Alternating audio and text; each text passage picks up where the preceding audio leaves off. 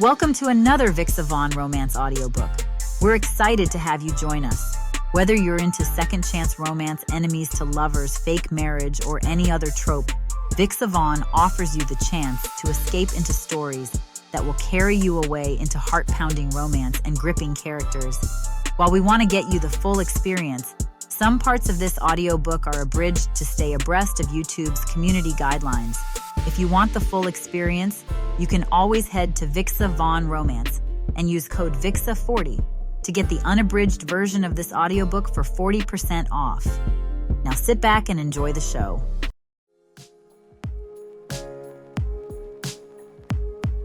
Chapter 1. Hannah. The morning air carries the sharp bite of December, but I wrap my wool coat tighter and keep walking. Main Street stretches before me like a Christmas card come to life, each storefront dressed in its holiday finest. The garland I designed for Murphy's Cafe catches the early light, silver bells chiming softly as a breeze stirs the evergreen boughs. "Morning, Hannah."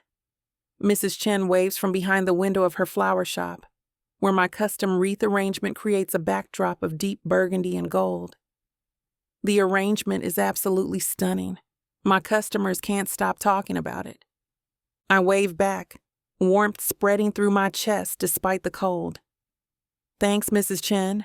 I'm so glad you love it." This is why I do what I do. Not for the competition or the acclaim, but for moments like these, when my work becomes part of someone else's joy. The butcher shop displays my rustic pine centerpieces in their window, and even the hardware store sports the whimsical snowflake garland I crafted from reclaimed wood and fairy lights. But the warmth fades as my gaze drifts down the street to Winter Wonders.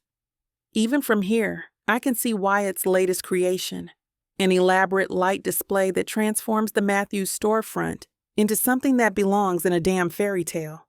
The bastard has talent. I'll give him that. Too bad he's also an arrogant jerk who thinks he owns this town's holiday spirit. "Hannah, dear." I turn to find Eleanor Morrison approaching, her cane tapping against the sidewalk. At 83, she's seen every Christmas display this town has produced for the better part of a century. "Mrs. Morrison, how are you feeling today?" "Oh, can't complain. Though I must say, your grandmother would be so proud of what you've done with the town square." Her eyes crinkle with genuine affection. "That tree lighting display last week? It's pure magic, sweetheart." The compliment should make me happy, but instead it settles like a stone in my stomach. Would Grandma Rose really be proud? Or would she notice all the places where I fell short? All the details I rushed because I was too focused on outdoing Wyatt instead of honoring our family's true artistic vision? "Thank you. That means everything coming from you."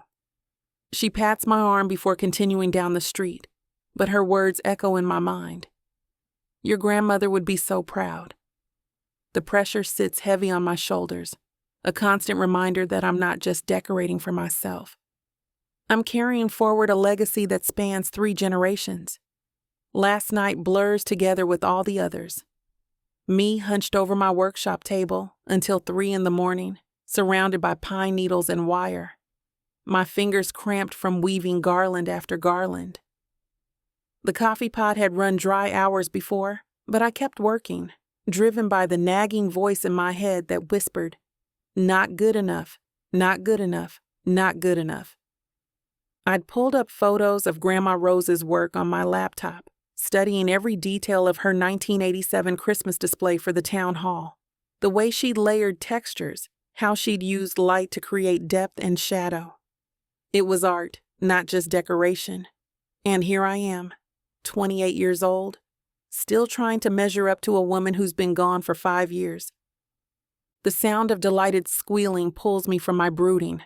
A group of kids has their faces pressed against the window of evergreen decor, their breath fogging the glass as they point excitedly at my latest creation.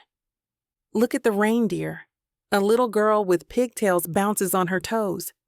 It's moving. "That's not a real reindeer, stupid," her older brother says, but even he can't hide his amazement. "It's just really good decorations." I designed that window display to tell a story. A winter forest where mechanical woodland creatures move through the trees, triggered by motion sensors. It took me 3 weeks to perfect the engineering, and my bank account is still recovering from the cost of the materials. Excuse me. I approached the group, and several small faces turned toward me. Would you like to see how it works?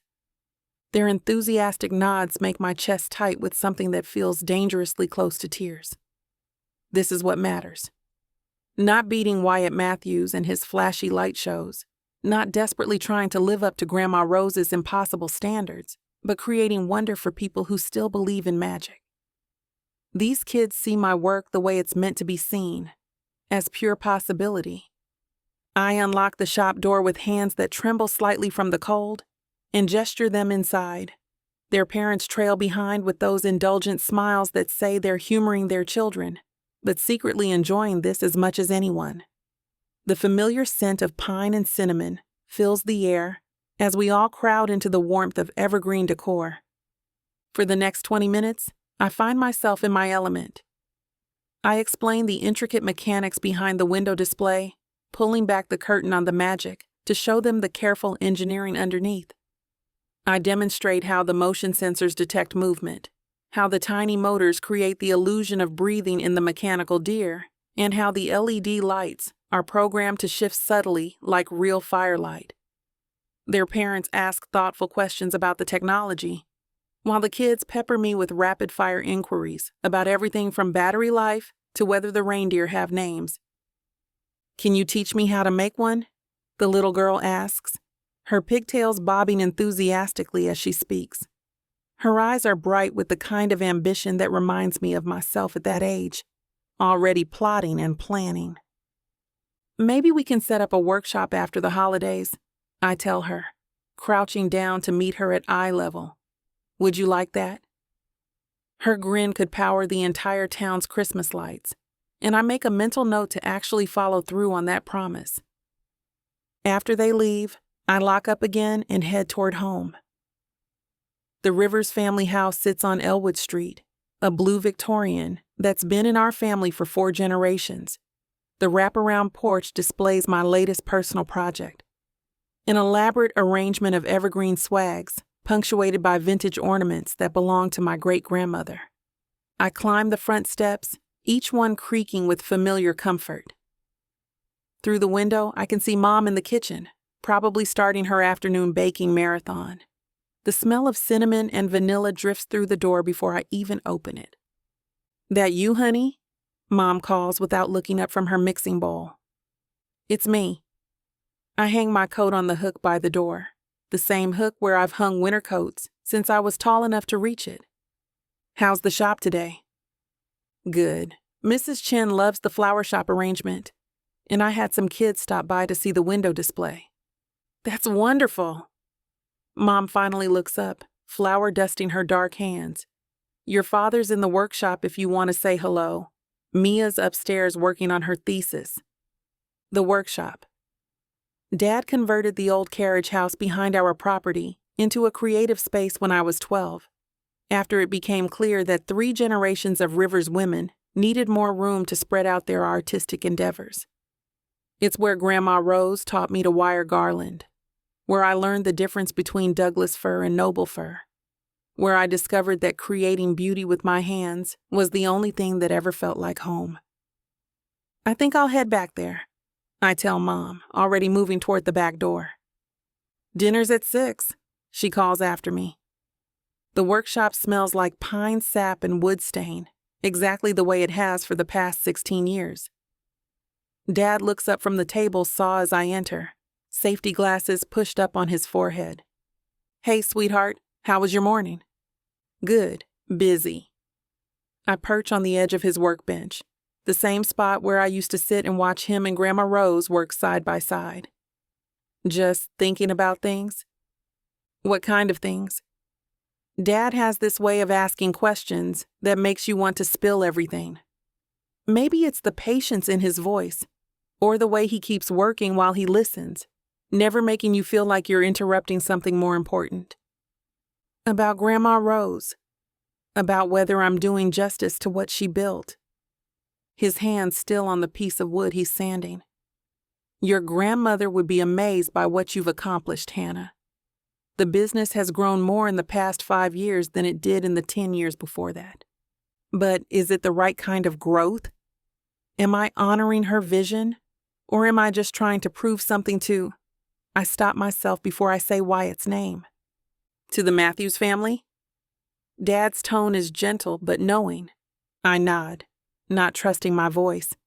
Your grandmother and James Matthews were competitors, sure. But they were also friends. They pushed each other to be better. He sets down his sandpaper and turns to face me fully. The rivalry you and Wyatt have? It's different. More personal. More personal. That's putting it mildly. Especially considering Wyatt Matthews was the only man I ever wanted. But he was the one I could never have. Chapter 2. Wyatt. The mayor's office feels smaller than it should, with its wood-paneled walls and that damn portrait of the town founder glaring down at me. James Hawkins sits behind his oversized desk, reading glasses perched on the end of his nose as he flips through what looks like budget reports. I've been waiting for 10 minutes, but patience has never been my strong suit. James, we need to talk about the Christmas celebration contract. He doesn't look up immediately, which already pisses me off. When he finally does, his expression tells me this conversation isn't going to go the way I want. Wyatt, good to see you. How's your father? He's fine. Listen, Winter Wonders has been handling the town's holiday displays for over 30 years. My grandfather started this tradition, my father continued it, and now you want to continue it. James sets down his papers and leans back in his chair. I understand the family legacy aspect, I really do. The way he says it makes my jaw clench. There's a but coming. I can feel it hanging in the air like a storm cloud. But this year we're thinking bigger. Hollybrook deserves something spectacular, something that'll put us on the map for holiday tourism. Winter Wonders can deliver spectacular. You've seen our work around town. The storefront displays alone have drawn visitors from 3 counties over. James nods, but it's the kind of nod that means he's already made up his mind and is just letting me talk myself into a corner. Politicians. Your family does beautiful work, don't get me wrong. But we've decided to bring in Pinnacle Designs from the city. They handled the Christmas display at Riverside Mall last year, and the coverage they got was incredible. National magazines, tourism websites, the works. The words hit me like a punch to the gut. Pinnacle Designs. I know that company. They're the corporate giants who swoop into small towns with their massive budgets and cookie-cutter designs, squeezing out local businesses like mine. Like Hannah's. You're kidding me. A mall company? James, they don't know this town. They don't understand what Christmas means to Hollybrook. They understand marketing. They understand scale. They understand how to create something that'll bring in real revenue for our local businesses. He adjusts his glasses, and I want to knock them right off his smug face. Look, Wyatt, I appreciate your family's history with the town, but we need to think about the future. The future? My family built that future. We created the Christmas traditions this town is known for. And you'll always be part of that history. But this year, we're going in a different direction. I lean forward, planting my hands on his desk. Give me one good reason why some corporate jerks from the city can do better than Winter Wonders. Budget, for one. They're bringing in equipment and materials we could never afford. Professional lighting designers. Coordinated displays that'll span the entire downtown district. James counts off points on his fingers like he's reading from a damn brochure. Plus, they're handling everything. Design, installation, maintenance, breakdown after the holidays. It's comprehensive. We can be comprehensive. Give us the same budget they're getting, and I guarantee we'll create something that blows their corporate nonsense out of the water. It's already decided, Wyatt. The finality in his voice makes me want to put my fist through something, preferably his face. So that's it? 30 years of partnership with the Matthews family, and you're just throwing it away for some flashy out-of-towners? I'm not throwing anything away. I'm making a business decision for the good of the town.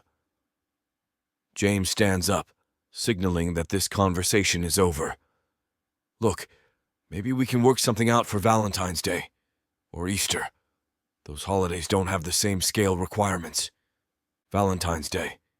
Easter. Like we're some small-time operation that gets the scraps after the real professionals finish their work. My hands ball into fists at my sides. You're making a mistake, James. Maybe, but it's my mistake to make. I want to argue more, want to fight this until he changes his mind. But the dismissive tone in his voice tells me it's pointless. I've lost this one before I even knew I was fighting. Fine, but when their generic city nonsense fails to capture what this town is really about, don't come crawling back to us. James just nods and sits back down, already reaching for his papers again. Dismissed like a kid who didn't get picked for the team. I storm out of the mayor's office, my boots echoing off the marble floors of the town hall. The December air hits me like a slap when I push through the main doors, but it does nothing to cool the rage burning in my chest. 30 years. 3 generations of Matthew's men building this town's Christmas reputation, and James Hawkins just handed it over to some corporate vultures who probably couldn't tell the difference between Douglas fir and plastic. I walk down Main Street, past all the storefronts displaying my family's work, and wonder how long it'll be before Pinnacle Designs rips it all down and replaces it with their mass-produced garbage.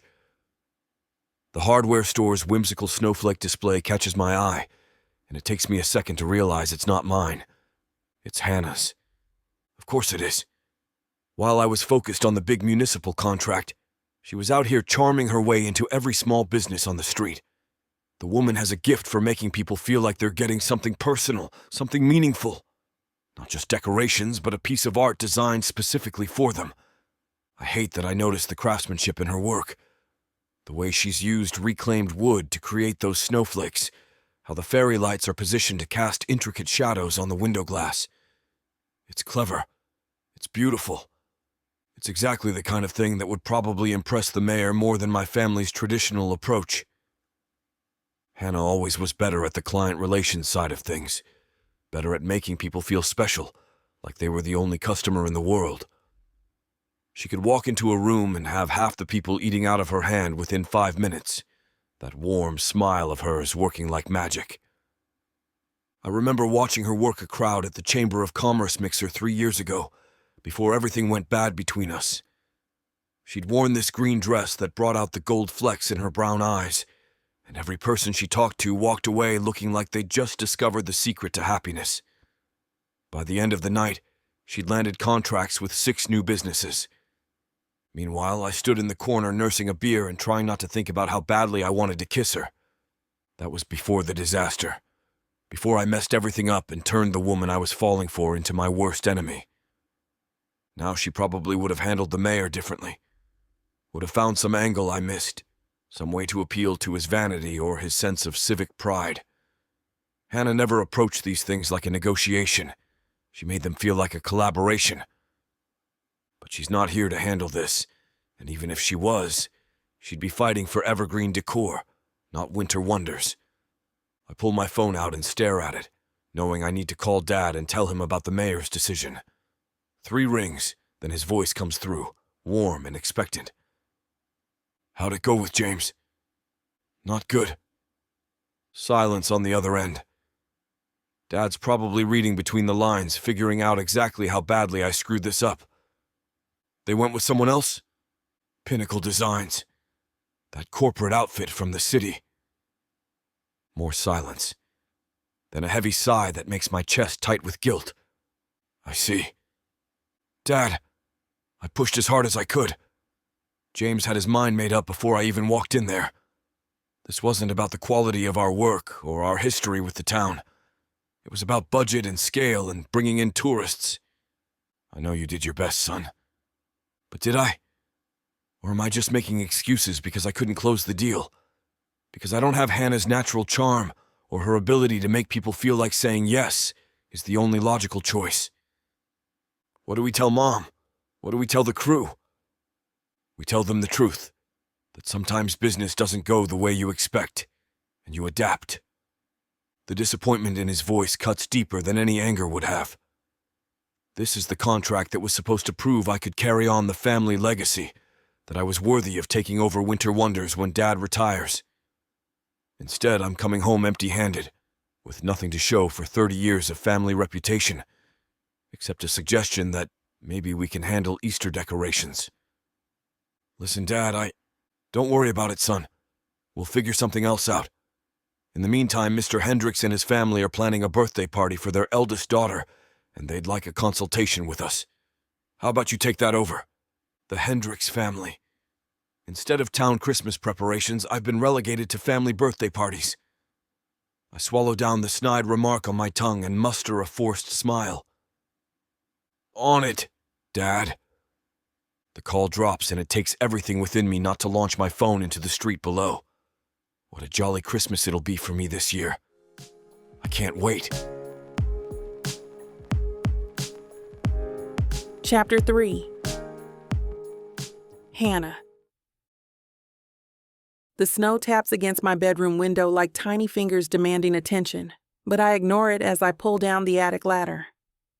The wooden rungs creak under my weight as I climb up into the dusty darkness above, fumbling for the pull chain light that I know is somewhere to my left. The bare bulb flickers to life, casting harsh shadows across boxes labeled in my grandmother's careful handwriting. Christmas, 1973. Photo albums.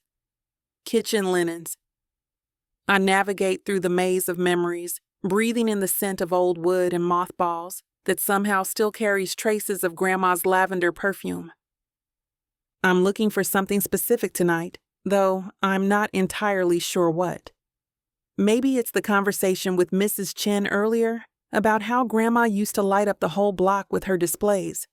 Maybe it's the weight of carrying on her legacy while trying to make it my own. Or maybe it's just the restless energy that comes from knowing another year is ending, and I'm still exactly where I started. My fingers find the box I've been searching for, without really knowing I was searching for it. Letters, R and Harold, written in faded blue ink across the cardboard lid. I lift it carefully, surprised by how light it feels for something that holds so much history. I settle cross-legged on the attic floor, the wooden planks cold even through my jeans, and open the box. Inside, dozens of envelopes tied with ribbon in neat bundles, organized by year. The oldest dates back to 1962, when Grandma Rose would have been barely 20. I untie the first bundle and pull out a letter at random. The paper is cream-colored and soft with age, covered in my grandmother's youthful handwriting, less careful than the script I remember, more rushed and passionate. My dearest Harold, you absolute impossible man. Do you really think hanging those ridiculous icicle lights on the Jamesons' porch is going to win you the downtown contract? I've seen your work, and while I'll admit it has a certain rustic charm, it lacks the sophistication that Miller's department store is looking for. Still, I find myself walking past the Jameson house every evening just to see what you've done.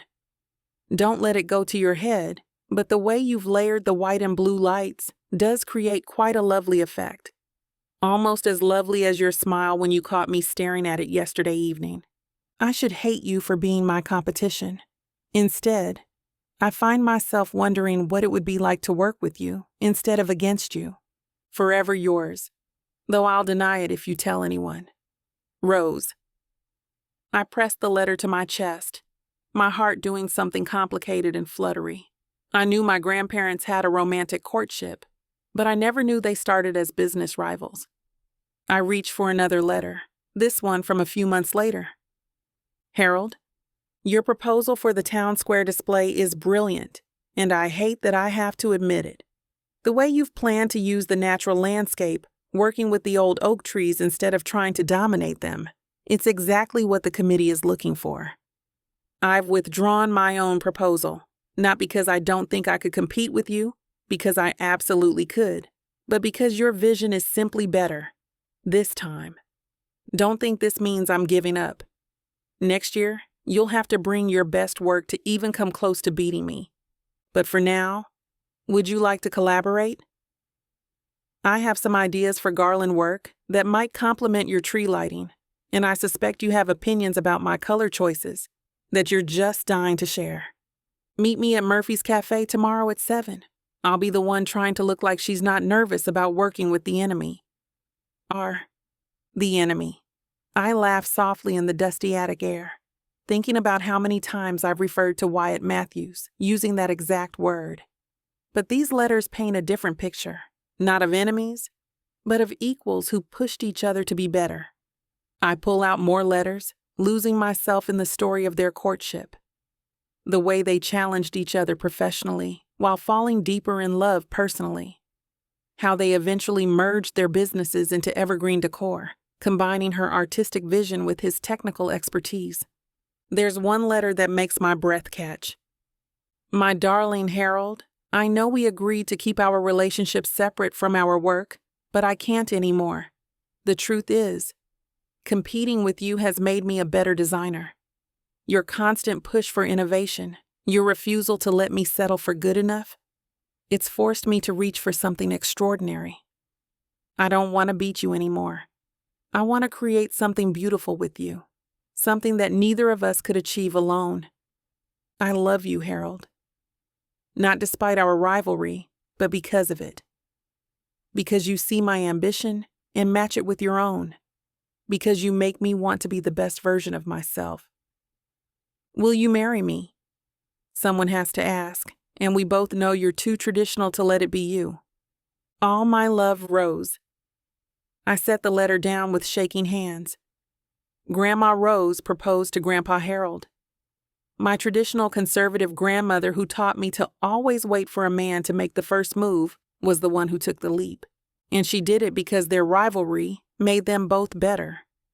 The comparison to my relationship with Wyatt hits me like a physical blow. The way we push each other, the way every contract becomes a competition to outdo whatever the other person created last time. The frustration I feel when he lands a job I wanted, but also the grudging respect for his work that I'd never admit out loud. But there's no romance brewing between Wyatt and me. There can't be. Not after what happened 3 years ago. Not after the way he humiliated me in front of the entire Chamber of Commerce, making me look like some desperate woman throwing herself at him when all I'd done was suggest we collaborate on a project. The memory still burns. The way his face went cold when I approached him at the mixer. How he looked at me like I was something unpleasant he'd found on his shoe when I mentioned working together. I think you've got the wrong idea, Hannah. Winter Wonders doesn't need any help from amateurs. Amateurs. Like my 3 years of design school and 2 years of hands-on experience meant nothing. Like Evergreen Decor was some cute hobby instead of a legitimate business. But even now, reading these letters, I can't deny that working against Wyatt has pushed me to innovate in ways I never would have otherwise. The reclaimed wood snowflakes I created for the hardware store, those only happened because I was trying to outdo his traditional metal work. The interactive light display I'm planning for the children's library, that's a direct response to his motion sensor setup at the park last year. He makes me better, even when I hate him for it. I pick up another letter, this one shorter than the others. H. You were right about the copper wire. It does hold the shape better than steel, and the way it catches the light is magical. I should listen to your technical advice more often. But you were wrong about the color temperature. Warm white is infinitely superior to cool white for residential displays, and I'll die on this hill. Stop by the workshop tomorrow. I want to show you what I've done with your copper wire suggestion. REPS. I may have baked cookies. They may be your favorite kind. This information is not intended as bribery for future technical consultations. The easy affection in these letters, the way they could disagree professionally while still caring for each other personally, it makes my chest ache with something I don't want to name. Wyatt and I can't even be in the same room without someone ending up furious. Last month at the downtown business meeting, we got into a shouting match about sustainable lighting practices that ended with me storming out and him calling me a stubborn perfectionist, loud enough for half the street to hear. He wasn't wrong, but that's beside the point. I'm reaching for another bundle of letters when my mother's voice drifts up from downstairs. "Hannah, dinner." I glance at my phone, surprised to see it's already past 7. I've been up here for 2 hours, lost in my grandparents' love story. "Coming," I call back, carefully retying the ribbon around the letters I've been reading. I place them back in the box, but I can't resist taking one more look at Grandma Rose's proposal letter. "Will you marry me?" The boldness of it still takes my breath away. The willingness to risk everything for something that might be extraordinary. I wonder what would have happened if she'd been too afraid to take that chance. If she'd let her pride and their rivalry keep them apart instead of seeing it as the foundation for something stronger. Would I be here at all? Would evergreen decor exist? "Hannah!" Mom's voice is more insistent now, and I can hear Dad's deeper tones joining in from the kitchen. I close the box and push it back to its spot behind the Christmas decorations, but I can't push away the thoughts it stirred up. The idea that maybe rivalry doesn't have to mean hatred, that maybe competition can be another form of connection, but that's a dangerous line of thinking when it comes to Wyatt Matthews. I turn off the attic light and climb back down the ladder, folding it up and pushing the ceiling panel back into place. The hallway feels warm after the chill of the attic, and I can smell Mom's famous lasagna drifting up from the kitchen. Normal family dinner, normal conversation about my day, about the business, about anything except the way my heart is racing from reading about my grandmother's courage. I take the stairs 2 at a time, trying to shake off the lingering effects of those letters. It's just family history, that's all. Interesting stories about people who lived in a different time, when business rivalries could transform into epic love stories. That kind of thing doesn't happen anymore, especially not to people like me, with people like Wyatt Matthews. Even if sometimes, when I catch him looking at my work with that expression I can't quite read, I wonder if maybe there's more to our rivalry than just professional competition, but wondering and hoping are 2 different things entirely. Chapter 4. Wyatt. The fluorescent lights in Winter Wonder's back office buzz like angry wasps, casting everything in that unflattering greenish glow that makes even the healthiest person look half dead. I lean back in the creaky desk chair that's been here since before I was born, watching Dad pace between the filing cabinets like a caged animal. His work boots thud against the worn linoleum with each step, and I count the rhythm. 7 steps to the window, pivot, 7 steps back to the door. He's been at this for 10 minutes now, muttering under his breath about incompetent city officials and outsiders who wouldn't know quality work if it bit them on the ass. 37 years, Wyatt. He stops mid-pace and whirls to face me, his face flushed red above his flannel collar. 37 goddamn years we've been handling this town's Christmas displays, and Mayor Hawkins decides to hand it over to some hotshot from the city because they have fresh ideas. The air quotes he makes with his fingers drip with sarcasm, and I resist the urge to point out that maybe fresh ideas aren't the worst thing in the world. Dad's not exactly in the mood for constructive criticism right now. What the hell does that even mean? Fresh ideas? He's back to pacing, and the floorboards groan under his weight. We've got years of combined experience between us, the best equipment in 3 counties, and a reputation that speaks for itself. I watch him wear a path in the floor and wonder if I should mention that our best equipment includes a light tester from 1987 and extension cords that I'm pretty sure are older than I am. But Dad's on a roll, and interrupting him now would be like stepping in front of a freight train. You know what this is really about? He stops again, pointing an accusatory finger at nothing in particular. Politics. Hawkins is trying to make himself look progressive before the next election. Probably promised some campaign donor's nephew the contract. Maybe. Or maybe our displays have looked exactly the same for the past few years, and the city council noticed. Not that I'm going to say that out loud. Dad. I try to inject some calm into my voice, the way Mom used to when she'd mediate our arguments. Getting worked up isn't going to change anything. We'll bid on the individual business contracts like always.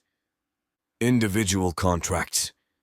He snorts and drops into the chair across from my desk, suddenly looking every one of his 62 years. You know how much the city contract was worth? $43,000. That's more than all the individual holiday contracts combined. Something cold settles in my stomach. I knew the city contract was big, but I didn't realize it was that big. We'll make it up.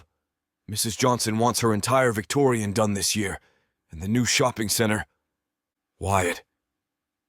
The way he says my name stops me cold. There's something in his voice I've never heard before, something that sounds dangerously close to defeat. Sit down. We need to talk. I'm already sitting, but I straighten up anyway, every muscle in my body suddenly tense. Dad runs a hand through his graying hair, leaving it sticking up at odd angles. I wasn't going to tell you this until after the holidays, but... He trails off, staring at the stack of invoices on the desk between us. We're in trouble, son. Real trouble. The words hit me like a physical blow. What kind of trouble? The kind where we've got about 3 months of operating capital left. His voice is flat, matter-of-fact, like he's reading the weather report instead of announcing the potential death of our family business. Maybe 4 if we're careful. The office suddenly feels too small, the walls pressing in from all sides. How is that possible? We've been busy all year. Busy doesn't always mean profitable. He picks up a manila folder from the desk and slides it toward me. Equipment repairs, insurance increases, that lawsuit from the gardeners when their roof got damaged, it all adds up. I flip open the folder and scan the numbers, my heart sinking with each line item. The equipment repairs alone cost us $8,000 last month when the cherry picker broke down during the mason's installation. The insurance increase after the gardener incident doubled our premiums. And then there are the smaller things, gas, materials, wages, that don't seem like much individually, but create a perfect storm when combined. Jesus, Dad, why didn't you tell me sooner? Because you've got enough on your plate without worrying about the business side.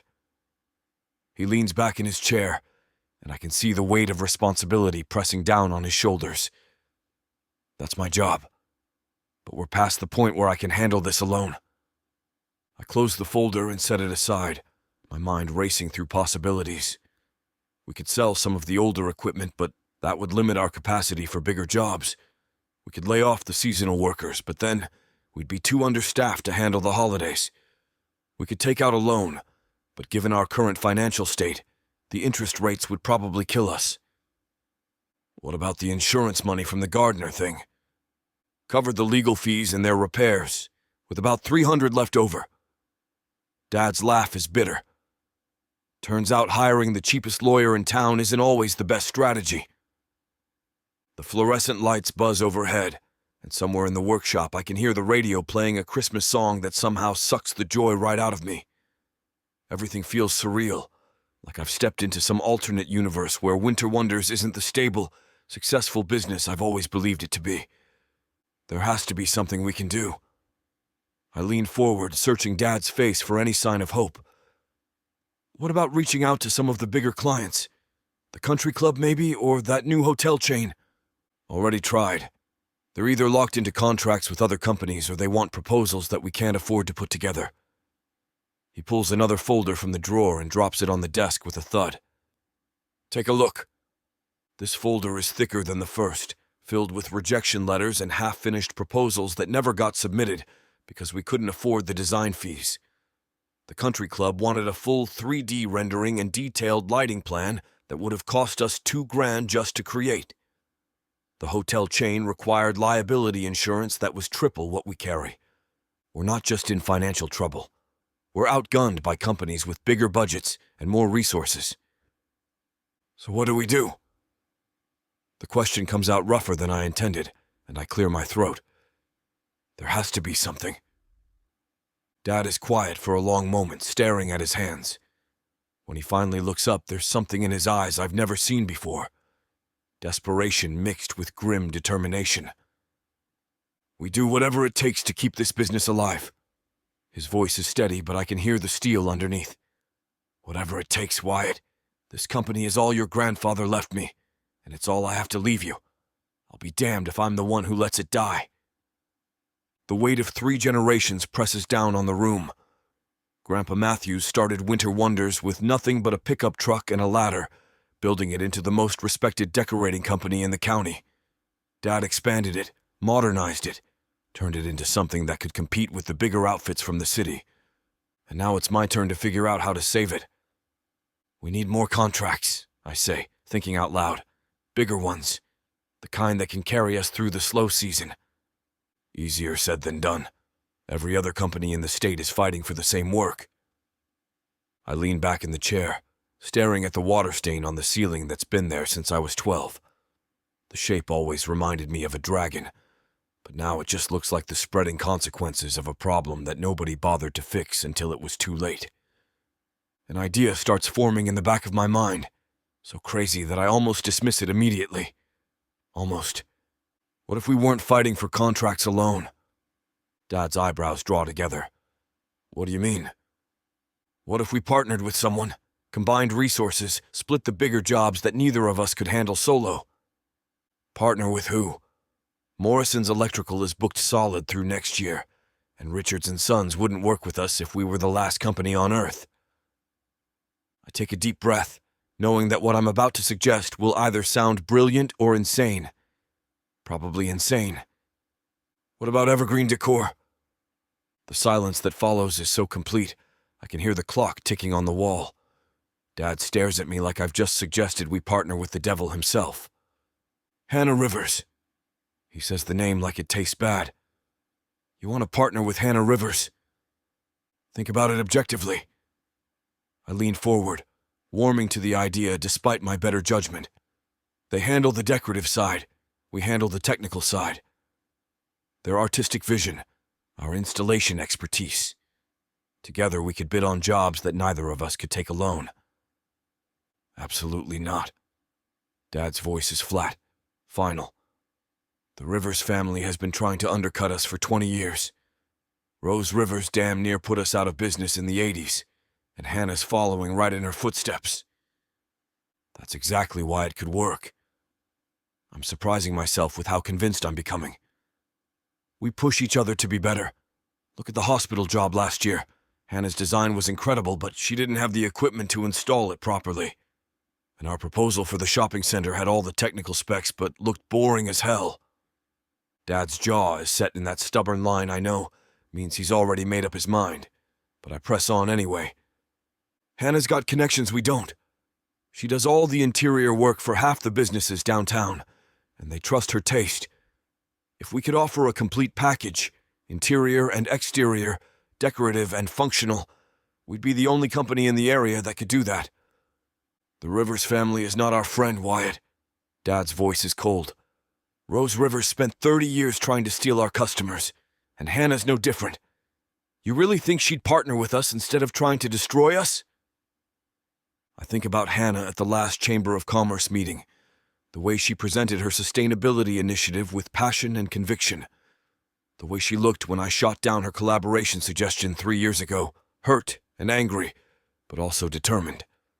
I've always assumed that determination was directed at beating us, but what if I was wrong? Maybe she's thinking the same thing we are. Maybe she's tired of fighting for scraps when we could be splitting something bigger. And maybe she's planning to learn all our trade secrets and then cut us loose.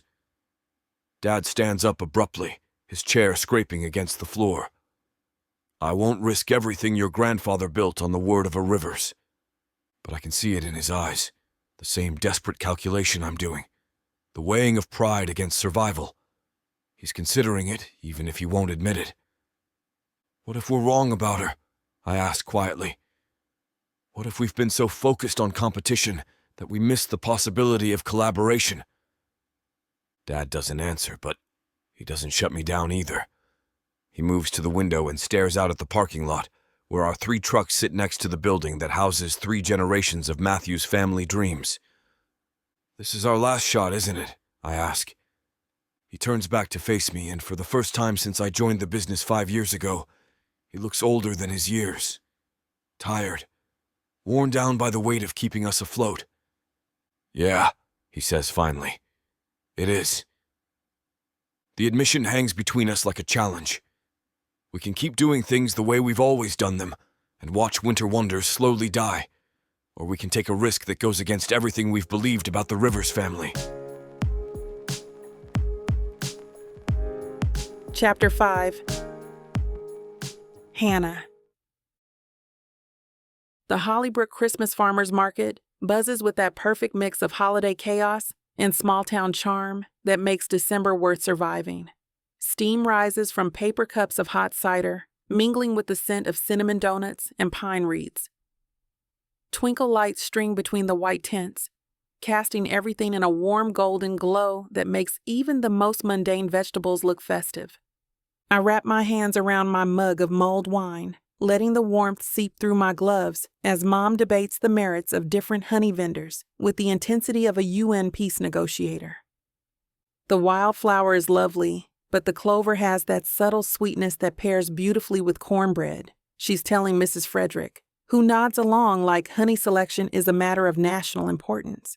I take another sip of wine and scan the crowd, watching families weave between booths loaded with hand-knitted scarves, locally made soaps, and enough holiday-themed mason jar crafts to stock a small Pinterest board.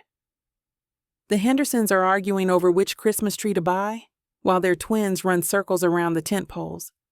Mary Martinez is handing out free samples of gingerbread cookies that smell like heaven and childhood memories.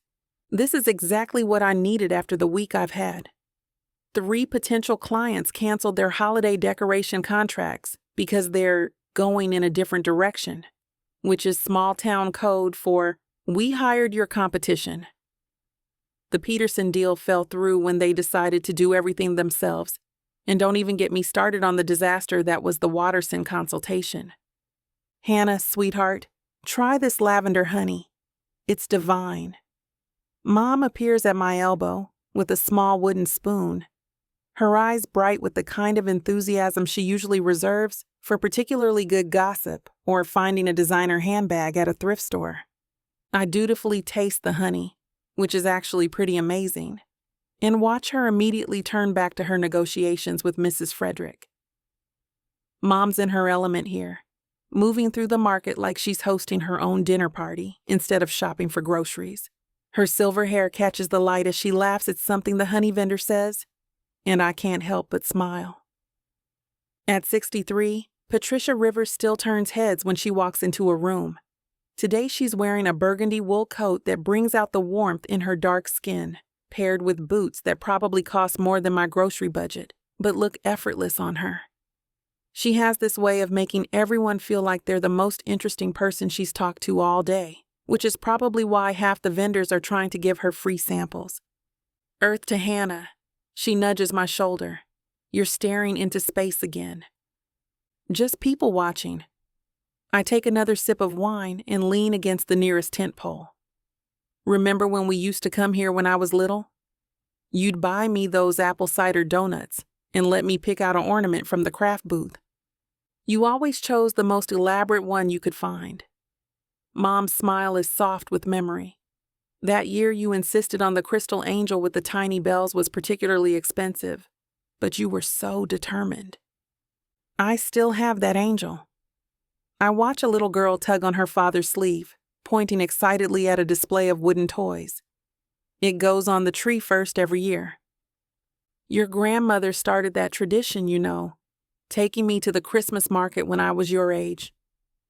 Mom's voice carries that particular note it gets when she talks about Grandma Rose. She said it was important to support local artisans, especially during the holidays. A pang of guilt twists in my stomach. I've been so focused on competing with winter wonders that I've barely had time to think about continuing Grandma's traditions. She would have loved this market, would have known every vendor by name, and probably convinced half of them to let her help redesign their booth displays. She would have bought something from every single tent, I say, meaning it, and then spent the drive home figuring out how to incorporate their work into her next project. Mom's laugh is warm and familiar. Remember that year she commissioned Mr. Foster to make those wooden reindeer for the town square? She spent hours sketching different poses for them. Mr. Foster's booth is still here, though his son runs it now. The same rustic wooden crafts, the same attention to detail, but without the old man's infectious enthusiasm for explaining the grain patterns in different types of wood. Some things change, even when you want them to stay the same. I should probably order something for the shop's holiday display. I muse, already mentally cataloging which pieces would work best in the front window. Maybe some of those wooden snowflakes or Hannah Rivers. The voice behind me makes every muscle in my body tense. I don't need to turn around to know who it is. I'd recognize Wyatt Matthews' voice in a crowded stadium. What I don't understand is why he's here, at the farmer's market, talking to me like we're old friends instead of business rivals who can barely be civil at Chamber of Commerce meetings. I turn slowly, buying myself time to arrange my face into something resembling polite indifference. Wyatt stands a few feet away, hands shoved deep in the pockets of his worn leather jacket. His sandy hair is messier than usual, like he's been running his hands through it. And there's something in his blue eyes that I can't quite read. Nervousness, maybe? That would be a first. Wyatt. I keep my voice carefully neutral. Fancy meeting you here. Yeah, well. He shifts his weight from one foot to the other, and I notice he's not making his usual cocky eye contact. Mom wanted some of Mrs. Frederick's honey for her Christmas cookies. As if summoned by the mention of her name, Mrs. Frederick waves enthusiastically from behind her booth. Wyatt, dear, tell your mother I set aside 2 jars of the wildflower, just like she asked. He waves back with what looks like forced cheerfulness. Thanks, Mrs. F. I'll grab them before I leave. The awkward silence stretches between us like a high-wire act. Mom has stopped her honey negotiations and is watching our interaction with barely concealed interest. I can practically hear the wheels turning in her head, probably already composing the story she'll tell her book club about the time she witnessed a Rivers Matthews encounter in the wild. Well, I say finally, enjoy your honey shopping. I start to turn away, but Wyatt's voice stops me. Actually, I was hoping to talk to you about something. Every alarm bell in my head starts ringing at once. The last time Wyatt Matthews wanted to talk to me about something, it ended with him publicly dismissing my collaboration proposal and making me look like an amateur in front of the entire Chamber of Commerce. He glances around at the crowd, then back at me. Could we maybe step aside for a minute? This is kind of business-related. Business-related. Of course it is. For one ridiculous second, I thought maybe he was approaching me as a human being instead of a competitor. Should have known better. Whatever you need to say, you can say it here. I cross my arms and lean back against the tent pole, making it clear I'm not going anywhere private with him. I'm sure it won't take long. Mom clears her throat softly behind me, a sound that usually means I'm being ruder than necessary. But after 3 years of Wyatt treating me like his biggest threat to world domination, I figure I'm entitled to a little attitude.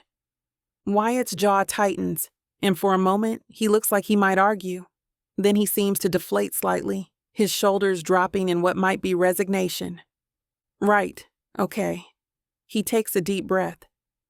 I wanted to ask if you'd be interested in collaborating on some projects this holiday season. The words hit me like a physical blow.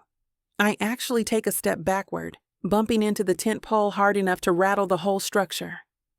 I'm sorry, what? Collaborating. You know, working together instead of against each other. His voice is steady, but I can see his hands clenching and unclenching in his jacket pockets. Combining our strengths to bid on bigger projects. I stare at him for a long moment, waiting for the punchline. This has to be some kind of joke, or maybe a particularly elaborate way of humiliating me in public. Wyatt Matthews asking me to collaborate? The same Wyatt Matthews who shot down my partnership suggestion 3 years ago with all the diplomacy of a wrecking ball? Are you serious right now? Dead serious. He meets my eyes for the first time since approaching me, and there's something desperate lurking behind his usual confidence. I know we've had our differences, but our differences? The words come out sharper than I intended, drawing a few curious glances from nearby shoppers. I lower my voice, but can't keep the anger out of it. Is that what we're calling it when you publicly humiliated me at a Chamber of Commerce meeting? A flush creeps up his neck. Hannah, that was you making it crystal clear that you think my business is some kind of cute hobby instead of serious competition. The memory of that night still burns. The way every person in that room looked at me with pity after Wyatt's dismissal. You literally said, and I quote, "Evergreen Decor specializes in interior decorating, not professional lighting installation." I was protecting my company's interests. You were being a condescending ass. I can feel my blood pressure rising, along with my voice. And now you want to work together? What changed, Wyatt? Did you suddenly develop respect for my cute little decorating business? Or do you just need something from me? The question hangs in the air between us like a challenge. Wyatt's face cycles through several expressions: frustration, guilt, something that might be shame, before settling on grim determination. Look, I know I handled that badly. Badly? I laugh, but there's no humor in it. You didn't handle it badly. You handled it exactly how you meant to. You wanted everyone in that room to know that Winter Wonders is the serious professional company and Evergreen Decor is just some amateur operation run by Rose River's granddaughter. That's not... He stops, runs a hand through his hair, making it even messier. Okay, maybe that's exactly what I did, but I'm trying to make it right. 3 years later, how convenient. I take another sip of mulled wine, using the pause to get my temper under control. Let me guess. Business is slow, and you figure partnering with the cute little decorating business might help your bottom line? The way his face changes tells me I've hit the nail on the head. Bingo. This isn't about making amends or suddenly discovering respect for my work. This is about Wyatt Matthews needing something from me and probably hoping I'm desperate enough to forget how he's treated me. It's not like that, he says, but his voice lacks conviction. Isn't it? I straighten up, squaring my shoulders. Because from where I'm standing, it looks exactly like that. 3 years of treating me like competition to be crushed, and now you want to play nice because it's convenient for you. Hannah, sweetheart. Mom's voice cuts through the tension like a warm knife through butter. Perhaps we could all take a step back here. I turn to look at her, and she's wearing that expression that used to mean I was about to get a lecture about Christian charity and turning the other cheek. The expression that usually preceded some variation of, "Kill them with kindness, honey." Mom, you don't understand the history here. I understand that it's Christmas time and people deserve second chances. Her voice is gentle but firm, especially when they're asking for them. I want to argue that Wyatt isn't asking for a second chance. He's asking for a business favor. But Mom has that look in her eyes, the one that says she's about to launch into a speech about grace and mercy and the true meaning of Christmas, in public, at the farmer's market, where half the town can hear her. Besides, she continues, your grandmother always said that the best way to handle difficult people is to surprise them with kindness. Grandma Rose also said that business is business, and mixing personal feelings with professional decisions is a recipe for disaster. I'm grasping at straws, trying to find something that will get me out of this conversation without looking like a complete heartless brat in front of my mother. She also said that holding grudges is like drinking poison and expecting the other person to die. Mom's smile is sweet, but there's steel underneath it. Maybe it's time to let go of some of that anger, honey. I can feel Wyatt watching this exchange with interest, probably filing away every word for future use. The idea of him witnessing my mother's attempts to manage my attitude makes my skin crawl. This isn't about holding grudges, Mom. This is about protecting my business from someone who's made it clear he sees me as inferior competition. Have you considered that maybe his perspective has changed? Mom's tone is still gentle, but I can hear the underlying message.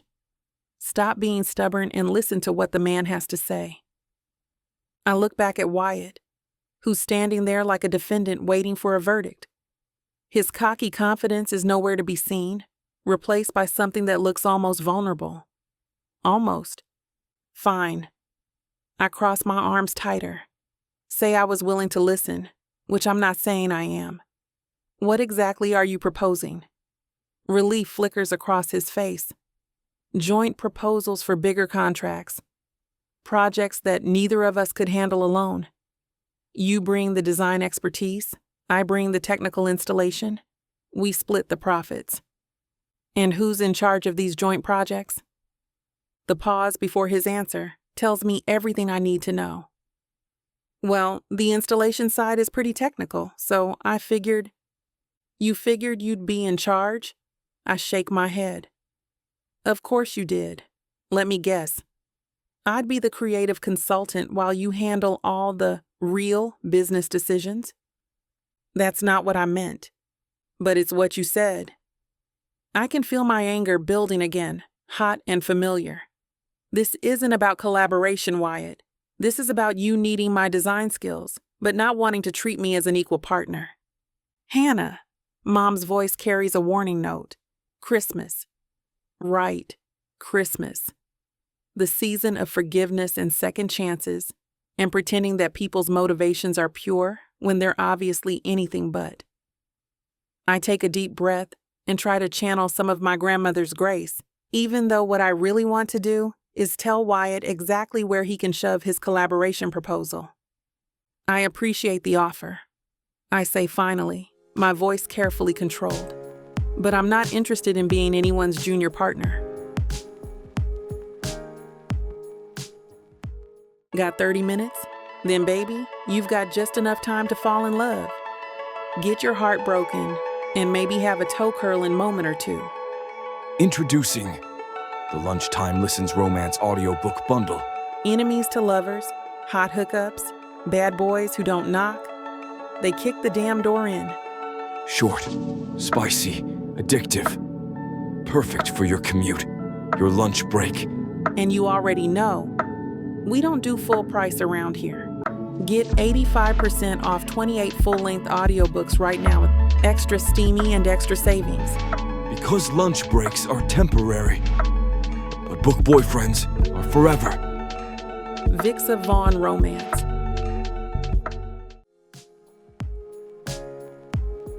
Chapter 6. Wyatt. The drive home from the farmer's market feels like the longest 20 minutes of my life. I keep replaying the conversation with Hannah, dissecting every word, every expression that crossed her face. The way she stood there with her arms crossed, looking at me like I was something she'd scrape off her shoe. The fire in her dark eyes when she told me exactly what she thought of my collaboration proposal. Junior partner. I park in my driveway and sit there for a moment, engine ticking as it cools. The December air bites through my jacket when I finally get out, but I barely feel it. My mind is still back at that farmer's market, watching Hannah take me apart piece by piece in front of her mother and half the damn town. She wasn't wrong, though. That's the hell of it. I did go into that conversation thinking I'd be the lead on any joint projects. Old habits, maybe, or just the way I'm wired to think about business. But the way she called me out on it, the disgust in her voice when she said junior partner. I unlock my front door and head straight for the kitchen, grabbing a beer from the fridge. The cold bottle feels good in my hands, something solid to anchor me while my thoughts spin in circles. Hannah Rivers, 28 years old, 5'6", of pure determination wrapped up in curves that would make a saint reconsider his vows. And she hates my guts. The worst part? I can't stop thinking about the way she looked today. Her natural hair framing her face, those expressive eyes flashing with anger, and something else I couldn't quite identify. She was wearing this deep green sweater that brought out the warmth in her skin, and when she leaned against that tent pole with her arms crossed, the fabric pulled tight across her chest in a way that made it hard to concentrate on the conversation. Not that I should be noticing stuff like that about my biggest competitor, but I am, and I have been for longer than I care to admit. My phone buzzes. Text from Jake. Drinks at Sammy's? Need to hear about this farmer's market disaster Kelly's already texting me about. I stare at the message for a moment. Kelly Morrison works at the flower shop next to Mrs. Frederick's honey booth. Of course, word is already spreading about my very public rejection. In a town like Hollybrook, entertainment is scarce, and a good argument between business rivals is better than cable TV. Be there in 20, I text back. Sammy's pub sits on the edge of downtown, close enough to walk to, but far enough from the main drag that tourists don't usually wander in. It's the kind of place where the bartender knows your drink before you sit down and the locals mind their own business unless invited to do otherwise. Jake's already claimed our usual booth in the back corner when I arrive, nursing what looks like his second beer. His dark hair is still damp from a post-work shower, and he's traded his contractor gear for jeans and a flannel shirt that's seen better days. Well, well, he says as I slide into the seat across from him.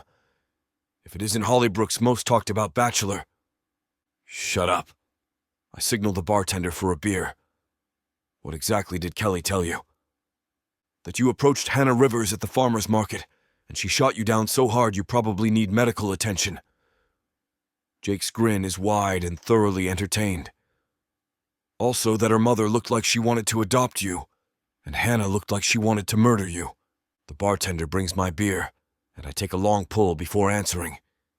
Something like that. So what the hell were you thinking? I thought you two were mortal enemies or something. We're competitors. The words taste stale in my mouth, and I thought maybe we could work together instead of against each other. Nonsense.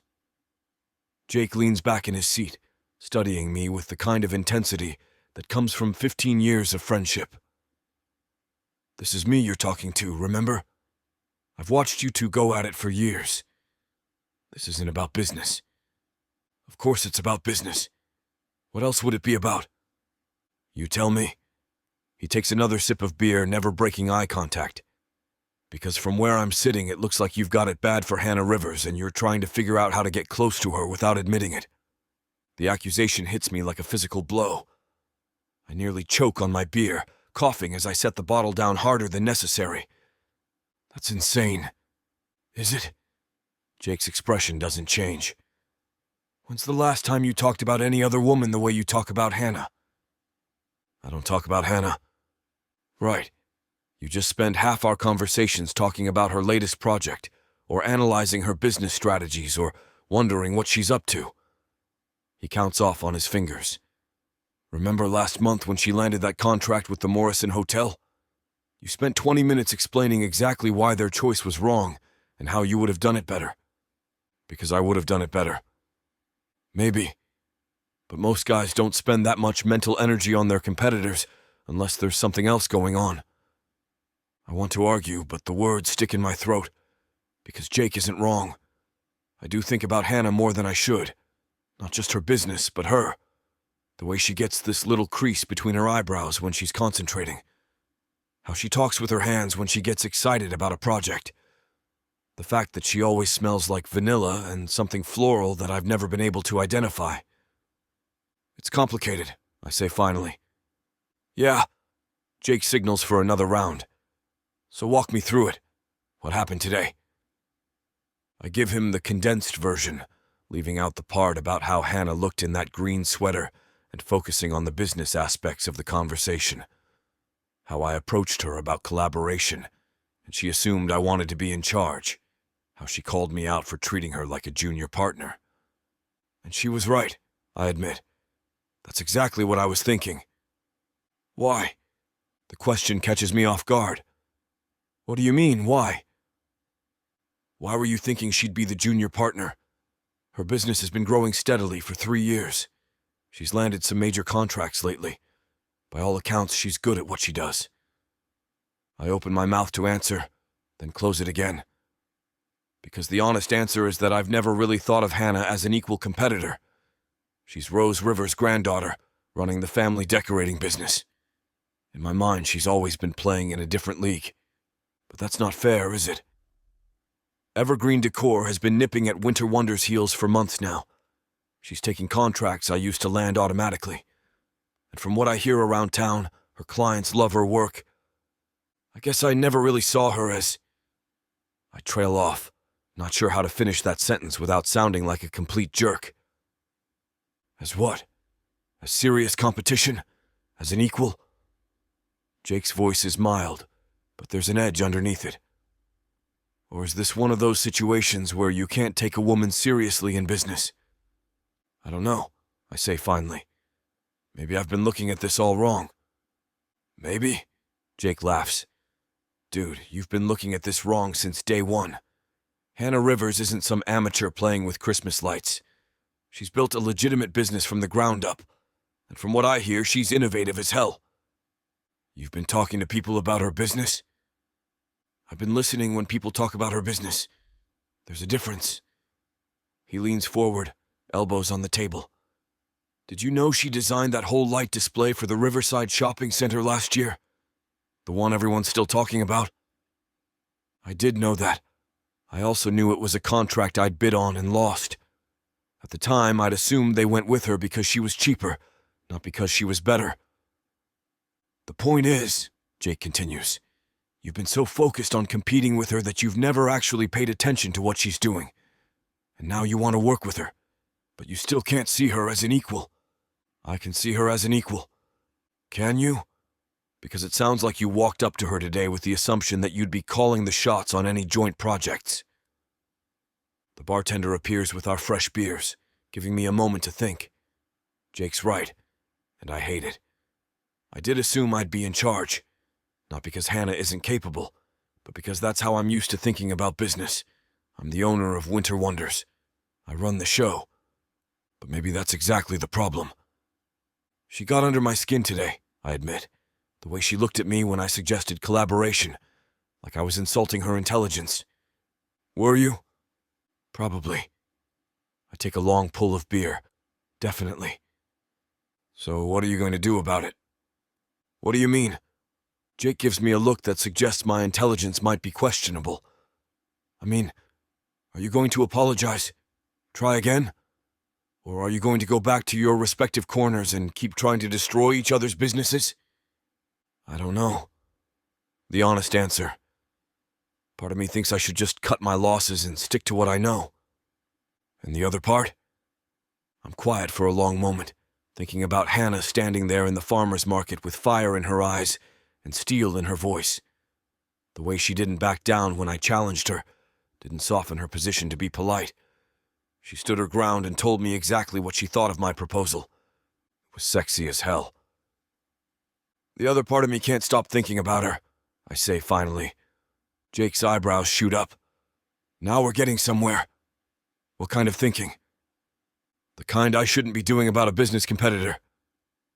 Try me. I lean back in the booth, running a hand through my hair. She's intense. When she gets fired up about something, she's completely focused. Like today, when she was telling me off. She wasn't just angry. She was passionate. About her business, about being respected, about not being dismissed. And that turns you on. It's not a question. Jake knows me too well. Yeah, I admit. It does. Which is messed up because she hates me. Does she? Did you miss the part where she told me my collaboration proposal was insulting? I heard that part. I also heard that she was angry because you weren't treating her as an equal, not because you were trying to work with her. Jake studies my face. Maybe the problem isn't that she hates you. Maybe the problem is that you've been such a jerk that she doesn't trust you. I haven't been an ass. Really? Because Kelly also mentioned something about you publicly shutting down a collaboration proposal from Hannah a few years ago. I'd forgotten about that. Chamber of Commerce meeting 3 years ago. Hannah had suggested that the local businesses work together on some kind of joint holiday display for downtown. I'd shot it down without really thinking about it, too focused on protecting Winter Wonder's market share to consider that she might have a good idea. So, what do you think I should do? I ask. Honestly, I think you should figure out what you actually want before you do anything else. Jake drains the last of his beer. Do you want to work with Hannah Rivers? Do you want to compete with her? Or do you want something else entirely? I stop, because I'm not sure how to finish that sentence. What do I want? I want to stop thinking about her all the damn time. Good luck with that. You're not helping.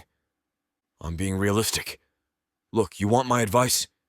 Stop treating this like a business problem and start treating it like what it actually is. Which is a relationship problem. You've got feelings for Hannah Rivers, whether you want to admit it or not. And until you figure out what to do about those feelings, any business collaboration is going to be a disaster. He's right, and I hate it.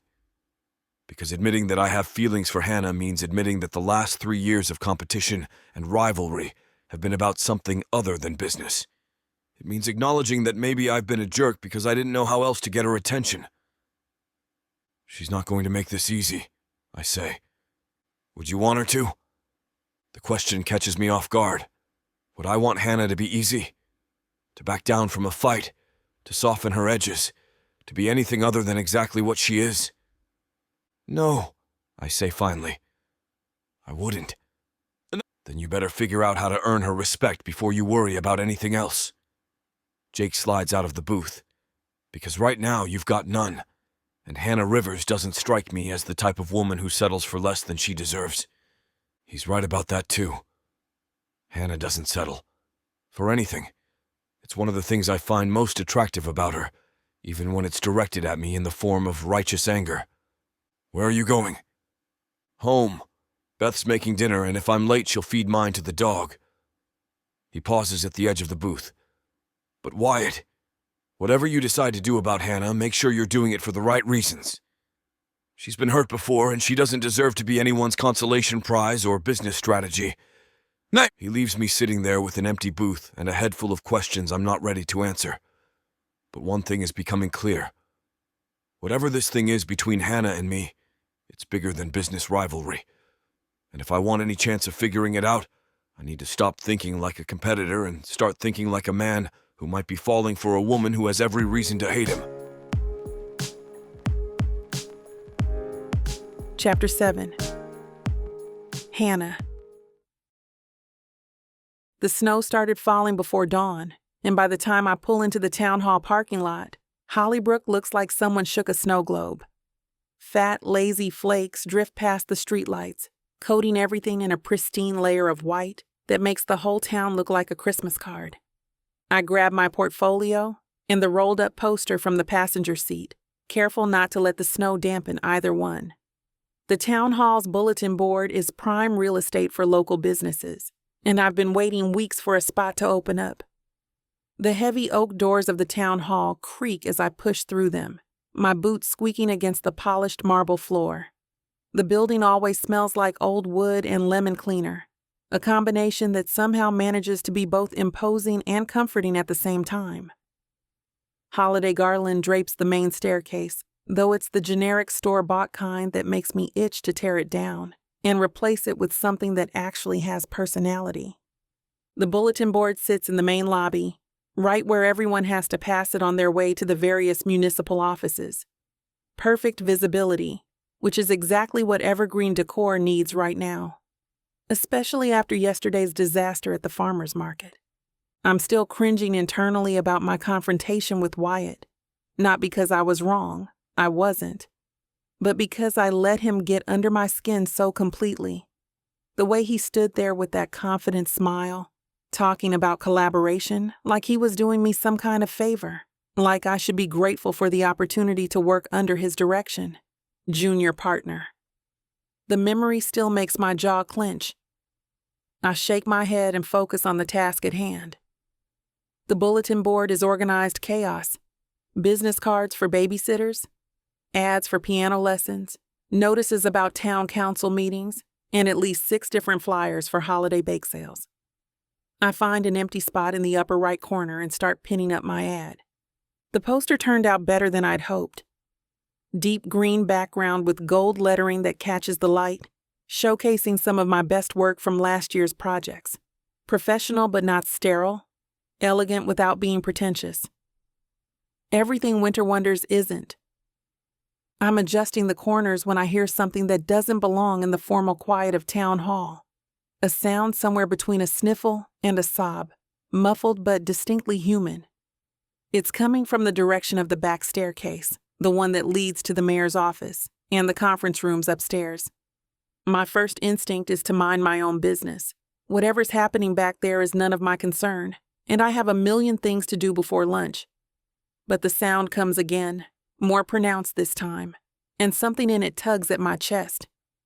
I follow the sound down the hallway, my footsteps echoing off the high ceilings. The back staircase is tucked into an alcove, partially hidden from the main corridor by a decorative column. It's there that I find Mayor James Hawkins, sitting on the third step with his head in his hands. Mayor Hawkins is usually the picture of municipal authority. Pressed suits, perfectly combed silver hair, and the kind of confident bearing that comes from 20 years in local politics. But right now, he looks like a man who's reached the end of his rope.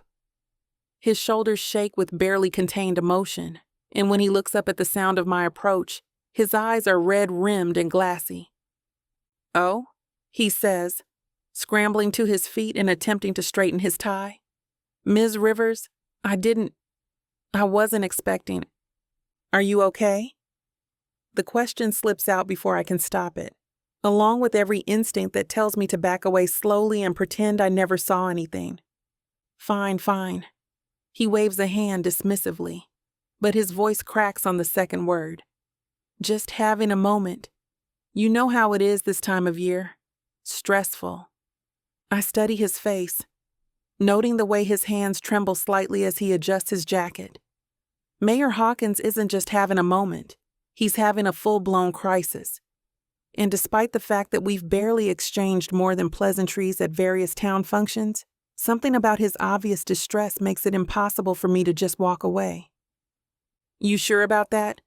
I take a step closer, keeping my voice gentle, because from where I'm standing, it looks like more than seasonal stress. He opens his mouth to protest again, but then his composure crumbles completely. His face crumples, and he sinks back down onto the step like his legs won't hold him anymore.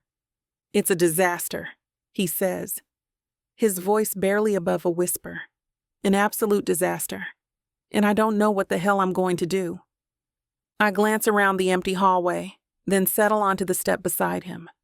The marble is cold through my jeans, but Mayor Hawkins looks like he needs someone to listen more than I need to be comfortable. "Want to talk about it?" He looks at me with surprise, as if he'd forgotten I was there. "You don't want to hear about this mess. It's just municipal politics, budget issues. Nothing that would interest someone like you. Try me." For a moment, I think he's going to brush me off again. Then something in his expression shifts, and I see the exact moment he decides to trust me with whatever's eating him alive. "It's the Christmas decorations," he says. And now that he's started talking, the words pour out in a rush. "For downtown, for the whole holiday celebration. We've been planning this for months, biggest holiday display Hollybrook has ever seen. The town council approved the budget back in September, and we hired this company from the city to handle everything." My stomach drops. Did they back out? Worse.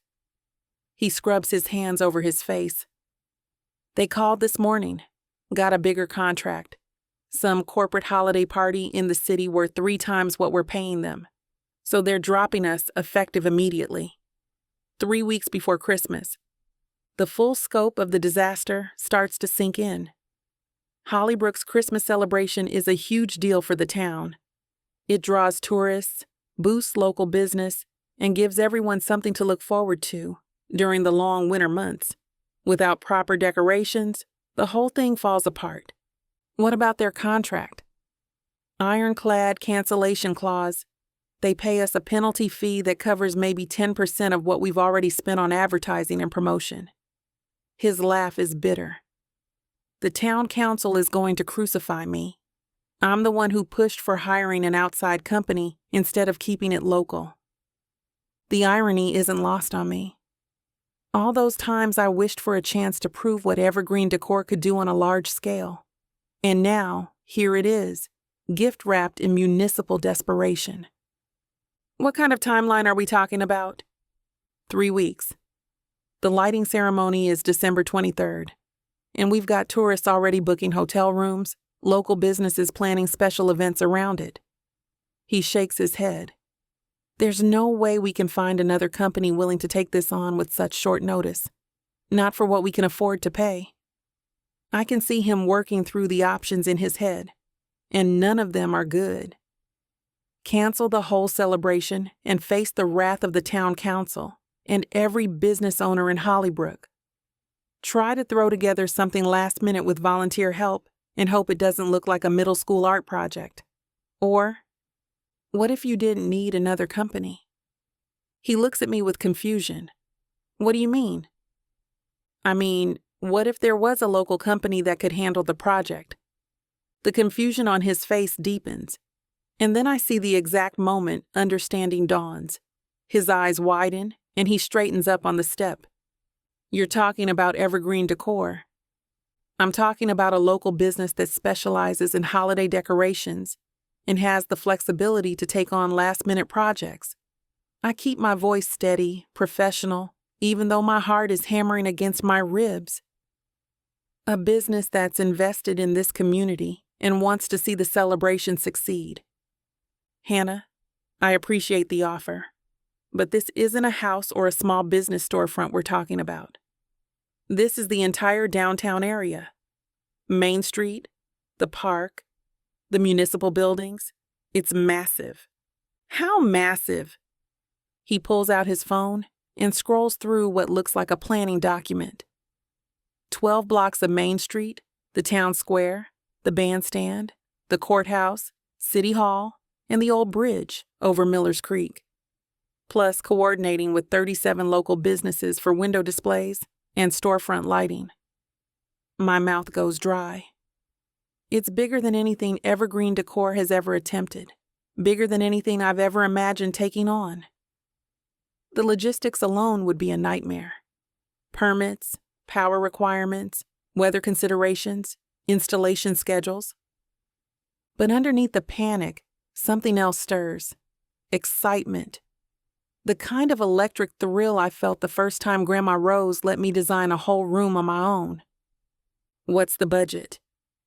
$47,000?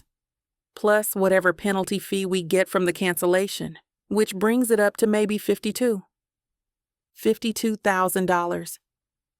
More than Evergreen Decor has made in the past 6 months combined.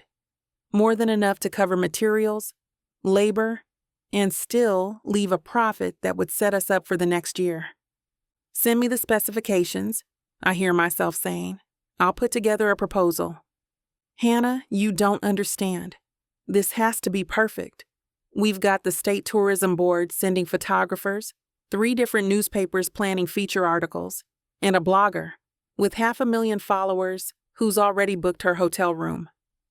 His voice rises with each item on the list. If this goes wrong, it's not just my career on the line. It's the reputation of the entire town. I understand the pressure. Do you? Because this isn't just about pretty lights and wreaths. This is about creating something magical, something that makes people want to come back year after year. The company we hired has done displays for major cities, theme parks, celebrity mansions. They have crews of specialists and equipment worth more than most people's houses. I stand up, brushing snow from my jeans, and look down at him with what I hope is more confidence than I actually feel. Mayor Hawkins, let me ask you something. When you were planning this celebration, what did you want people to feel when they saw it?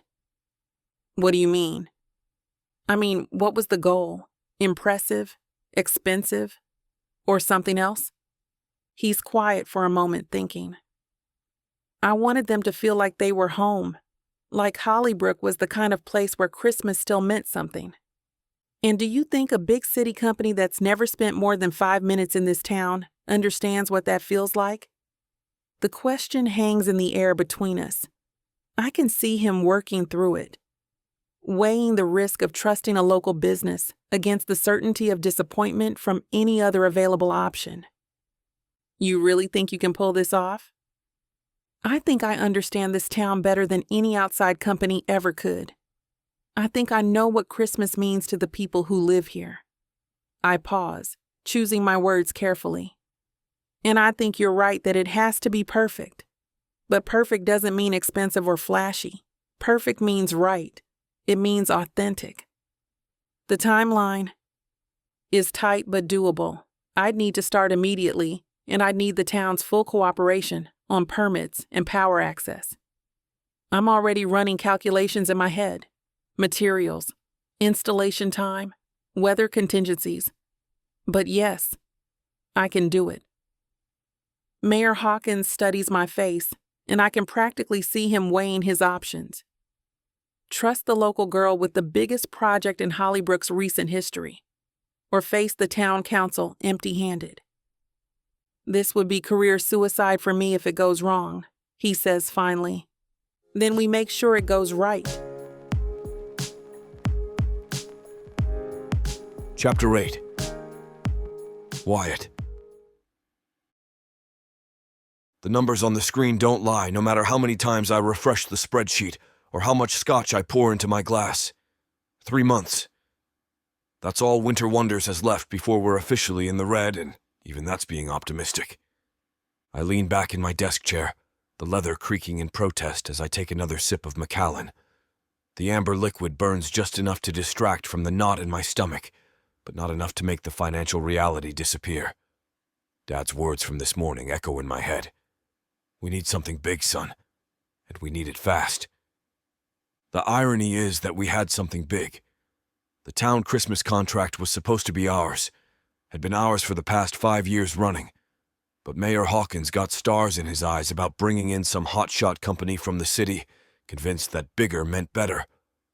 And now Winter Wonders is left scrambling for scraps while watching our bank account bleed out. I scroll through the accounts receivable one more time, hoping I missed something.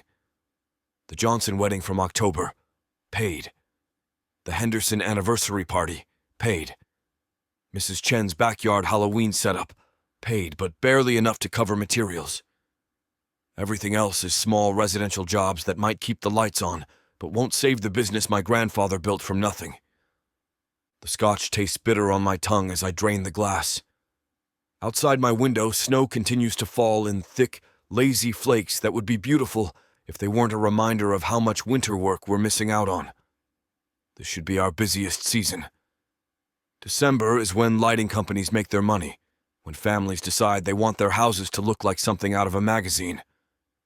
Instead, I'm sitting here at 9 o'clock on a Tuesday night, trying to figure out how to tell my dad that his life's work is circling the drain. The doorbell rings, cutting through the silence of my apartment like a knife. I glance at the clock on my laptop screen. 9:17 p.m. Nobody drops by unannounced this late unless something's wrong. My first thought is Dad, maybe having chest pains again or another one of his dizzy spells he refuses to see a doctor about. I'm already halfway to the door when the bell rings again, more insistent this time. I flip the deadbolt and yank the door open, ready to demand an explanation from whoever's decided to interrupt my wallowing. Hannah Rivers stands on my doorstep. For a moment, I forget how to breathe. She's wrapped in a long charcoal coat that makes her dark eyes look even deeper, snowflakes caught in the natural curls that frame her face. But it's the expression on those features that stops me cold, exhaustion mixed with something that looks like desperation. "We need to talk," she says without preamble. I blink, certain the scotch is making me hallucinate. "Hannah? Can I come in? It's freezing out here, and this isn't exactly a conversation for your porch." I step aside automatically, still processing the surreal fact that Hannah Rivers is standing in my home.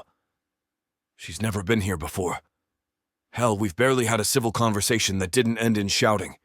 But here she is, unwrapping her coat and hanging it on the hook by my door like she belongs here. She's wearing dark jeans and a cream-colored sweater that hugs her curves in ways that make it hard to concentrate on whatever crisis brought her to my door. There are shadows under her eyes, and her usually perfect posture has a slight slump to it that suggests she's been carrying something heavy. "You want a drink?" The words come out rougher than I intended. "I've got scotch, bourbon, or—" "Scotch is fine." I pour 2 glasses, buying myself time to figure out what the hell is happening. Hannah takes the drink but doesn't sit down, instead pacing to my living room window to stare out at the falling snow. The silence stretches between us, thick with years of competition and animosity. "So," I finally say, settling onto my couch with my refilled glass. "To what do I owe the pleasure?" She turns from the window, and there's something in her expression I've never seen before. Vulnerability, maybe. Or fear. "The city company pulled out." "What city company?" "The one Mayor Hawkins hired for the Christmas decorations. They got a bigger contract and bailed with 3 weeks' notice." She takes a sip of scotch, and I watch her throat work as she swallows. The whole celebration is in jeopardy. Understanding hits me like a physical blow. The town Christmas contract. The one that should have been ours in the first place. The one that would have solved all our financial problems and then some. Jesus. I set my glass down harder than necessary. What's Hawkins going to do? That's where it gets complicated. Hannah's pacing again, nervous energy radiating off her in waves. "I was at town hall this morning, putting up an ad for evergreen decor, and I found him having what can only be described as a complete breakdown on the back staircase." "A breakdown?" "Crying, shaking, the whole 9 yards. The man was looking at the end of his political career, and he knew it." She pauses by my bookshelf, running her fingers along the spines without really seeing them. "So, I offered to help. The pieces start clicking together, and I don't like where this is heading." "Help how?" I told him Evergreen Decor could take over the project. The scotch turns to acid in my stomach. "You what?" I know how it sounds. "Do you?" I'm on my feet now, the financial stress of the past few months combining with this new information to create a perfect storm of frustration. Because it sounds like you swooped in to steal a contract that should have been ours in the first place. Her dark eyes flash with anger. "Steal?" "The company pulled out, Wyatt. Hawkins was sitting there in tears because he had no backup plan. I offered a solution. A solution that conveniently benefits Evergreen Decor. Of course it benefits my business. That's how business works." She sets her glass down with enough force to make the scotch slosh. "But it also saves the town's Christmas celebration, which benefits everyone in Hollybrook." I want to stay angry, want to hold on to the righteous indignation that's been my default response to Hannah Rivers for years. But the truth is, she's right. Winter Wonders wasn't even in the running for this contract. We lost it months ago when Hawkins decided to go with the big city firm. "What's the scope?" 12 blocks of Main Street, the town square, all municipal buildings, and the old bridge, plus coordination with 37 local businesses. She recites the details like she's already memorized them. $52,000 budget. 52,000. More than enough to pull Winter Wonders out of the red and keep us afloat through the slow season. I sink back onto the couch, running my hands through my hair. That's a hell of a project for one person. Which brings me to why I'm here. Hannah moves to stand in front of me, and there's something almost painful in her expression. The timeline is impossible. 3 weeks to design, source materials, and install a display bigger than anything either of our companies has ever attempted alone. The word alone hangs in the air between us, loaded with implication. You're asking me to help you. I'm asking you to partner with me. Her voice is steady, but I can see the effort it's costing her. 50-50 split on everything. Design, labor, profits. Joint contract with both our companies listed. I stare at her, trying to process what she's saying. Hannah Rivers, who spent years telling anyone who'd listen that Winter Wonders is stuck in the past. Hannah Rivers, who just yesterday accused me of trying to muscle in on her territory. Hannah Rivers, who's standing in my living room asking me to save both our asses. "You hate working with me. I hate that I need to work with you." The honesty in her voice cuts deeper than any insult. But I'm not stupid enough to let pride destroy the biggest opportunity either of us has ever had. She's right, and we both know it. Alone, this project would be a disaster waiting to happen. Together, we might actually pull it off. We have the combined resources, the complementary skill sets, and the local knowledge that no outside company could match. But working with Hannah means 3 weeks of constant contact, 3 weeks of trying to merge two very different approaches to holiday decoration, 3 weeks of pretending that being around her doesn't affect me in ways I can't afford to think about. Why me? I ask finally. There are other companies in the area. Because you're the only one who understands the pressure. She sits down on the edge of my coffee table, close enough that I can smell her perfume, something warm and spicy that makes me think of cinnamon and winter nights.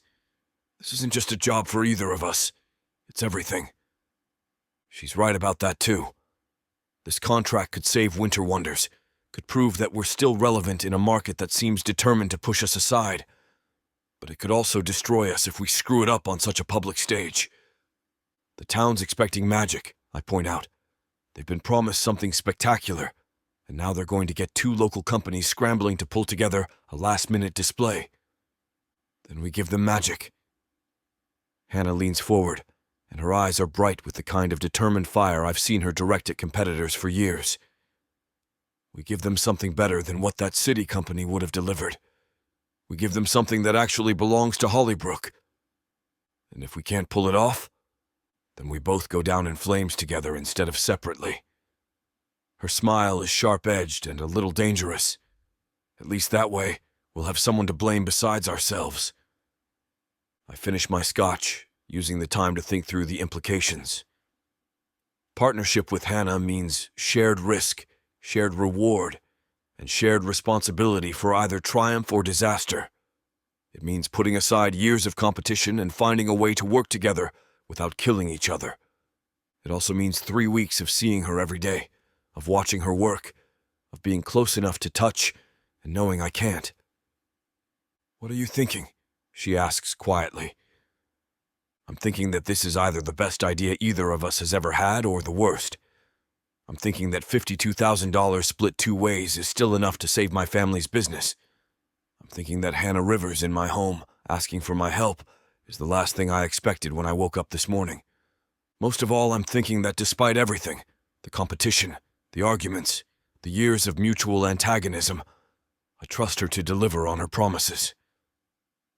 I'm thinking, I say slowly, that Mayor Hawkins is about to get the Christmas display of his life.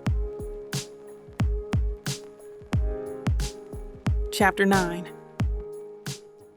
Hannah. The smell of freshly ground coffee beans and cinnamon pastries hits me the moment I push through the door of Mabel's cafe. It's barely 7 in the morning, and the place is already buzzing with the usual crowd of early risers. Construction workers grabbing coffee before their shifts, nurses heading home from the night shift at the hospital, and a handful of retirees who treat this place like their personal social club. I spot Wyatt immediately. He's claimed the corner booth in the back, the one with the wobbly table that Mabel refuses to fix because it's been that way for 20 years, and changing it now would be messing with tradition. His sandy hair is still damp from a shower, and he's wearing a navy flannel shirt that brings out the blue in his eyes. There's a steaming mug in front of him, and what looks like half the contents of a briefcase spread across the table. The sight of him sitting there, completely at ease in a space I've considered my territory for years, sends an unexpected jolt through my system. This is really happening. Hannah Rivers and Wyatt Matthews, working together instead of against each other. I must be losing my mind. "Morning," he says, as I slide into the booth across from him. His voice has that rough, early morning quality that does absolutely nothing to help my current state of mental confusion. "Morning." I flag down Cheryl, one of Mabel's daughters who's been waitressing here since high school. Large coffee, black, and one of those chocolate croissants.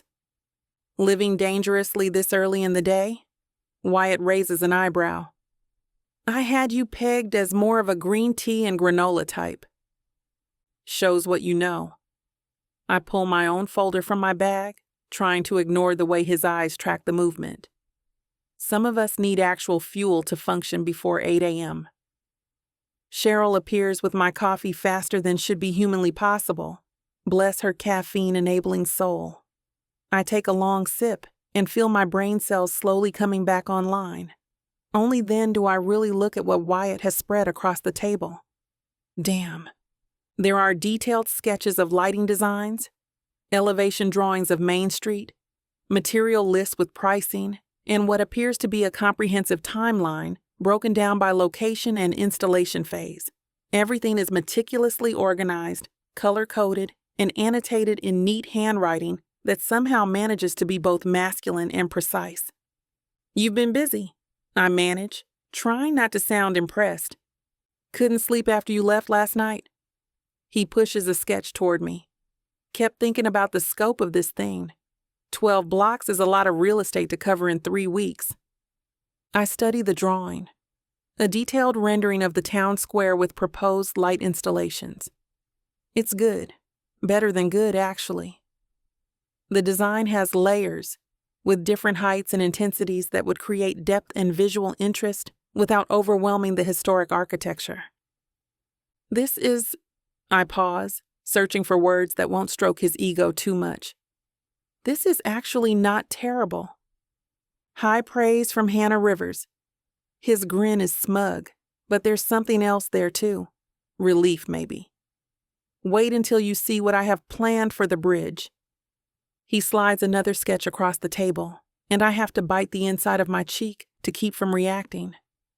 The design for the old covered bridge is stunning. Cascading lights that would make the structure look like it's draped in falling stars, with synchronized elements that would create the illusion of movement. It's exactly the kind of innovative thinking that would put Hollybrook on the map for Christmas tourism. It's also exactly the kind of design I wish I'd thought of first.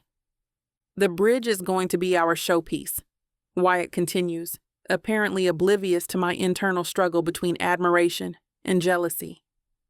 I'm thinking we use programmable LEDs for the cascade effect, synchronized with a wireless controller.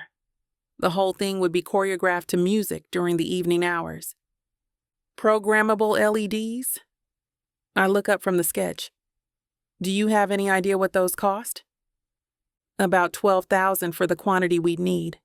He slides a material list toward me. But the impact would be worth it. This is the kind of installation that gets featured in magazines, draws visitors from other towns. $12,000 is almost a quarter of our entire budget. For a centerpiece that would make this display memorable instead of just adequate. His blue eyes are intense, focused in a way that makes it hard to look away. We're not just trying to put up some lights and call it a day. We're trying to create something special. I hate that he's right. I hate that his vision is exactly what this project needs. I hate that working with him is already proving to be exactly as complicated as I feared, just not in the ways I expected. Fine, I say finally. But if we're dropping $12,000 on the bridge, the rest of the design needs to be cost-effective. No more expensive toys. Agreed. He pulls out another set of drawings. That's where your expertise comes in. I know lighting the best, but you know decor. How do we make the business district feel cohesive without breaking the bank? I study the sketches of Main Street, noting the way he's marked each building with different lighting intensities and placement suggestions. It's clear he's thought about sight lines, electrical access, and the architectural differences between the various storefronts. But there's something missing. You're thinking too much like an engineer, I tell him, pulling out my own tablet. This is pretty, but it doesn't tell a story. A story? Every good holiday display tells a story. It takes people on a journey. I open my design app and start sketching over his framework. Right now you have 12 blocks of lights. Beautiful lights, but just lights. What if instead we created a narrative that builds as people walk through town? Wyatt leans closer to see what I'm drawing, and suddenly I'm very aware of how small this booth is. His shoulder brushes against mine as he angles his head to get a better view of the tablet screen, and I catch a whiff of his cologne, something woodsy and masculine that makes me think of Christmas trees and fireplace smoke. Focus, Hannah. Professional thoughts only. See? I sketch in additional elements around his lighting framework. We start at the north end of Main Street with simple, elegant white lights. Classic, traditional. Then, as people move toward the town square, we gradually introduce color and more complex elements. Building anticipation, he says, and I can hear the interest in his voice. Exactly. By the time they reach the square, they're primed for something spectacular. Then the bridge becomes the grand finale. I add a few more details to the sketch. But we also need to think about daytime appeal. Lights are great, but what about wreaths, garland, banners? Things that make the display beautiful even when the sun's up. Wyatt is quiet for a moment, studying my additions to his design. I find myself holding my breath, waiting for his reaction. This is the first time I've shown him my creative process, the first time I've let him see how my mind works when it comes to design. You're thinking about the whole experience, he says finally, not just the visual impact. I'm thinking about what makes people remember a place, what makes them want to come back, to bring their friends and family. I save the sketch and turn the tablet toward him.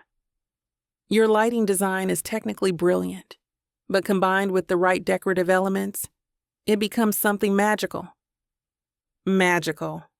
He repeats the word like he's testing how it sounds. I like that. Cheryl reappears with my chocolate croissant and refills both our coffee mugs. The interruption gives me a moment to step back from the intensity of our collaboration, to remember that this is Wyatt Matthews I'm working with, not some neutral business partner. So what's the timeline? I ask, taking a bite of pastry. Installation has to be complete by December 20th for the tree lighting ceremony, which gives us exactly 15 days from today. He pulls out a calendar and spreads it on the table. I've broken it down by phases. Design finalization by Friday, material procurement by the following Wednesday, installation starting December 1st. I study his timeline, looking for potential problems. That's cutting it close for custom elements. If we need anything fabricated, we should place those orders by tomorrow. Already on it. He taps a section of his material list. I've got 3 vendors on standby for custom metal work, and my regular electrical supplier is holding inventory for us. You've really thought this through. I told you I couldn't sleep. His smile is self-deprecating. Spent most of the night running worst-case scenarios and trying to figure out how to make this work. And I think we can pull it off. It's going to be tight, and we'll probably want to kill each other at least once before it's over. But we can do it. The confidence in his voice is reassuring, even if the prediction about wanting to kill each other is probably accurate. I've worked on plenty of high-pressure projects before, but never with a partner, and definitely never with someone who has the ability to get under my skin the way Wyatt does. We need to talk about logistics, I say, pulling out my own project notes. Who's handling what, how we're coordinating crews, decision-making authority. I was thinking we split responsibilities by strength.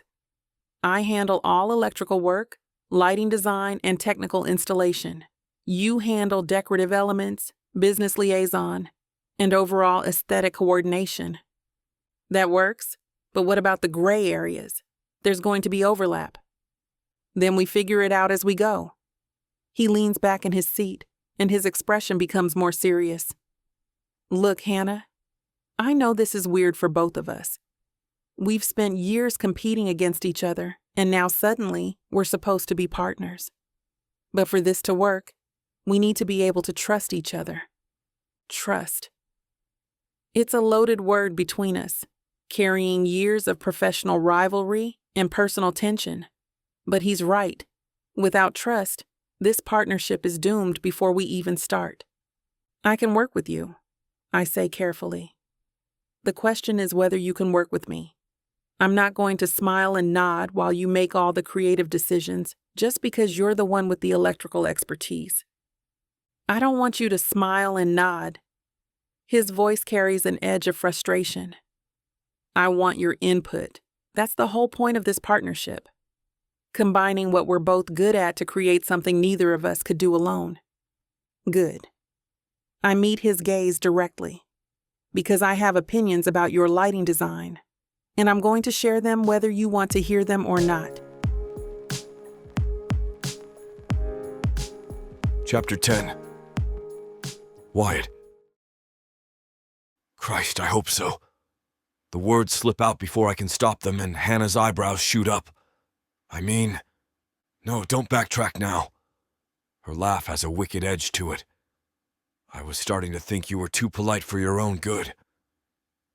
Something shifts in the air between us, a crackling tension that has nothing to do with Christmas lights and everything to do with the way she's looking at me like she's just figured out something interesting. I drain the last of my coffee and stand, suddenly needing space to think clearly. Come on, I say, grabbing my sketches. We should walk the route while the morning light's good. Easier to spot potential problems now than when we're trying to install in the dark. Hannah slides out of the booth, and I catch another whiff of her perfume, something warm and spicy that makes me think of mulled wine and stolen kisses under mistletoe. Dangerous thoughts for a business partnership. The morning air is crisp enough to see our breath as we step outside Mabel's. Main Street stretches out before us, 12 blocks of potential canvas waiting for our vision. At this hour, most of the shops are still closed, their windows dark and peaceful. In 3 weeks, this whole stretch will be transformed into something magical, if we don't kill each other first. So where do we start? Hannah pulls out her tablet, stylus poised. North End. I point toward the beginning of the business district. Work our way down to the square systematically. Check electrical access, sight lines, mounting points. We fall into step together, and I'm immediately aware of the rhythm we create. Her shorter stride matching my longer one, the way she gestures with her free hand when she's thinking, the little crease that appears between her eyebrows when she's concentrating. It's distracting as hell. First question, she says as we approach the hardware store. Are we working with existing electrical, or are you planning to run new lines? Mixture of both. Most of these buildings have exterior outlets, but they're not all in the right places for what I have planned. I point to the eaves of Morrison's store. See how the roofline creates that perfect mounting point for cascade lighting? But the nearest outlet is down by the door. Extension cords. For temporary installations, sure. But this display needs to look professional, not like someone's backyard Christmas setup. I pull out my measuring tape. I'll run conduit where we need it. Bury the wiring properly. Hannah nods, making notes on her tablet. What about permits? The city's not going to let you tear up sidewalks without paperwork. Already filed. Should have approval by tomorrow. I hand her one end of the measuring tape.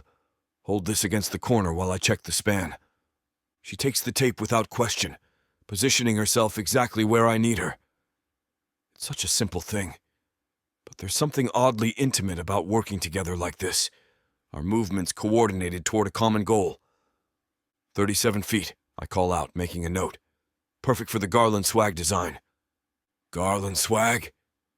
Hannah's voice carries a hint of challenge. I thought you were all about the innovative lighting. I am. But you said we needed to think about daytime appeal. I reel in the measuring tape, trying not to notice how the morning sun catches the gold highlights in her dark hair. Figured garland with integrated LED strips would give us the best of both worlds. Integrated how? I pull out my phone and show her a photo I saved last night during my research binge. Micro LEDs woven directly into the garland. Looks like traditional greenery during the day. Transforms into something spectacular after dark. Hannah studies the image, and I watch her expression shift from skepticism to interest. That's actually brilliant. Where do you source something like that? Custom order from a supplier in Atlanta. Expensive as hell, but worth it for the effect. I slide the phone back into my pocket. Unless you have a better idea? Maybe. She taps her stylus against her lips, thinking, what if we made our own? Regular garland, fishing line, and battery-powered microlights. Way cheaper, and we could control the exact placement. Battery-powered? I shake my head. No way. Too much maintenance, and the lights won't be bright enough for the effect I want. Who says they need to be bright?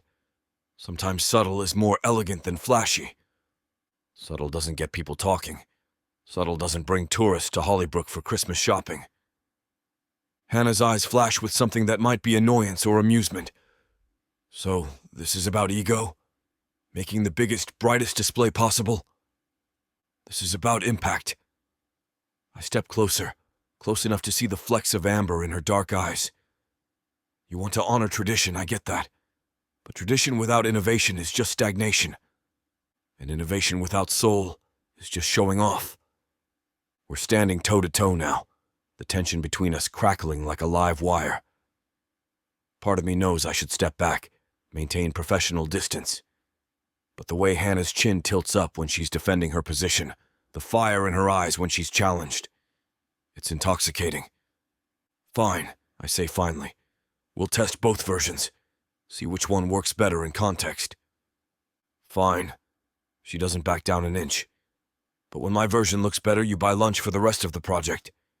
And when mine looks better, you admit that subtle isn't always the answer. Deal. She extends her hand for a shake, and when our palms connect, I feel a jolt that has nothing to do with static electricity. We move down the street, the competitive energy between us shifting into something more collaborative, but no less charged. At Penelope's flower shop, Hannah suggests incorporating fresh greenery into the display design. Living plants in December? I raise an eyebrow. Winter hardy varieties. Holly, pine, cedar. Penelope grows them specifically for holiday arrangements. Hannah points to the shop's front window. Imagine those planters filled with fresh evergreens, each one lit with uplighting. Natural beauty enhanced by your technical expertise. I study the storefront, visualizing her suggestion. The maintenance would be a nightmare. Dead plants by New Year's. Not if we choose the right varieties and maintain them properly. She's already sketching on her tablet. Besides, the smell alone would be worth it. Nothing beats the scent of real pine at Christmas. The smell doesn't matter if the display looks like trash by December 25th. It won't look like trash if we do it right. Hannah's voice carries that edge again, the one that appears whenever she thinks I'm dismissing her ideas too quickly. I've been doing this for years, Wyatt. I know how to keep plants alive. I'm not questioning your expertise with plants. I'm questioning whether combining living elements with electrical installations is asking for trouble. Everything about this project is asking for trouble. She gestures broadly at the street around us. But that's what makes it interesting. I can't argue with that logic, and frankly, I don't want to. There's something addictive about sparring with Hannah like this, about the way she pushes back against every assumption I make. Working alone means never having to defend my ideas, but it also means never having them challenged, refined, made better. Okay, I say. Fresh greenery it is. But if I'm dealing with waterproofing issues because of your plant obsession, you're buying the coffee for a month. If your lighting design fries my plants, you're replacing them out of your own pocket. We shake on it again, and this time I'm prepared for the jolt. Mostly. At the next storefront, Hannah stops abruptly, staring at something in the window display. Oh, hell no. I follow her gaze and immediately see the problem. Thompson's Pharmacy has already put up their Christmas display, a tragic collection of plastic reindeer, flashing multicolored lights, and what appears to be a mechanical Santa that waves jerkily at passersby. Please tell me that's not staying up, Hannah says. It's their property. They can display whatever they want. Not if it clashes with our design. She's already pulling out her phone. I'm calling Mrs. Thompson. Hannah, wait. But she's already dialing, her jaw set in a way that suggests Mrs. Thompson is about to get the full force of Hannah Rivers' powers of persuasion. I lean against the pharmacy's brick wall and listen to one side of what sounds like a very diplomatic but firm conversation about cohesive aesthetic vision and community-wide standards. Absolutely, Mrs. Thompson. We'll provide all the replacement decorations at no cost to you. Yes, something much more elegant. Of course, we want Thompson's Pharmacy to be proud of their storefront. Watching Hannah work is like watching a masterclass in negotiation. She manages to be simultaneously charming and immovable, making Mrs. Thompson feel like the redesign was her idea, while ensuring she gets exactly what she wants. Perfect, Hannah says into the phone. We'll stop by this afternoon with some sketches. Thank you so much for being flexible. She hangs up and turns to me with a satisfied smile. Problem solved. Just like that. Mrs. Thompson is a practical woman. Once I explained that our display would increase foot traffic to her store, she was more than willing to cooperate. Hannah makes a note on her tablet. Plus, she's been looking for an excuse to get rid of that mechanical Santa. Apparently, it's been traumatizing small children for 3 years. I can see why. I glance back at the jerky, somewhat demonic-looking Santa. So what's the replacement plan? Something classic, elegant. Maybe a winter wonderland theme with white lights and silver accents. She sketches quickly. We can use the existing window space, but upgrade everything else. That's going to add to our costs. Worth it to maintain design integrity. Hannah looks at me with a twinkle in her eyes. You know, you're not too bad of a partner to have around, Matthews. I snort. Likewise, Rivers. Don't get too cocky. We have 11 more blocks to go. Chapter 11. Hannah. 3 days into our partnership, and I'm starting to think Wyatt Matthews might actually be human after all. Not that I'm admitting this out loud, of course. The man's ego is already inflated enough without me adding to it. But watching him work, really work, not just bark orders like I expected, there's something unexpectedly graceful about the way he handles himself. His hands are steady when he's splicing electrical connections, methodical when he's measuring mounting points, gentle when he's testing the delicate LED strands.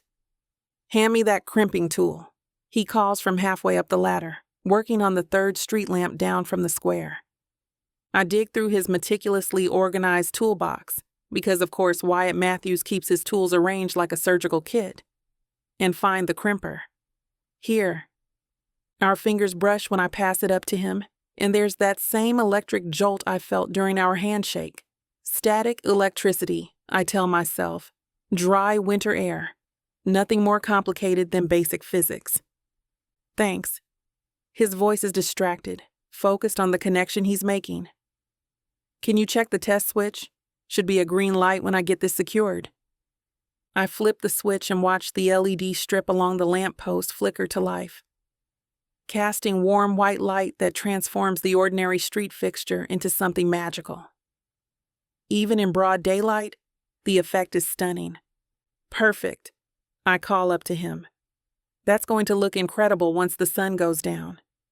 Better look incredible for what we're paying for those LEDs. But there's satisfaction in his voice, the pride of a craftsman who knows he's doing good work. This is our routine now.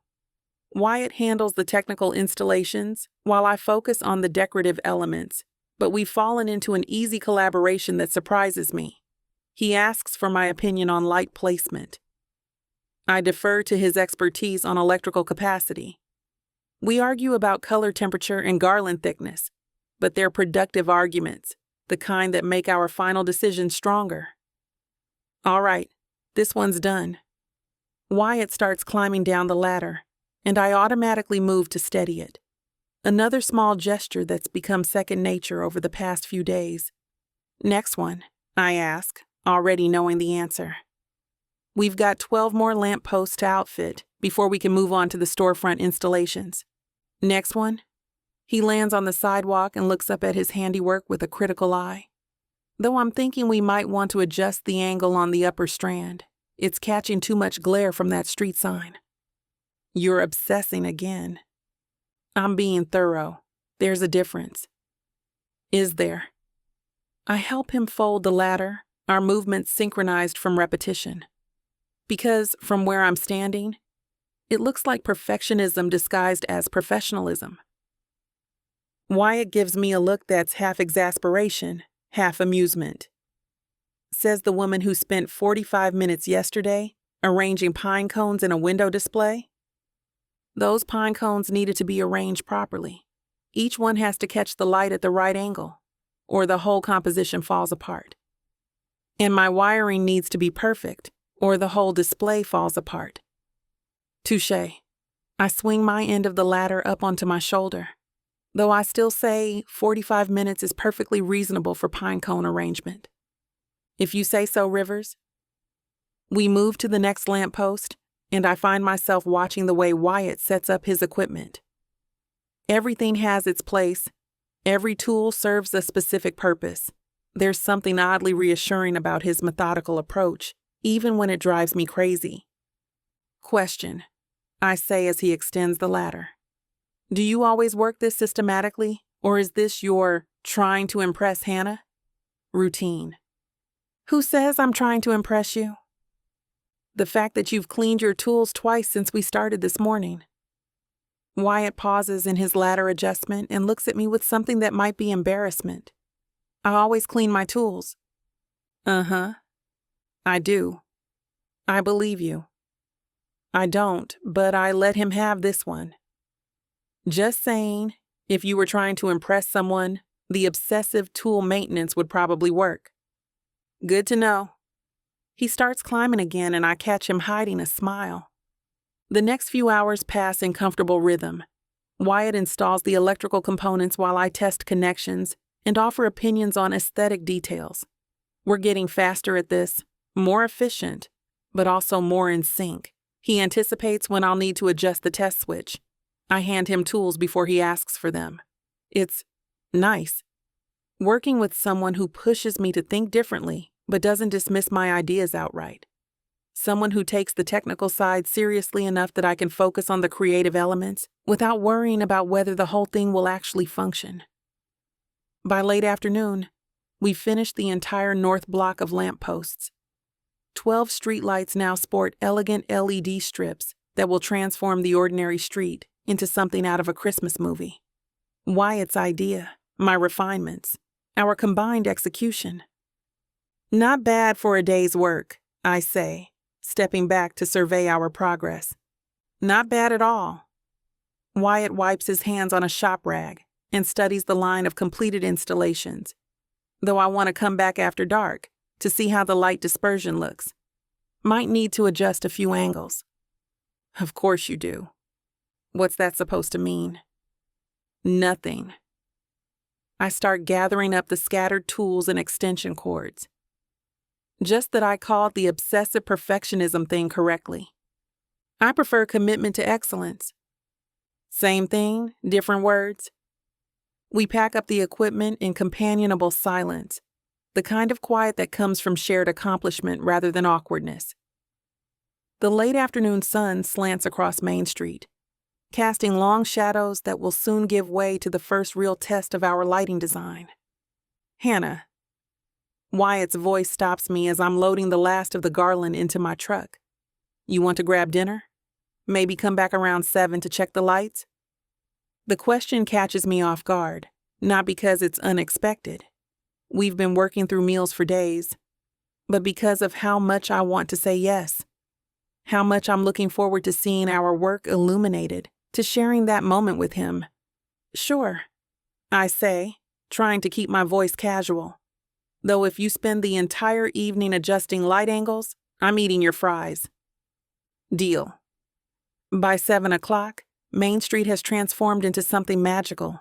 The LED strips we installed cast pools of warm light that turn the ordinary lampposts into beacons guiding the way down the street.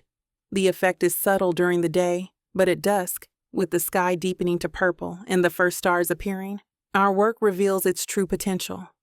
Damn. Wyatt breathes, standing beside me at the north end of the block.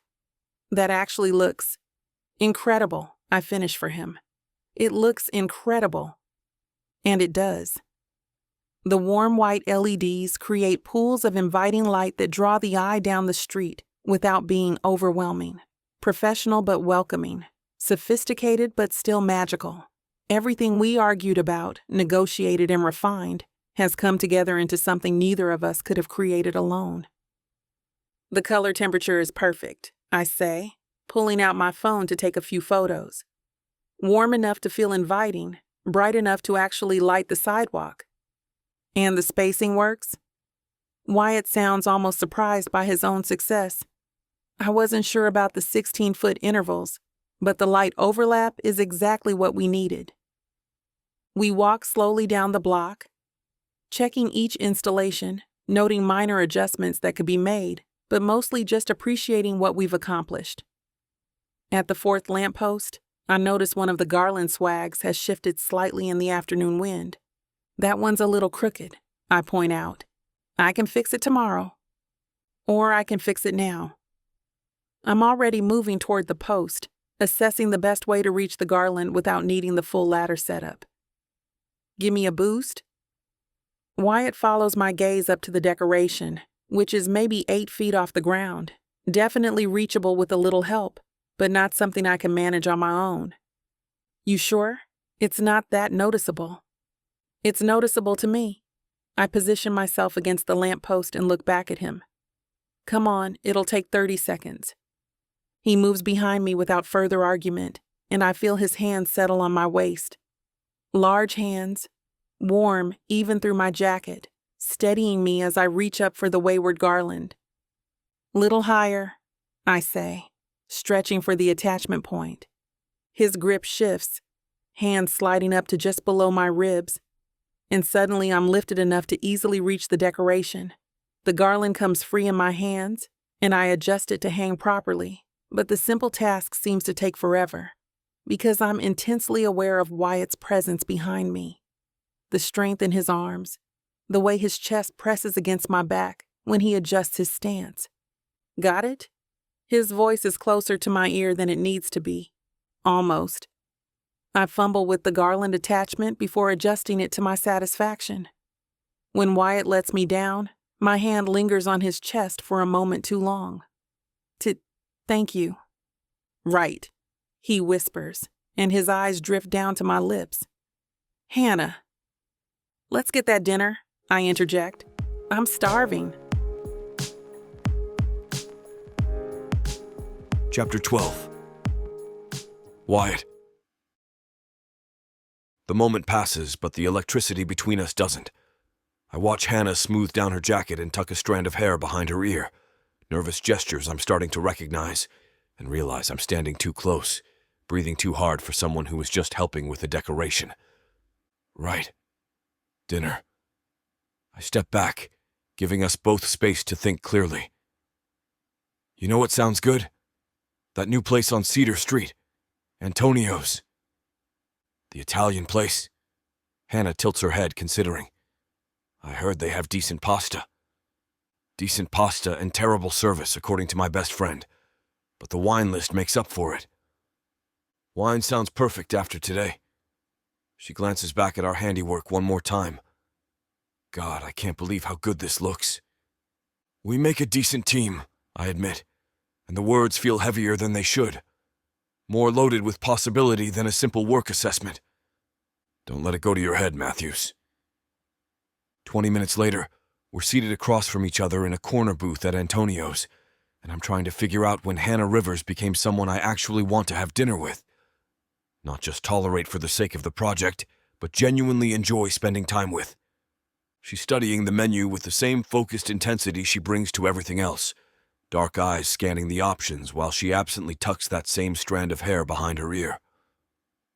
The restaurant's dim lighting catches the gold threading in her sweater, makes her skin look warm and touchable. Damn. I need to stop thinking about touching Hannah Rivers. The chicken marsala looks good, she says without looking up, though I'm tempted by the seafood risotto. Get both. Both? She finally meets my eyes, amused. I'm not a linebacker, Wyatt. So, we've been working our asses off for 3 days straight. You've earned some carbs. I signal the waitress. Besides, I was planning to order the marsala myself. We can share. Sharing food now? Look at us, being all civilized. Don't get used to it. I'm only offering because I want to try the risotto too. Hannah laughs, and the sound does something strange to my chest. Something that has nothing to do with the rivalry between our families and everything to do with the way her whole face lights up when she's genuinely amused. The waitress appears, and we order way too much food plus a bottle of Chianti that Hannah insists on splitting the cost of. Another small gesture that shouldn't matter but does. She's not letting me pay for everything, not treating this like a date even though it's starting to feel dangerously close to one. "So," Hannah says once we're alone again, leaning back in the booth with her wine glass in hand. "3 days of working together and you haven't tried to sabotage me once. I'm almost disappointed." "Who says I haven't?" I take a sip of wine, enjoying the way her eyebrows lift. Maybe my sabotage is just too subtle for you to notice. "Wyatt Matthews, master of subtle sabotage." "Right." She rolls her eyes. "Your idea of subtle is using a slightly brighter LED strip than we agreed on." "That was a lighting optimization, not sabotage. It was you trying to make your work stand out more than mine." "Maybe." I grin at her over my wine glass. "Did it work?" "The fact that you have to ask means no." The food arrives. Way too much of it, just like I predicted. And we dive in with the enthusiasm of people who've been surviving on coffee and vending machine snacks. The marsala is perfectly tender, the risotto creamy and rich, and Hannah makes these little satisfied sounds while she eats that are absolutely not helping my concentration. "This is incredible," she says around a bite of chicken. "How did you know about this place?" "Jake mentioned it, but honestly, I just wanted somewhere we could talk without half the town listening in." "Ah," Hannah nods knowingly. "Avoiding the Hollybrook gossip network. Smart thinking." "You say that like you don't care what people think." "I don't." She spears a piece of shrimp from the risotto. "Well, not about this. Let them talk. We're working together on a town project, not running away to Vegas." The casual way she dismisses the idea of us being anything more than business partners should be reassuring. Instead, it irritates me in a way I don't want to examine too closely. "Good point," I say, probably too sharply. "Wouldn't want anyone getting the wrong idea." Hannah gives me a look I can't quite read. Would that be so terrible? The wrong idea? The question hangs in the air between us, loaded with implications neither of us is ready to address directly. I take another sip of wine and try to figure out how we got from discussing town gossip to something that feels like flirting. "Depends on what the wrong idea is," I finally answer. "That we actually like each other. Do we?" I'm starting to think we might. The admission surprises us both. Hannah looks almost shocked that she said it out loud, and I'm definitely shocked by how much I want to agree with her. "Dangerous territory, Rivers." "Why?" "Because our families have been feuding for decades over market share in a town of 8,000 people? When you put it like that, it sounds pretty stupid." "It is pretty stupid." She leans forward, wine and honesty making her bolder. "You know what's not stupid? The fact that you've revolutionized my entire approach to electrical planning in 3 days." "Yeah? Well, you've completely changed how I think about aesthetic integration. Turns out there's more to decorating than just hanging stuff on buildings." "Who knew?" We're sitting closer now, the conversation pulling us toward each other across the small table. Close enough that I can see the gold flecks in her dark eyes, smell the subtle perfume she wears underneath the lingering scent of pine garland and electrical tape. "You want to know something?" Hannah's voice is softer now, wine-loose and thoughtful. "What?" "I've been looking forward to working with you every morning. Not just the project, but working with you specifically." "That's the wine talking." "Maybe, but I don't think so." She twirls pasta around her fork with unnecessary precision. "I think I've been wrong about you, Wyatt. For a long time." "Wrong how?" "I thought you were just some arrogant jerk riding on his family's reputation." "I am an arrogant jerk riding on my family's reputation." "No, you're not." The certainty in her voice catches me off guard. "You're actually brilliant at what you do. And funny. And you care about getting things right, not just getting them done." "Hannah." And you listen to my ideas instead of dismissing them just because they come from a river's. The way she says my name, soft and a little wondering, does something to my self-control that the wine definitely isn't helping with. I want to reach across the table and touch her hand, trace the line of her fingers, see if her skin is as soft as it looks. Instead, I finish my wine and try to keep my voice steady. You want to know what I've figured out about you? I'm afraid to ask. You're not the control freak perfectionist I thought you were. You're just someone who gives a damn about creating something beautiful. That's a much nicer way of saying control freak perfectionist. It's the truth. We sit in comfortable silence for a moment, the weight of mutual admission settling between us. The restaurant has filled up around us, but it feels like we're in our own bubble, insulated from the rest of the world by wine and unexpected honesty. This is weird, Hannah says eventually. What's weird? Liking you. It's throwing off my entire worldview. Tell me about it.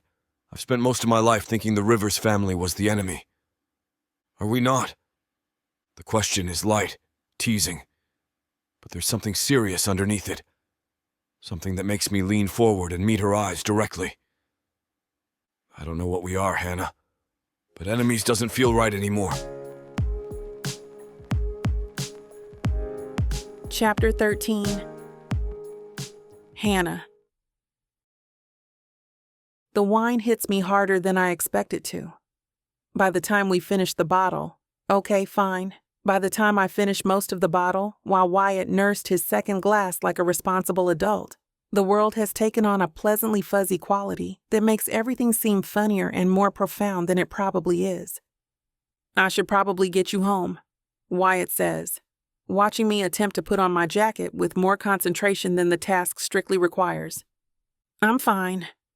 The words come out slightly slurred, which undermines my argument considerably. Perfectly capable of driving myself. Like hell you are. He stands and tosses some bills on the table, then moves to help me with my jacket. His hands brush my shoulders as he settles the fabric around me, and the simple contact sends warmth shooting down my spine. Come on, lightweight. Let's get you home before you decide to redecorate the restaurant. I wasn't going to redecorate anything. I lean into him more than necessary as we walk toward the exit. Though that back wall could really use some visual interest, maybe some string lights in a cascade pattern. There she is, Hannah Rivers, never off duty. The cold December air hits my face like a slap, clearing my head just enough to realize I'm holding onto Wyatt's arm, and have been since we left the table. He doesn't seem to mind, though. If anything, he guides me closer as we walk to his truck. Your chariot awaits, he says, opening the passenger door with an exaggerated bow that makes me giggle. Such a gentleman. Who knew Wyatt Matthews had manners? Don't spread it around. I have a reputation to maintain. The drive to my parents' house takes less than 10 minutes, but it feels both eternal and over too quickly. Wyatt keeps glancing at me like he's making sure I'm not going to pass out or throw up, while I try to focus on the Christmas lights blurring past the windows instead of how good he smells or how his hands look gripping the steering wheel. This is bad. This is really, really bad. I don't get wine drunk, and I definitely don't get wine drunk with Wyatt Matthews, and I absolutely don't sit in his truck thinking about what those hands would feel like touching me instead of the steering wheel. You're thinking pretty hard over there, he observes as we pull into my driveway. Just processing the evening. Any conclusions? I turn to look at him properly, taking in the way the dashboard lights cast shadows across his face, highlighting the strong line of his jaw and the curve of his mouth. I'm still working on it. He puts the truck in park, but doesn't turn off the engine. Take your time. We sit there for a moment, the silence stretching between us like a held breath. The smart thing would be to thank him for dinner, get out of the truck, and go inside. The smart thing would be to pretend this was just two business partners grabbing food after a long day. Instead, I hear myself asking, what happens now? What do you mean? With us, with this. I gesture vaguely between us. We still have 2 weeks of working together. Then the festival. Then... What? Then we go back to being competitors. Do we? The question hangs in the warm air of the truck cab. Wyatt's eyes search my face in the dim light, and I can see him weighing his words carefully. I don't know, he admits finally. I don't know if I can go back to thinking of you as just the competition. Why not? Because you're not just the competition anymore, Hannah. You're... He trails off, shaking his head. Damn, I don't know what you are. The honesty in his voice does something to my already wine-loosened inhibitions. Before I can think better of it, I'm leaning across the center console, closing the distance between us. Maybe we should figure it out, I whisper. His intake of breath is audible in the quiet truck. Hannah? What? You're drunk. I'm tipsy. There's a difference. Is there? Instead of answering, I reach up and trace the line of his jaw with my fingertips. His skin is rough with 5 o'clock shadow, warm and real under my touch. He goes very still, but he doesn't pull away. I've been wondering what this would feel like. I admit, surprised by my own boldness. What would feel like? Touching you. Kissing you. Jesus, Hannah. His voice is rough, strained. You can't just say things like that. Why not? Because I'm trying to be the responsible one here, and you're making it really difficult. I lean closer until I can feel his breath against my lips. What if I don't want you to be responsible? For a moment, I think he's going to pull away, going to be the mature adult and remind me that I'm drunk and this is complicated and we have to work together for 4 more days. Instead, he cups my face in his hands and kisses me. It's soft at first, tentative, like he's giving me a chance to change my mind. But the wine has burned away all my usual caution, and instead of pulling back, I press closer, threading my fingers through his hair and kissing him back with everything I've got. He tastes like Chianti and possibility, like every bad decision I've ever wanted to make but been too smart to follow through on. His hands tangle in my hair, and he deepens the kiss until I'm dizzy with something that has nothing to do with alcohol.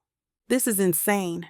This is Wyatt Matthews, my family's business rival, the man I've spent years convinced was an arrogant jerk.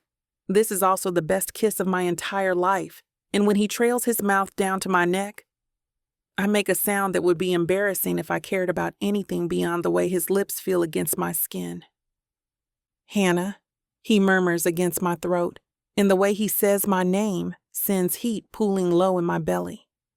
I'm just reaching for the hem of his shirt when the porch light flicks on. Reality crashes back like ice water. I jerk away from Wyatt so fast I bang my elbow on the door handle, and we both turn to stare at my parents' house like we've been caught shoplifting. Damn, I breathe. It's just the motion sensor, Wyatt says, but his voice is hoarse and he's breathing hard. No, it's not. That's the front porch light. Someone turned it on. I scramble for the door handle, my wine-muddled brain finally remembering where I am and what I was about to do. I have to go. I have to go right now. Hannah, wait. But I'm already out of the truck, stumbling slightly as my feet hit the driveway. The cold air hits my flushed skin like a slap, and I realize my hair is a mess, and my lips are probably swollen, and I probably look exactly like someone who was just making out in a truck outside her parents' house. Thank you for dinner. I call over my shoulder, trying to sound normal and failing spectacularly. I'll see you tomorrow. I don't wait for his response. Instead, I hurry up the front walk on unsteady legs, fishing my keys out of my purse with hands that are definitely shaking. The front door seems to take forever to unlock, and I can feel Wyatt watching me from the truck, making sure I get inside safely. God, what was I thinking? What were we thinking? That was Wyatt Matthews. Wyatt Matthews, who I've been competing with for years, who represents everything my family stands against in this stupid rivalry. Wyatt Matthews, who just kissed me like he wanted to devour me whole and made me forget every single reason why that's a terrible idea. I finally get the door open and practically fall through it, closing it behind me with more force than necessary. My heart is pounding so hard I'm surprised it's not audible in the next room. "Hannah? Is that you, honey?" My mother's voice drifts from the living room, and I lean against the door for a moment, trying to compose myself. The last thing I need is to explain to my parents why I look like I've been thoroughly debauched in someone's front seat. "Yeah, Mom, it's me," I call back, proud that my voice sounds almost normal. "How was work today? You were out later than usual." Work? Right. That's what I was supposed to be doing. Working on the town square project, not discovering that Wyatt Matthews kisses like sin and makes me forget my own name. Fine, I manage. Just had to finish up some things at the square. I push off from the door and head for the stairs, hoping I can make it to my room without further interrogation.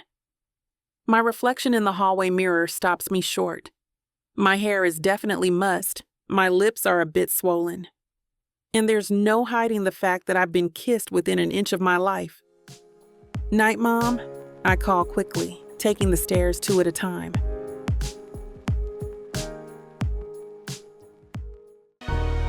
"Oh, honey, subtle is not on the menu. This bundle, it's big, it's bold, it's extra as hell, just like you deserve." 9 full-length audiobooks, 12-pack abs, billion-dollar bank accounts, and a whole lot of filthy, over-the-top love. We're talking possessive bad boys, jealous billionaires, growling alpha males who act like you hung the damn moon. And the steam? Baby, it's off the charts. These men don't flirt. They claim. And guess what? This beautifully chaotic romance buffet is already 70% off. Use the YouTube exclusive code VIXA40. Click the link, use the code, and dive into the messy, crazy, all-consuming love you've always dreamed of. The over-the-top romance audiobook bundle, because too much is never enough. Vixa Vaughn Romance.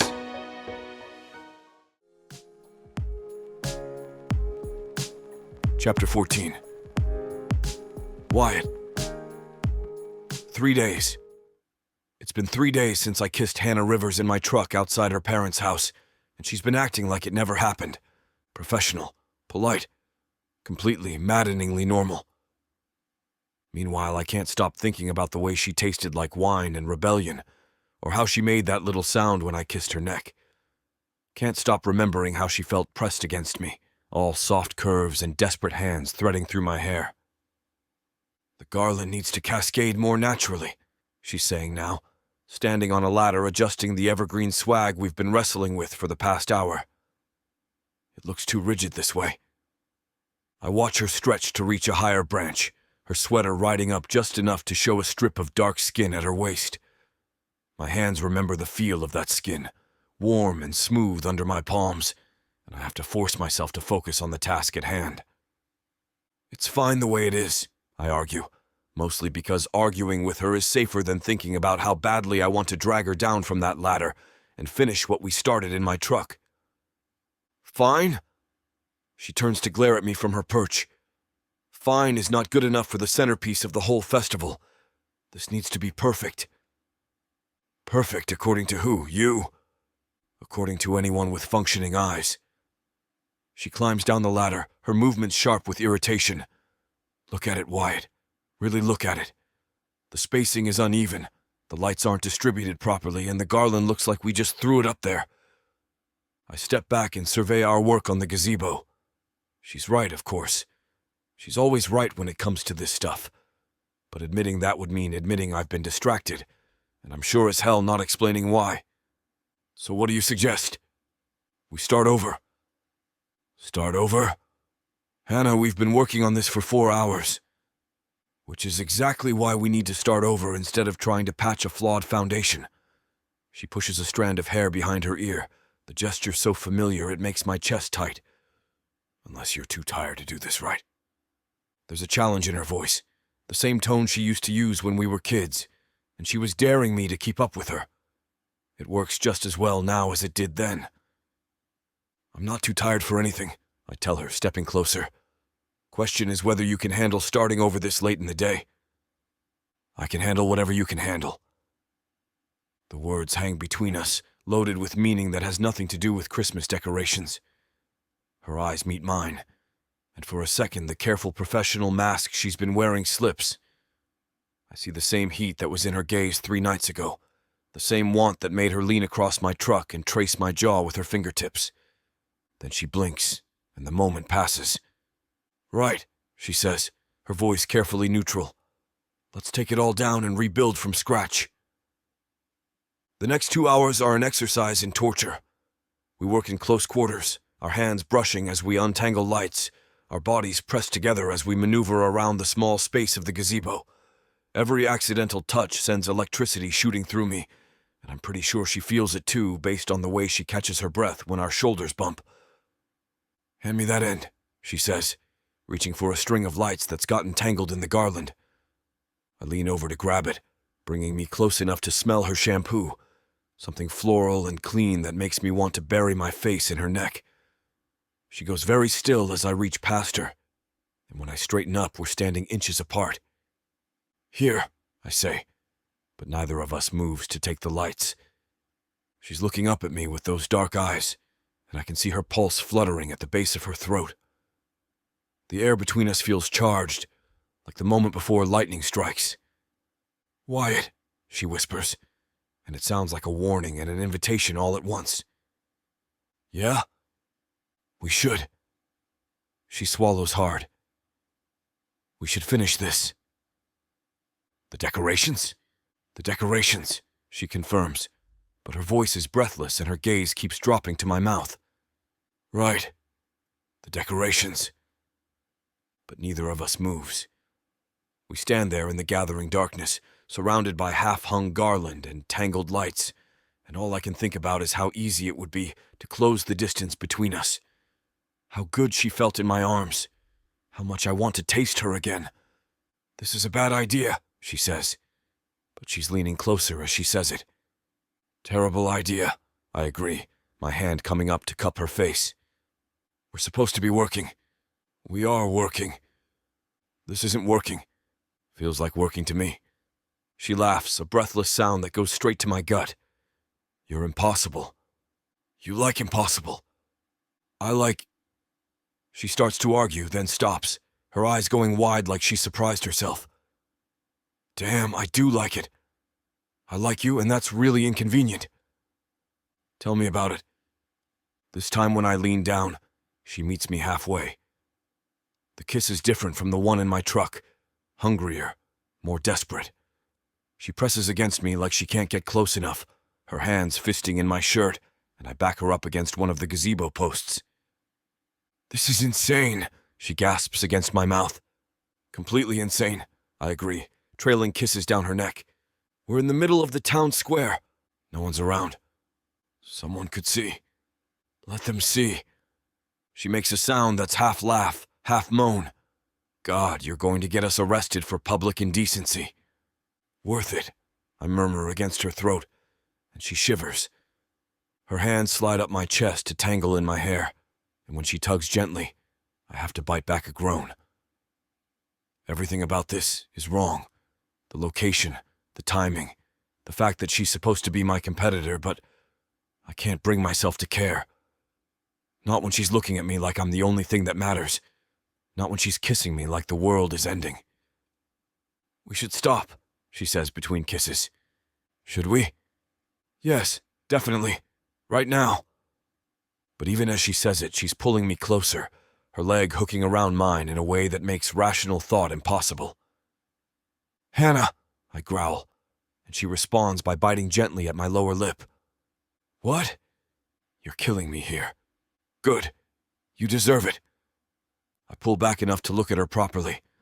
Her hair is mussed from my hands, her lips swollen from my kisses, and she's looking at me with an expression that's equal parts desire and defiance.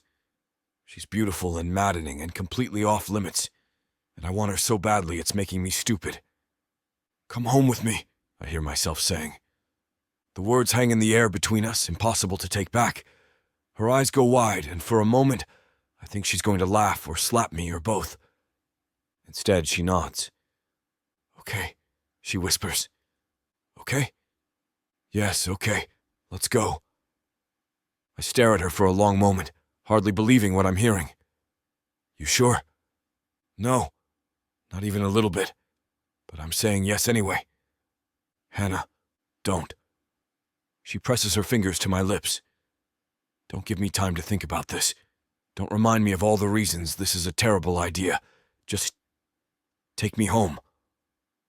I capture her hand in mine, pressing a kiss to her palm.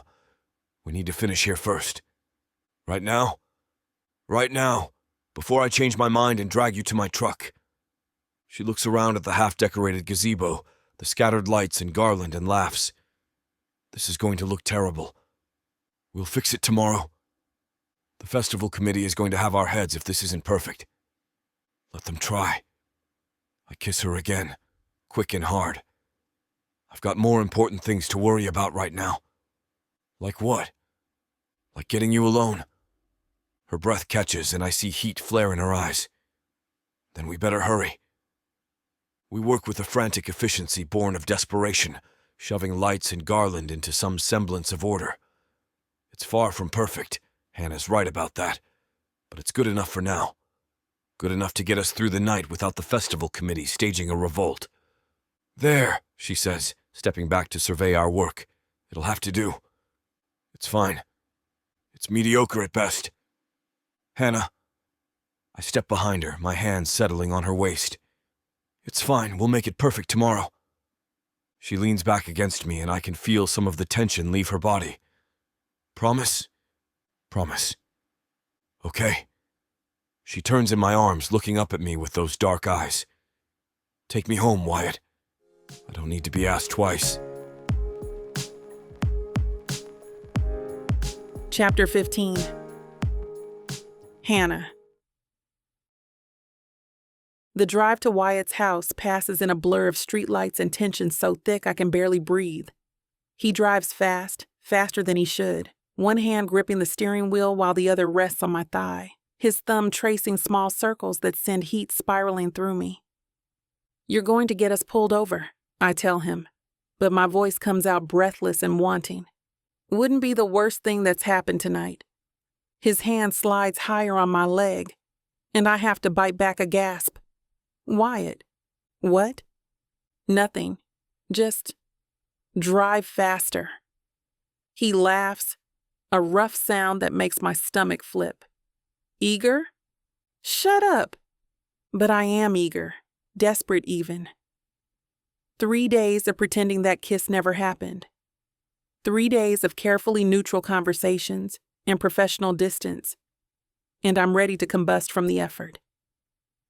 Every time he looked at me, every accidental brush of his hand, every moment we spent working side by side, it's all been building to this.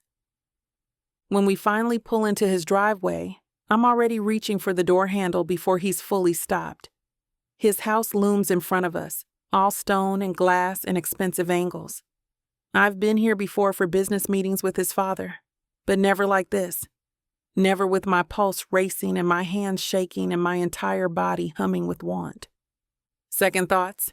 he asks as we walk to the front door. "About a dozen." "Want to leave?" I look up at him, taking in the sharp line of his jaw, the way his hair falls across his forehead, the heat in his blue eyes. Not a chance in hell. He fumbles with his keys for a moment, his usual confidence replaced by something that looks almost like nervousness. It's endearing and unexpected, and it makes me want him even more. The front door finally opens, and he pulls me inside with him. The living room is exactly as I remember it, huge and elegant, with floor-to-ceiling windows and furniture that probably costs more than my car. But I barely register any of it because Wyatt's hands are on my face, his mouth finding mine in the dim light. I hate to burst your bubble when things are just getting started, but this platform won't allow us to air the steamy content coming up in this chapter. If you want us to keep bringing you free audiobooks, we have to abide by their rules. Luckily for you, The unabridged version of every Vixa Vaughn audiobook is available at vixavaughnromance.com. And with promo code VIXA40, you can get 40% off any digital product. Well, I finally say, my voice hoarse, that was amazing. He lifts his head to look at me, and there's something vulnerable in his expression that makes my heart skip. Regrets? Ask me tomorrow. Fair enough. He pulls out slowly, both of us wincing at the loss, and disappears for a moment to dispose of the protection we used.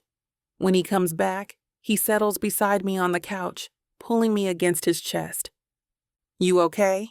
He asks, his fingers tracing lazy patterns on my skin. I'm good.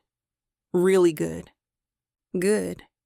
We fall into silence, and I can feel the weight of what just happened settling between us. Everything has changed. We can't go back to being enemies now. Can't pretend there's nothing between us. But we can't exactly move forward either. Not with our families and our businesses and a lifetime of rivalry standing in our way.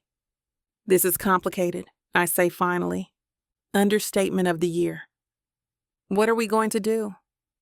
His arms tighten around me. I don't know. But whatever it is, we'll figure it out. I want to believe him. Want to believe that this could work, that we could find a way to make this impossible situation into something real. But doubt creeps in, cold and insistent, reminding me of all the ways this could go wrong. For now, though, I push those thoughts away. For now, I let myself enjoy the feeling of being in his arms, of being wanted and satisfied, and completely, recklessly happy. Tomorrow can bring its own problems. Tonight is ours. Chapter 16. Wyatt. The morning light streaming through Mayor Hawkins's office windows feels too bright, too cheerful for the tension crackling between Hannah and me. We sit in matching leather chairs across from his massive oak desk, a careful 3 feet of space between us that might as well be a goddamn chasm. She's wearing that burgundy sweater again, the one that brings out the gold flecks in her dark eyes, and I have to force myself not to remember how soft her skin felt under my hands just 8 hours ago. How she looked spread out beneath me on my couch, her hair wild and her lips swollen from my kisses. Focus, Matthews. This is business. So, Mayor Hawkins says, shuffling through a stack of papers on his desk. 10 days out. How are we looking? Hannah crosses her legs and the movement catches my peripheral vision. I keep my eyes trained on the mayor's face, but my body remembers the feel of those legs wrapped around my waist, the way she gasped my name when I... Excellent progress, Hannah says, her voice crisp and professional. The main square decorations are nearly complete. We've installed the centerpiece Christmas tree with coordinated lighting, and the surrounding vendor booths are ready for final touches. The lighting displays along Main Street are operational, I add, grateful for something concrete to focus on. We've implemented the synchronized system Hannah designed, and the power grid can handle the additional load without issues. The mayor nods approvingly. And you two are working well together? No? Conflicts? Hannah's fingers tighten almost imperceptibly on the arms of her chair. We found an effective collaborative approach. That's one way to put it. Last night we found an extremely effective collaborative approach that involved her nails digging into my back and my name falling from her lips like a prayer. Glad to hear it, Hawkins says. The town's been buzzing about this partnership. Some folks are calling it a Christmas miracle. If they only knew what kind of miracle happened on my couch last night. However, the mayor continues, and something in his tone makes my stomach drop. I've got one additional request. Hannah and I exchange a quick glance, the first direct eye contact we've made since arriving. Her expression mirrors my own wariness. What kind of request? She asks. Hawkins leans back in his chair, steepling his fingers. I just got off the phone with the regional tourism board. They want to send a photographer and writer here on December 23rd to feature our celebration in their holiday tourism campaign. This could put Hollybrook on the map for next year's Christmas travel. That's wonderful, Hannah says, though her voice carries a note of caution. Here's the thing, Hawkins continues. They specifically want to showcase something unique, something that sets us apart from every other small-town Christmas celebration. The knot in my stomach tightens. What did you have in mind? A Christmas Eve lighting ceremony. Something spectacular that culminates the entire celebration. They want to capture it for their winter edition feature. I know it's last minute, Hawkins says, holding up his hands. But this is a huge opportunity, the kind of exposure that could transform our local economy. I run a hand through my hair, my mind already racing through the logistics. What exactly are they expecting for this ceremony? Something memorable, interactive. They mentioned wanting to see innovative technology combined with traditional holiday charm. Hannah's pen clicks rapidly against her notepad, a nervous habit I've noticed over the years. We'd need to design and install an entirely new centerpiece display, something that can be unveiled or activated during the ceremony. The power requirements alone. I trail off, calculating electrical loads and safety protocols. We'd need additional generators, backup systems, safety inspections. Can it be done? Hawkins asks. Hannah and I look at each other again, and for a moment the careful professional distance wavers. I can see the same excitement I feel flickering in her eyes. This is the kind of challenge we both live for, the chance to create something truly spectacular. It's possible, she says slowly, but it would require significant modifications to our existing plans. We'd need to source additional materials, I add. Coordinate with the fire department for safety approvals. Test everything multiple times. The budget, Hannah starts. The tourism board is willing to contribute additional funding, Hawkins interrupts. Within reason, of course. I lean back in my chair, mind spinning through possibilities. What kind of time frame are we looking at for design approval? They'd want to see preliminary concepts by the end of the week. Final approval by December 20th. Hannah's pen clicks faster. That gives us 3 days to design something from scratch. You two created magic with the existing displays, Hawkins says. I have complete faith you can pull this off. Magic. If he only knew. The real magic happened when Hannah stopped looking at me like the enemy and started looking at me like she did last night when I had her pressed against my living room wall. We'll need to meet immediately, Hannah says, all business. Revise the entire timeline, redistribute resources. My place or yours? I ask without thinking, then immediately regret it when her cheeks darken slightly. My workshop, she says quickly. Neutral territory. Right. Because my place is no longer neutral territory. It's where she moaned my name and fell apart in my arms, where everything between us shifted into something complicated and dangerous and impossible to ignore. I'll leave you two to sort out the details, Hawkins says, standing. But I need a commitment. Can you deliver something spectacular by Christmas Eve? Hannah and I stand as well, and she extends her hand to the mayor. You'll have your ceremony. Damn right we will, I say, shaking his hand next. As we file out of his office, I catch Hannah's arm gently. She freezes at the contact, her skin warm under my palm even through her sweater. Hannah. Not here, she says quietly, glancing around the busy hallway. We have work to do. She's right, but that doesn't make it easier to pretend last night never happened. To pretend I can't still taste her on my lips or feel the phantom weight of her body against mine. The workshop? I ask. Give me 20 minutes. I need to grab some materials from my shop. She walks away without looking back, her heels clicking against the polished floor. I watch her go, admiring the confident set of her shoulders, the way her hair catches the light. This is going to be torture. Working closely with her for the next 11 days, pretending professionalism while remembering how she felt beneath me, how she whispered my name like a secret. But it's also an opportunity.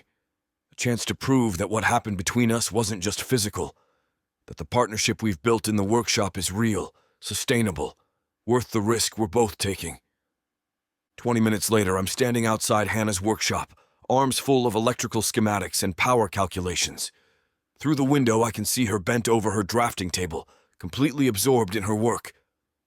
Her hair falls like a curtain around her face, and she's chewing on the end of her pencil in concentration.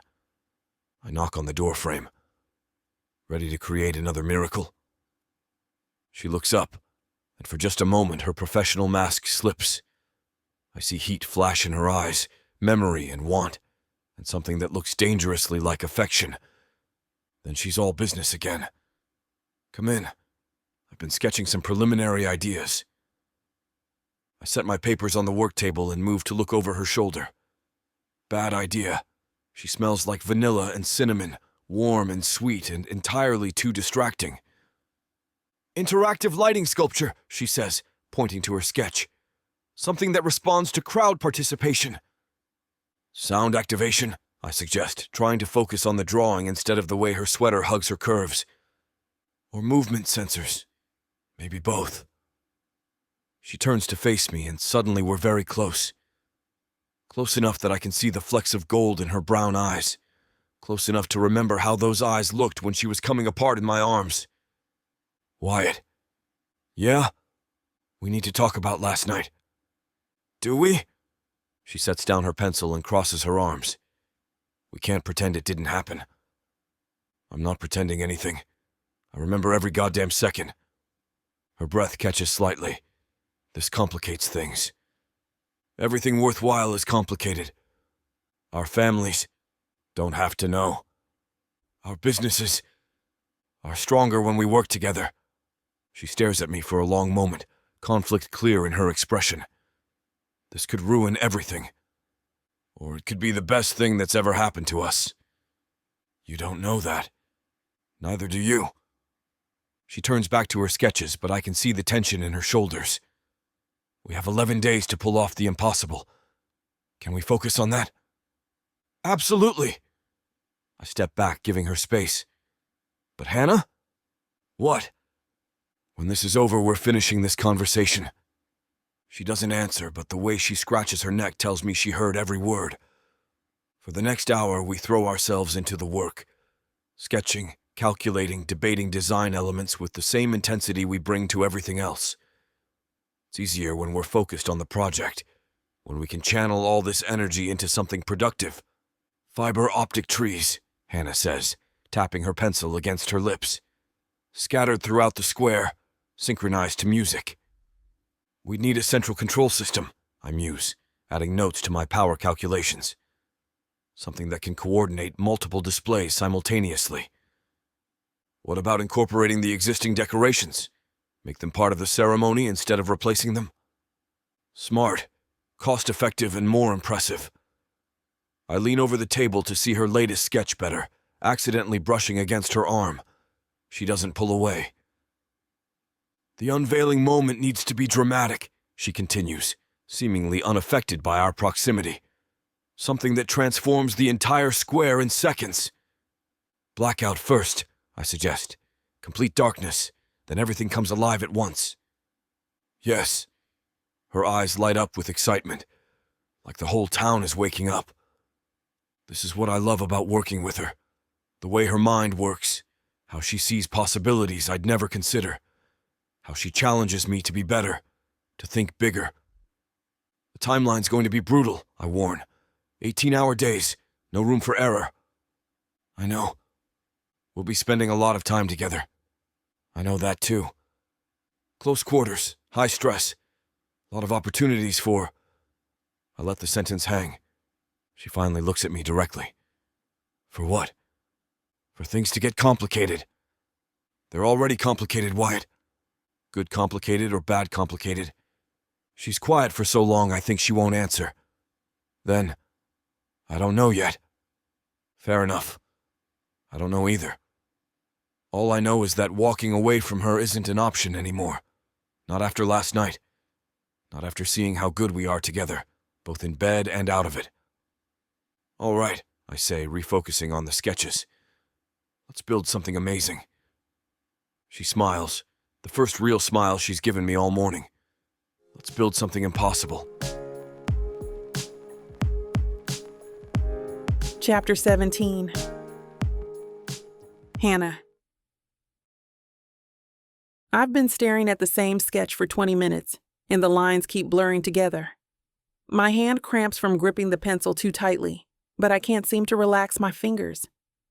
The workshop feels smaller than usual, cluttered with half-finished prototypes and crumpled design attempts that seemed brilliant at 2 a.m., but looked like garbage in the harsh afternoon light. The interactive lighting sculpture needs to be perfect. Not just good, not just impressive. Perfect. The tourism board wants something that will put Hollybrook on the map, and if we screw this up, it won't just be my reputation on the line. It'll be Wyatt's, too. Wyatt. I press my palms against my eyes, trying to push away the memory of his hands on my skin, the way he whispered my name like it was something precious. Focus, Hannah. You have 3 days to design something that usually takes 3 weeks. The fiber optic trees are ambitious, maybe too ambitious. The power requirements alone make my head spin, and that's Wyatt's expertise, not mine. What if I'm in over my head? What if this partnership was a mistake from the beginning? My phone buzzes with a text from Mom. Saw the light on in the workshop. Don't forget to eat something. Eat something. Right. When did I last eat? Breakfast feels like a lifetime ago, though it was probably only this morning. Time has become elastic, stretching and compressing based on how frustrated I am with whatever design element isn't cooperating. I stand up too quickly and have to grip the edge of the drafting table as dizziness washes over me. Great. Low blood sugar on top of everything else. I'm definitely winning at adulting today. The workshop door squeaks. I keep meaning to oil those hinges. And I don't need to look up to know it's Wyatt. His presence fills the space differently than anyone else's, like the air itself becomes more charged. You look like hell, he says, and there's warmth in his voice that makes my chest tight. Flattering. I don't turn around, instead focusing on the mess of papers scattered across my work surface. Did you come here just to insult my appearance? I came to bring you this. The rich smell of coffee hits me before I see the steaming cup he sets down next to my elbow. Not just any coffee. It's the good stuff from Maple Street Cafe, with just enough cream to lighten it to the perfect shade of caramel. He remembered how I like it. Thank you, I say, wrapping my hands around the warm ceramic. The heat seeps through my palms, and I realize how cold I've been sitting here in my thin sweater. Wyatt moves behind me, close enough that I can feel the warmth radiating from his body. You've been here for 6 hours straight. How do you know that? Because I drove by your parents' house 3 times, and the workshop light's been on every time. I finally turn to face him, coffee cup still clutched in my hands like a lifeline. You've been checking on me? His jaw tightens slightly, like he's been caught doing something he shouldn't. Maybe. Why? Because when you get stressed, you forget basic human needs, like food and sleep and apparently coffee breaks. He's not wrong, but hearing him say it makes something warm unfurl in my chest. When was the last time someone paid attention to my habits, my patterns? When was the last time someone cared enough to notice? I'm fine, I lie, taking a sip of coffee. It's perfect, of course. Even stressed and overworked, the man remembers exactly how I like my coffee. Hannah. His voice is gentle but firm. Look at me. I meet his blue eyes, and whatever he sees in my expression makes him step closer. You're not fine. You're wound tighter than a damn watch spring. We have 3 days. I know exactly how much time we have. That doesn't mean you need to work yourself into the ground. Easy for you to say. You're not the one whose grandmother's legacy is riding on this. The words come out sharper than I intended, and I immediately regret them. Wyatt's family legacy is just as important to him as mine is to me. We're both carrying the weight of generations. That's not fair, he says quietly. I know. I'm sorry. I set down the coffee cup and run my hands through my hair, probably making it stick up in all directions. What if I can't do this? What if I'm not good enough? Hey. He reaches out and catches my hands, pulling them away from my hair. His fingers are warm and calloused from years of electrical work, and they dwarf mine completely. Where's this coming from? I keep looking at these sketches, and they just seem inadequate. The tourism board wants something spectacular, something that'll make people travel hundreds of miles just to see it. What if fiber optic trees and synchronized lighting isn't enough? What if we're thinking too small? Or maybe you're thinking too much. I try to pull my hands free, but his grip is gentle and insistent. Don't patronize me. I'm not patronizing you.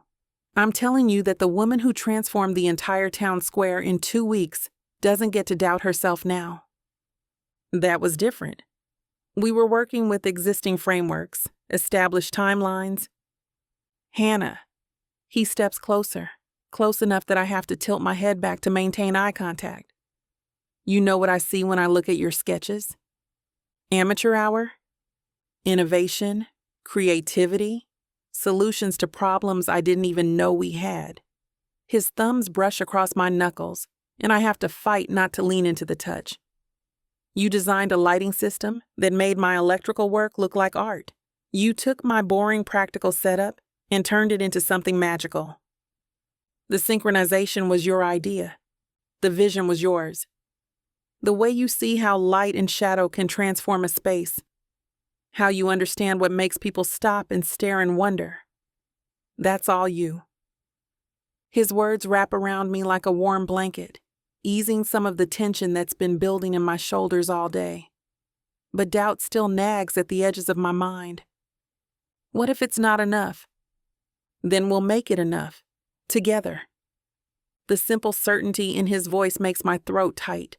When did I start relying on his confidence to bolster my own? When did his opinion become so important to my sense of self-worth? The timeline is insane, I say, grasping for practical concerns instead of examining these dangerous feelings. 11 days to design, source materials, install, and test a completely new display system. It's impossible. So was getting our families to work together, but here we are. That's different. Is it? I study his face, looking for signs of the doubt I feel, but his expression is steady, sure. How does he do that? How does he project such unwavering confidence when everything feels like it's balanced on a knife's edge? You're not worried about any of this? I'm terrified, he admits, and the honesty in his voice surprises me. But not about the project. What are you terrified about? He's quiet for so long, I think he won't answer. Then, screwing this up, not the lighting ceremony, this, us. My heart does something complicated in my chest, a flutter that has nothing to do with caffeine. Wyatt, I know the timing is bad. I know we're under pressure and stressed and probably making terrible decisions. We are making terrible decisions. Maybe, but I can't stop thinking about last night. Neither can I, but admitting that feels like stepping off a cliff. We agreed to focus on work. I am focused on work, but I'm also focused on you. He releases one of my hands to cut my cheek, and I lean into the touch before I can stop myself. I'm focused on the way you bite your lip when you're concentrating. The way you get this little line between your eyebrows when you're frustrated. The way you light up when you solve a problem that's been bugging you for hours. Stop? Why? Because this is exactly what we can't afford right now. Distractions, complications. You think you're a distraction? I think we're both distractions for each other, and we can't afford that with this deadline. His thumb brushes across my cheekbone, and I have to fight not to close my eyes. You know what I think? What? I think you're scared. Of course I'm scared. Did you miss the part about the impossible timeline and the tourism board and... Not about the project. About this. He gestures between us with his free hand. About us. He's right, and that makes it worse. I am scared. Terrified, actually. Scared of what my parents will say, what his parents will say, what the whole town will think. Scared of ruining the tentative peace our families have found. Scared of losing myself in something that might be temporary. Scared of how right it feels when he touches me. We should stick to the plan, I say weakly. What plan is that? Professional collaboration, business partnership, keeping things simple. Hannah, his voice is rough, low. Nothing about this is simple. He's standing so close now that I can see the flecks of green in his blue eyes, can smell his cologne mixed with sawdust and electrical tape. My body remembers how he felt pressed against me, how his mouth tasted, how perfectly we fit together. We have work to do, I whisper, but I don't step away. We do, but you're so stressed you can barely think straight, and I can't concentrate when you're wound up like this. So what are you suggesting? Instead of answering with words, he leans down and presses his lips to mine. The kiss is soft at first, questioning, giving me a chance to pull away. When I don't, when I melt into him instead, he deepens it, his hand sliding from my cheek to tangle in my hair. This is such a bad idea. We're on deadline, under pressure, and this kind of complication is exactly what we agreed to avoid. But his mouth is warm and sure against mine, and for the first time all day, the tight knot of stress in my chest begins to loosen. He tastes like mint and coffee, and something that's purely him, and when his tongue slides against mine, I forget why this is supposed to be a mistake. My hands fist in his flannel shirt, pulling him closer, and he makes a low sound in his throat that sends heat straight through me. When we finally break apart, we're both breathing hard. His forehead rests against mine, and his hands frame my face like I'm something precious. Better? He asks. I take inventory of my body, my mind. The panic that's been clawing at my throat all day has receded.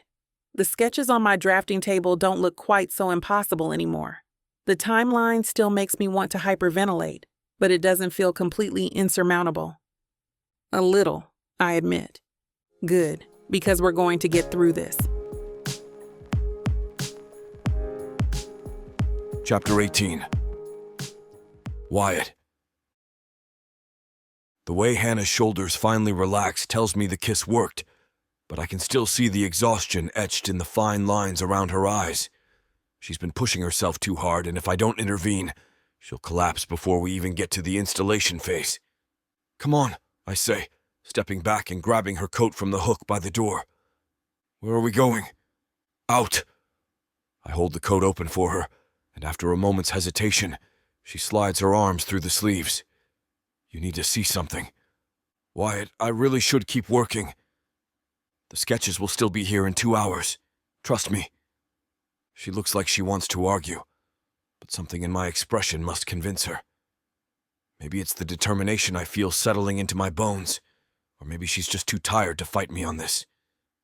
Either way, she doesn't protest when I guide her out of the workshop and toward my truck. The December air is crisp enough to make our breath visible, and I can smell snow in the air. Perfect timing. Hannah shivers slightly as we walk, and I resist the urge to wrap my arm around her. We're supposed to be keeping things professional, right? Though that kiss probably shot that plan to hell. Seriously, where are we going? She asks as I open the passenger door for her. You'll see. I drive through downtown Hollybrook, taking the long way to our destination. The late afternoon sun casts everything in golden light, and I can see Hannah starting to relax as we pass familiar landmarks. The town looks different than it did 3 weeks ago. Better. Our combined efforts have transformed every street corner, every storefront, every public space into something magical. Look at that, I say, nodding toward the town square as we drive past. Remember what it looked like before? Hannah follows my gaze, and I watch her expression soften. The synchronized light display we created together is even more impressive in daylight, when you can see the intricate details of the installation. Fiber optic cables snake through the trees like glowing veins, and the control boxes we painted to look like wrapped presents are barely noticeable unless you know where to look. It does look pretty amazing, she admits. Pretty amazing? Hannah, it's spectacular. You took my basic lighting setup and turned it into art. She ducks her head, but I catch the small smile tugging at her lips. The synchronization was your idea. The vision was yours. The way everything flows together. The way the lights dance instead of just blinking. That's all you. I park in front of Maple Street Cafe and kill the engine. Through the large windows, I can see families gathered around tables, kids pressing their noses against the glass to watch the light display across the street. The warmth spilling out of the cafe windows contrasts beautifully with the cool blue of our lighting, creating exactly the kind of inviting atmosphere the tourism board wants. Coffee? Hannah asks, following my gaze. Not exactly. I get out and walk around to open her door, offering my hand to help her down. She takes it without thinking, and the contact sends the same electric jolt through me it always does. Her fingers are cold despite her gloves, and I want to warm them with mine, but I force myself to let go once she's steady on her feet. Wyatt Matthews, you better not be kidnapping me. Would I do that? In a heartbeat if you thought it was for my own good. She's not wrong. I definitely have a tendency to bulldoze through problems, especially when it comes to people I care about. And I do care about Hannah. More than I should. More than is probably smart given our situation. Come on, I say, steering her away from the cafe and down Main Street. Hollybrook looks like a goddamn Christmas card this time of year. The old Victorian houses are draped in lights, their wraparound porches decorated with garland and oversized bows.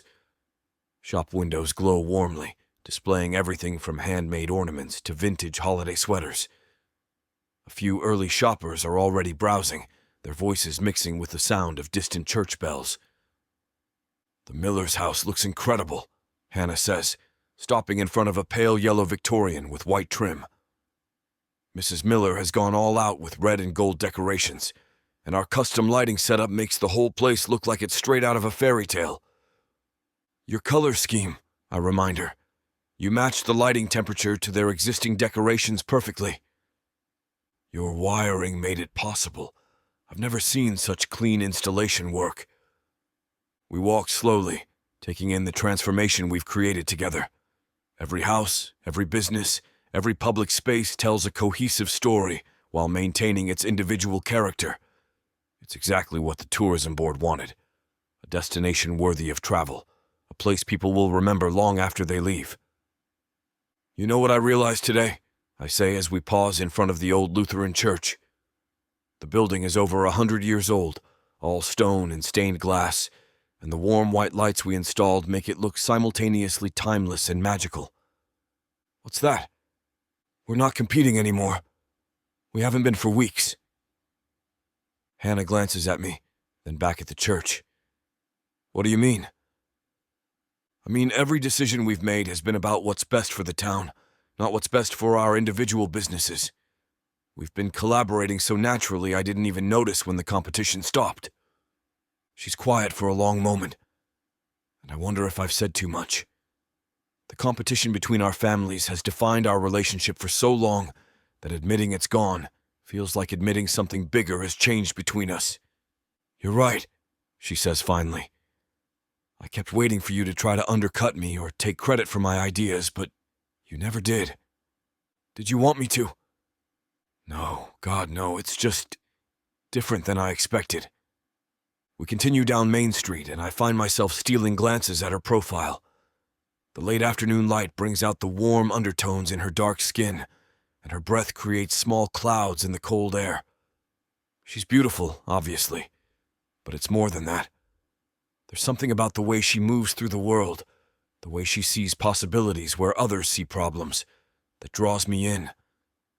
Where exactly are we going? She asks as we turn onto Elm Street. You'll see. Elm Street is residential, lined with older homes that have been in the same families for generations. The Griffin's place has a massive oak tree in the front yard that must be at least 50 years old, and Mrs. Cheney has turned her entire garden into a winter wonderland with white lights and silver ornaments. But I'm not taking Hannah to see any of these houses. Our destination is at the end of the street, where Elm curves around to meet the edge of Hollybrook Park. The ice skating rink? Hannah stops walking, eyebrows raised. Wyatt, I haven't been ice skating since I was 12. Perfect. Neither have I. The old skating rink has been a Hollybrook tradition for as long as I can remember. Every December, the Parks Department floods a section of the pond, and when it freezes solid enough, they open it to the public. It's not fancy, just a rough circle of ice surrounded by benches and a small warming hut, but it's been the site of countless first dates, anniversary celebrations, and childhood memories. I don't have skates, Hannah protests. They rent them at the warming hut. I'll fall on my ass. Probably. So will I. She looks at me like I've lost my mind, and maybe I have. But seeing her stressed and exhausted in the workshop, watching her doubt herself when she's created something incredible, I need to remind her that there's more to life than work deadlines. I need to show her that we're building something here that goes beyond professional collaboration. This is ridiculous, she says, but she's already walking toward the warming hut. The teenage kid working the skate rental counter looks bored until he sees us coming. Then his eyes widen slightly, probably because half the town knows about the Rivers-Matthews feud, and seeing us together is still noteworthy. Hey, Mr. Matthews, Miss Rivers. He recovers quickly, professionalism kicking in. What size skates? 20 minutes later, we're both laced up and standing at the edge of the ice. The rink isn't crowded. A few families with young kids, a couple of teenagers showing off for each other, an elderly man who moves across the ice like he was born on skates. Remind me why this seemed like a good idea?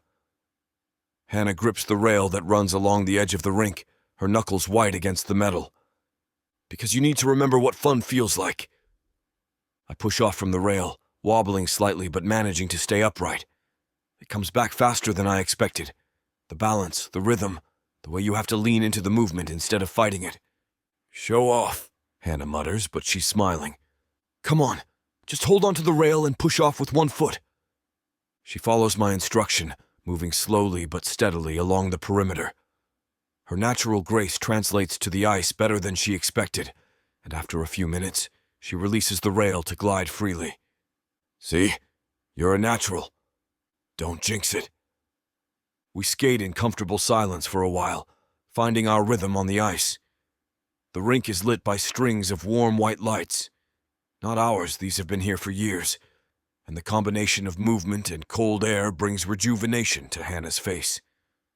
This is nice, she admits as we complete our third lap around the rink. Better than staring at sketches for hours and hours at a time. Much better. Chapter 19. Hannah. The ice beneath my blades feels smoother now, and I'm actually enjoying myself. Wyatt was right. I needed this. The cold air bites at my cheeks, but the exercise has warmed my core. And for the first time in days, my mind isn't spinning with design problems and installation logistics. You're actually pretty good at this, I tell him as we glide side by side. Don't sound so surprised. I have hidden talents. Apparently. We make another lap, and I find myself watching the way he moves. There's confidence in everything Wyatt does, even ice skating after years away from it. His long legs eat up the distance, and when he turns to skate backward so he can face me, the casual display of balance makes my stomach flutter. Show off, I mutter. You could try it. I could also try brain surgery. Doesn't mean I should. He laughs, the sound carrying across the ice. Fair point. The sun is setting now, painting the sky in shades of pink and orange that reflect off the ice. The other skaters are starting to thin out. Families heading home for dinner. Teenagers moving on to whatever adventure comes next. Soon it'll just be us and the elderly man who's been skating perfect figure eights since we arrived. One more lap? Wyatt asks. Make it two. We pick up the pace slightly, and I realize I don't want this to end. Not just the skating, but this feeling of being completely present in the moment. No deadlines, no pressure, no family legacy weighing on my shoulders. Just movement and cold air, and the warmth of Wyatt's presence beside me. When we finally return our skates and walk back to his truck, my legs feel pleasantly wobbly and my cheeks sting from the cold. Wyatt starts the engine and cranks up the heat, but makes no move to put the truck in drive. "Feel better?" he asks. "Much, thank you." "Good. Now I have a confession to make." I turn to face him, trying to read his expression in the dim light from the dashboard. "What kind of confession?" "I had an ulterior motive for dragging you out here." "Which was?" "I wanted to spend time with you, away from work, away from the festival pressure, away from everything else." The honesty in his voice makes my chest tight. "Wyatt, I know we said we'd keep things professional, but I'm having a hell of a time doing that." "So am I." The admission slips out before I can stop it, and Wyatt's eyes darken. The space between us in the truck cab suddenly feels charged, like the air before a storm. "Hannah." My name on his lips sounds like a question and a prayer at the same time. "Yeah? Come home with me." It's not really a question, but he waits for my answer anyway. I should say no. I should ask him to take me back to my car so I can drive home and maintain some semblance of boundaries. But the way he's looking at me, the memory of how good it felt to be in his arms, the knowledge that fighting this attraction is exhausting me more than any work deadline. Okay. The drive to his house feels longer this time, though I know it's only 15 minutes from downtown. Wyatt doesn't try to fill the silence with conversation, but his hand finds mine across the console, fingers intertwining in a way that feels both casual and intimate. When we pull into his driveway, I remember how imposing his house seemed the first time I saw it. Tonight, with warm light spilling from the windows and snow beginning to dust the landscaping, it looks welcoming rather than intimidating. "Second thoughts?" he asks as we walk to the front door. "No." He unlocks the door and steps aside to let me enter first. The house smells like cedar and something distinctly masculine that I'm starting to associate with Wyatt.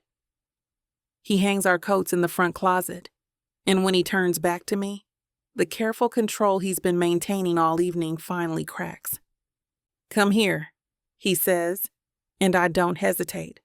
The kiss is different this time, hungrier, more urgent. His hands frame my face, thumb stroking along my jawline as his mouth moves against mine. I can taste mint and coffee, and when his tongue touches mine, heat pools low in my belly. "I've been thinking about this all day," he murmurs against my lips.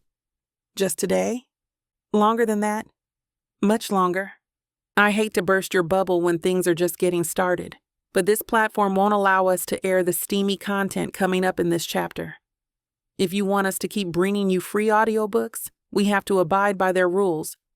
Luckily for you, the unabridged version of every Vixa Vaughn audiobook is available at vixavonromance.com, and with promo code VIXA40, you can get 40% off any digital product." That was... I start, then trail off, not sure how to finish. "Yeah," he agrees, understanding without explanation. Outside, snow is falling in earnest now, visible in the glow of the landscape lighting. The festival is less than a week away, and there's still so much to do. So many details to finalize. But right now, wrapped in Wyatt's arms with satisfaction humming through my body, none of that seems urgent. "We should probably talk about what this means," I say eventually. Probably. But not tonight. Not tonight.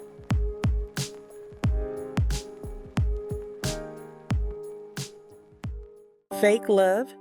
Baby, ain't nothing fake about what you're about to feel. 9 full-length audiobooks, dozens of hours of passion, drama, and the kind of chemistry you can't fake. Oh, these couples swear it's just for show. Fake fiancés, pretend dates, contracts and schemes. But baby, when the sparks start flying, somebody's catching feelings. Enemies turned lovers, friends turned more. And listen here, this ain't no skimpy sample pack. You're getting the whole buffet. And right now, it's already sitting pretty at 70% off. Take a look at VixAvaughnRomance.com. Hot fomance. I fake do. This diva don't do I do easily. Only serve it up if you deserve me. Playeress. A fake southern fiance. Fake lover. Faux love. Wife for hire. The Fake Love Romance Audiobook Bundle. It's time to play pretend and never look back. Vixa Vaughn Romance.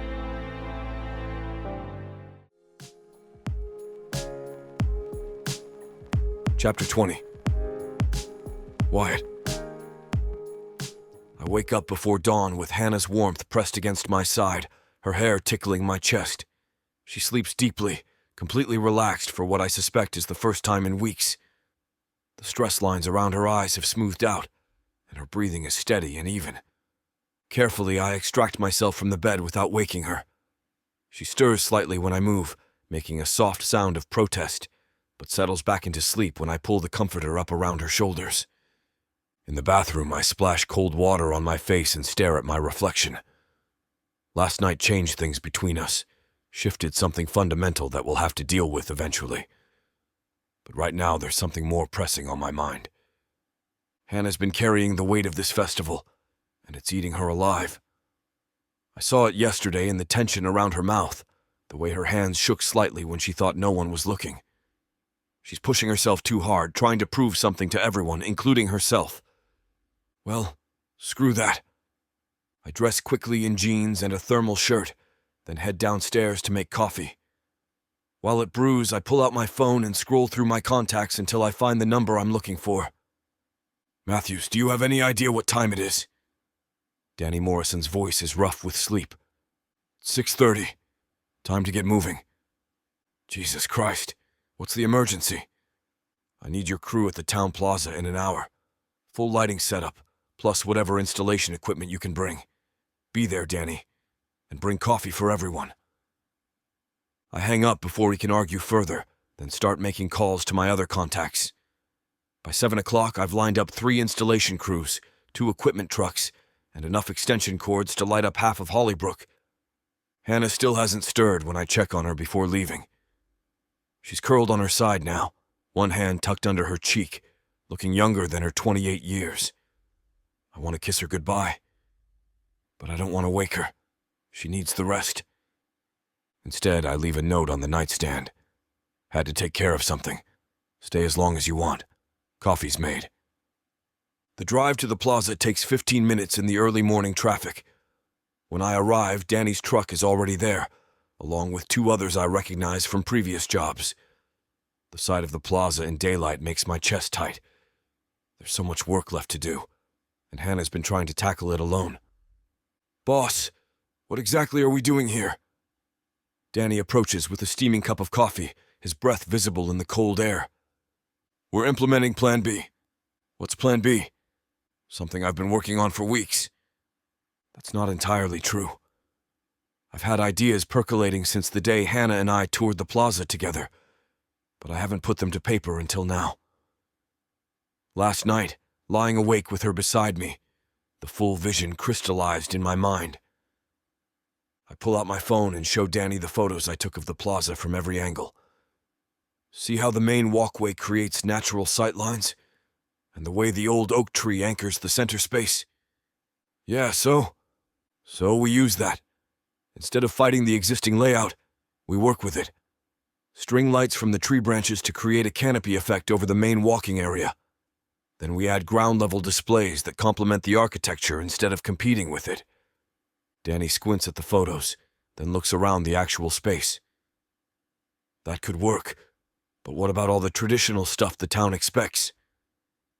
We keep the traditional elements but make them part of a bigger picture. Look. I pull up the design software on my phone and show him the rough mock-up I sketched out during my insomnia. It's not as polished as Hannah's work, but it captures the essence of what I'm envisioning. Damn, Danny breathes. This is good. Really good. Think we can pull it off in 4 days? With 3 crews? Yeah, if we work smart. The next hour passes in a blur of organizing equipment and dividing tasks. I assign Danny's crew to the lighting installation, focusing on the canopy effect from the oak tree. The second crew takes the perimeter displays, and the third handles the technical aspects, power distribution, timer systems, and backup generators. By 9 o'clock, we're in full swing. The sound of drilling and the hum of generators fills the air as my teams work with the efficiency that comes from years of experience. I move between the groups, troubleshooting problems and adjusting the design on the fly. Wyatt Matthews, what in the hell is going on here? I turn to find Mayor Hawkins striding across the plaza, his expression a mix of confusion and concern. He's dressed in his typical weekday uniform, dark suit, red tie, and the kind of polished shoes that were never meant for walking on construction sites. He looks around at the organized chaos of the installation, taking in the way my crews are working together like a well-oiled machine. What's the plan here? I walk him through the design, pointing out how each element builds on the others to create a cohesive experience. The mayor listens intently, asking questions about logistics and timeline. And you think you can have this ready by Friday? We'll have it ready by Thursday night. Fridays for final adjustments and testing. Impressive. The mayor's tone has shifted from skeptical to genuinely interested. May I ask what prompted this sudden spirit of cooperation? The question catches me off guard. I could give him the political answer. Something about community spirit and putting aside old rivalries for the good of the festival. But standing here in the cold morning air, watching my crews bring Hannah's vision to life with my innovations, the truth is simpler. Hannah's been carrying too much on her own, I say. This festival means everything to her, and she deserves to have it succeed. Mayor Hawkins studies my face for a long moment. You know, I've been hoping for something like this for years. The rivalry between your families has been entertaining, but it's also been limiting. Imagine what you could accomplish if you actually worked together. We're finding that out. Good, good. He claps me on the shoulder. I'll let you get back to work. But Wyatt, I want you to know how much I appreciate this. Both of you taking on something this ambitious for the town. It shows real leadership. The praise sits heavier than I expected. Leadership. Is that what this is? Or am I just a man trying to take some pressure off the woman he's falling for? After the mayor leaves, I throw myself back into the work. There's something satisfying about the physical labor, the way problems present themselves and get solved through teamwork and ingenuity. By noon, the basic framework is in place, and I can see how the finished product will look. Jesus, Matthews, this is going to be spectacular, Danny says during our lunch break. He's perched on the tailgate of his truck, unwrapping a sandwich while surveying our progress. Think so? I know so. You've managed to take all the traditional Christmas people expect and make it look like art instead of decoration. Hannah deserves most of the credit. Her design work laid the foundation for everything we're doing. Maybe, but this integration stuff? The way you're using the existing landscape? That's all you, boss. I take a swig of coffee from my thermos and watch the afternoon crew setting up the perimeter displays. They're working from Hannah's original sketches, but with modifications I suggested to better flow with the lighting design. You think she'll be okay with the changes? I ask. Are you kidding? She'll probably kiss you. If Danny only knew. Chapter 21. Hannah. I wake to sunlight streaming through unfamiliar curtains and the scent of coffee drifting up from downstairs. For a moment, I'm disoriented. This isn't my bed, my room. Then the memories of last night come flooding back, and warmth spreads through my chest. Wyatt. I reach across the bed, expecting to find his warm body beside me, but my hand meets only cool sheets. The indent of his head on the pillow is the only evidence he was ever here. Wyatt? I call out, my voice still rough with sleep. Silence. I sit up, pulling the comforter around me as I listen for sounds of movement elsewhere in the house. Nothing. The quiet feels different from the comfortable stillness of early morning. It feels empty. On the nightstand, A piece of paper catches my eye. His handwriting is bold and straightforward, just like him. Had to take care of something. Stay as long as you want. Coffee's made. Had to take care of something. At 7 in the morning on a Tuesday? I check my phone. Actually, it's past 9. I haven't slept this late in weeks. And the realization that I've lost almost 3 hours of festival preparation time sends anxiety spiking through my system. I throw off the covers and hunt for my clothes, scattered across his bedroom floor, in testament to last night's urgency. My sweater is inside out, my jeans crumpled near the window. As I dress quickly, I try to shake off the feeling that something's wrong. Maybe he had an emergency at Winter Wonders. Maybe his dad needed something. There are a dozen reasonable explanations for why he'd leave without waking me. But the note feels abrupt, impersonal, like something you'd leave for a house guest, not someone you just spent the night exploring every inch of. Stop overthinking this, Hannah. You have work to do. I make my way downstairs to his kitchen, which is all clean lines and stainless steel, very different from my parents' cozy space filled with mismatched dishes and herb plants. The coffee he mentioned is indeed made, still warm in a sleek machine that probably costs more than my monthly grocery budget. I pour myself a cup and lean against his granite counter, trying to decide what to do next. I should probably go home, shower, change into work clothes. The plaza won't decorate itself, and I've already lost precious morning hours. But something nags at me as I drive back to my home. Wyatt's been different lately, more helpful, more involved in the festival planning. Yesterday he was asking detailed questions about my timeline, my vendor schedules, the technical requirements for various displays. At the time, I'd been grateful for his interest. Now, with his mysterious early morning departure fresh in my mind, those questions feel less like genuine curiosity and more like intelligence gathering.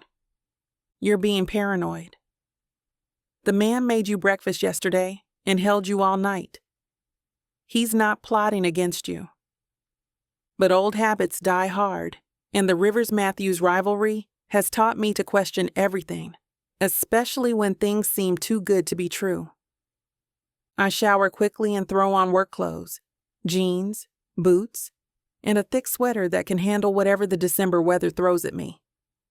My plan is to head straight to the plaza and dive back into the installation work. Maybe I can make up for the lost morning hours by working late tonight. The drive to the town center takes me past Winter Wonders, and I can't help but glance over at Wyatt's shop as I pass. The parking lot is empty except for his father's old pickup truck. No sign of Wyatt's car. Where is he? I turn onto Main Street and immediately hear it. The sound of construction. Power tools, machinery, voices calling back and forth. It's coming from the direction of the plaza. My stomach drops. I park quickly and walk toward the sound, my steps getting faster as I process what I'm hearing. This isn't the careful, methodical work of hanging a few decorations. This sounds like major installation. When I round the corner and see the plaza, I stop dead in my tracks. There are trucks everywhere. 3 different crews in matching Winter Wonders jackets are working on different sections of the space. Extension cords snake across the ground like industrial spaghetti. The air smells of diesel fuel and sawdust. And in the center of it all, directing traffic like a conductor with his orchestra, is Wyatt. He's pointing at something in the oak tree, explaining something to a worker who's 20 feet up on a ladder.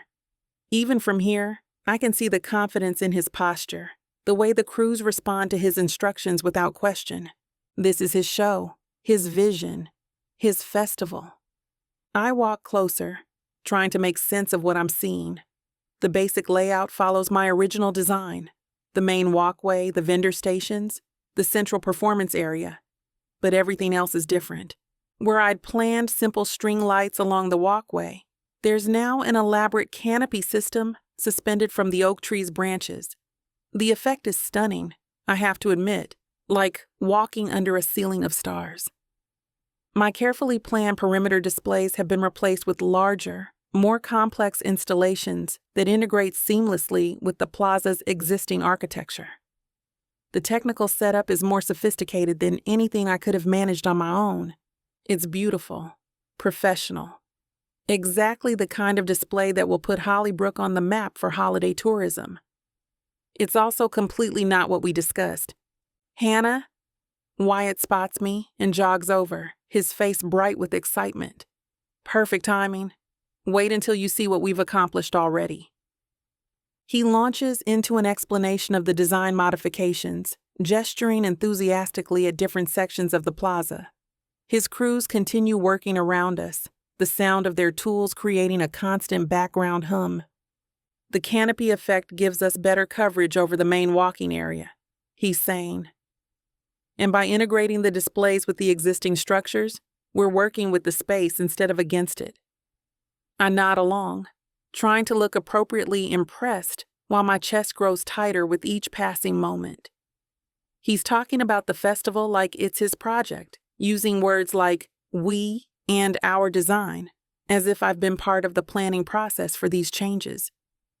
When did you decide to make these modifications? I ask when he pauses for breath. Last night. Well, this morning, really. I've been thinking about some of these ideas for weeks, but everything clicked into place around 3 a.m. 3 a.m. while I was asleep in your bed? The excitement on his face falters slightly. Yeah.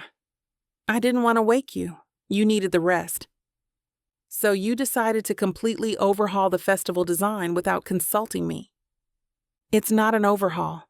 It's an enhancement. All your core elements are still there, just integrated into a more sophisticated framework. More sophisticated, as if my original ideas were amateur hour. These are major changes, Wyatt. Changes that affect vendor placement, power requirements, safety protocols. Did you check with the mayor, the fire department, the vendor coordinators? I handled all of that. Called everyone this morning while the crews were setting up. Of course he did, because Wyatt Matthews can just make a few phone calls and get instant approval for anything he wants. Must be nice to have that kind of influence. And you didn't think I should be involved in those conversations? Since this is supposed to be my festival too. He stops mid-gesture, finally picking up on the ice in my voice. Your festival? Hannah, we're partners on this. I thought we established that already. Partners consult each other before making major decisions. Partners don't wake up and completely change the game plan without discussion. I was trying to help. You've been killing yourself trying to do everything alone, and I wanted to take some of the pressure off. By taking over completely. That's not what this is. But it is, and we both know it. I look around at his crews working with military precision, at the sophisticated equipment that makes my borrowed tools look like toys. This is what happens when you have resources, connections, and the Matthews name backing your projects. How much is this costing? I ask. Don't worry about that. How much, Wyatt? He runs a hand through his hair, suddenly looking uncomfortable. It's not important. The festival needed this level of installation, and I had the resources to make it happen. Ballpark figure. Maybe 15,000, 20 at the outside. The number hits me like a physical blow. $20,000. More than I've spent on all my festival preparations combined. Money I could never have accessed, even if I thought to ask. Jesus Christ! I laugh, but there's no humor in it.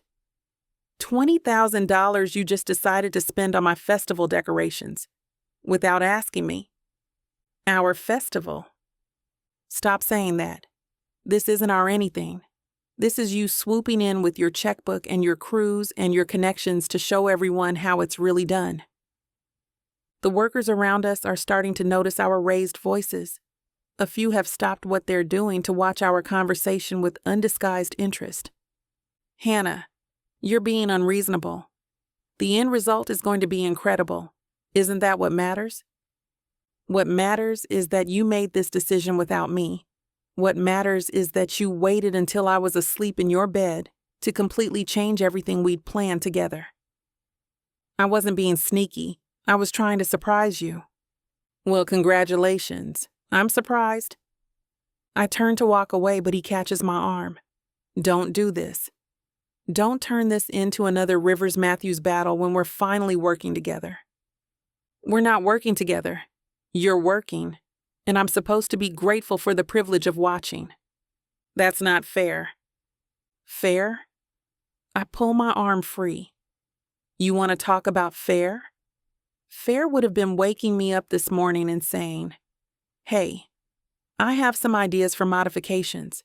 Want to discuss them?" Fair would have been treating me like an equal partner instead of a junior associate who can't be trusted with the big decisions. The hurt in his eyes almost makes me stop, but I'm too angry to back down now. This is exactly what I was afraid of, that letting him get close would mean giving up control of my own project.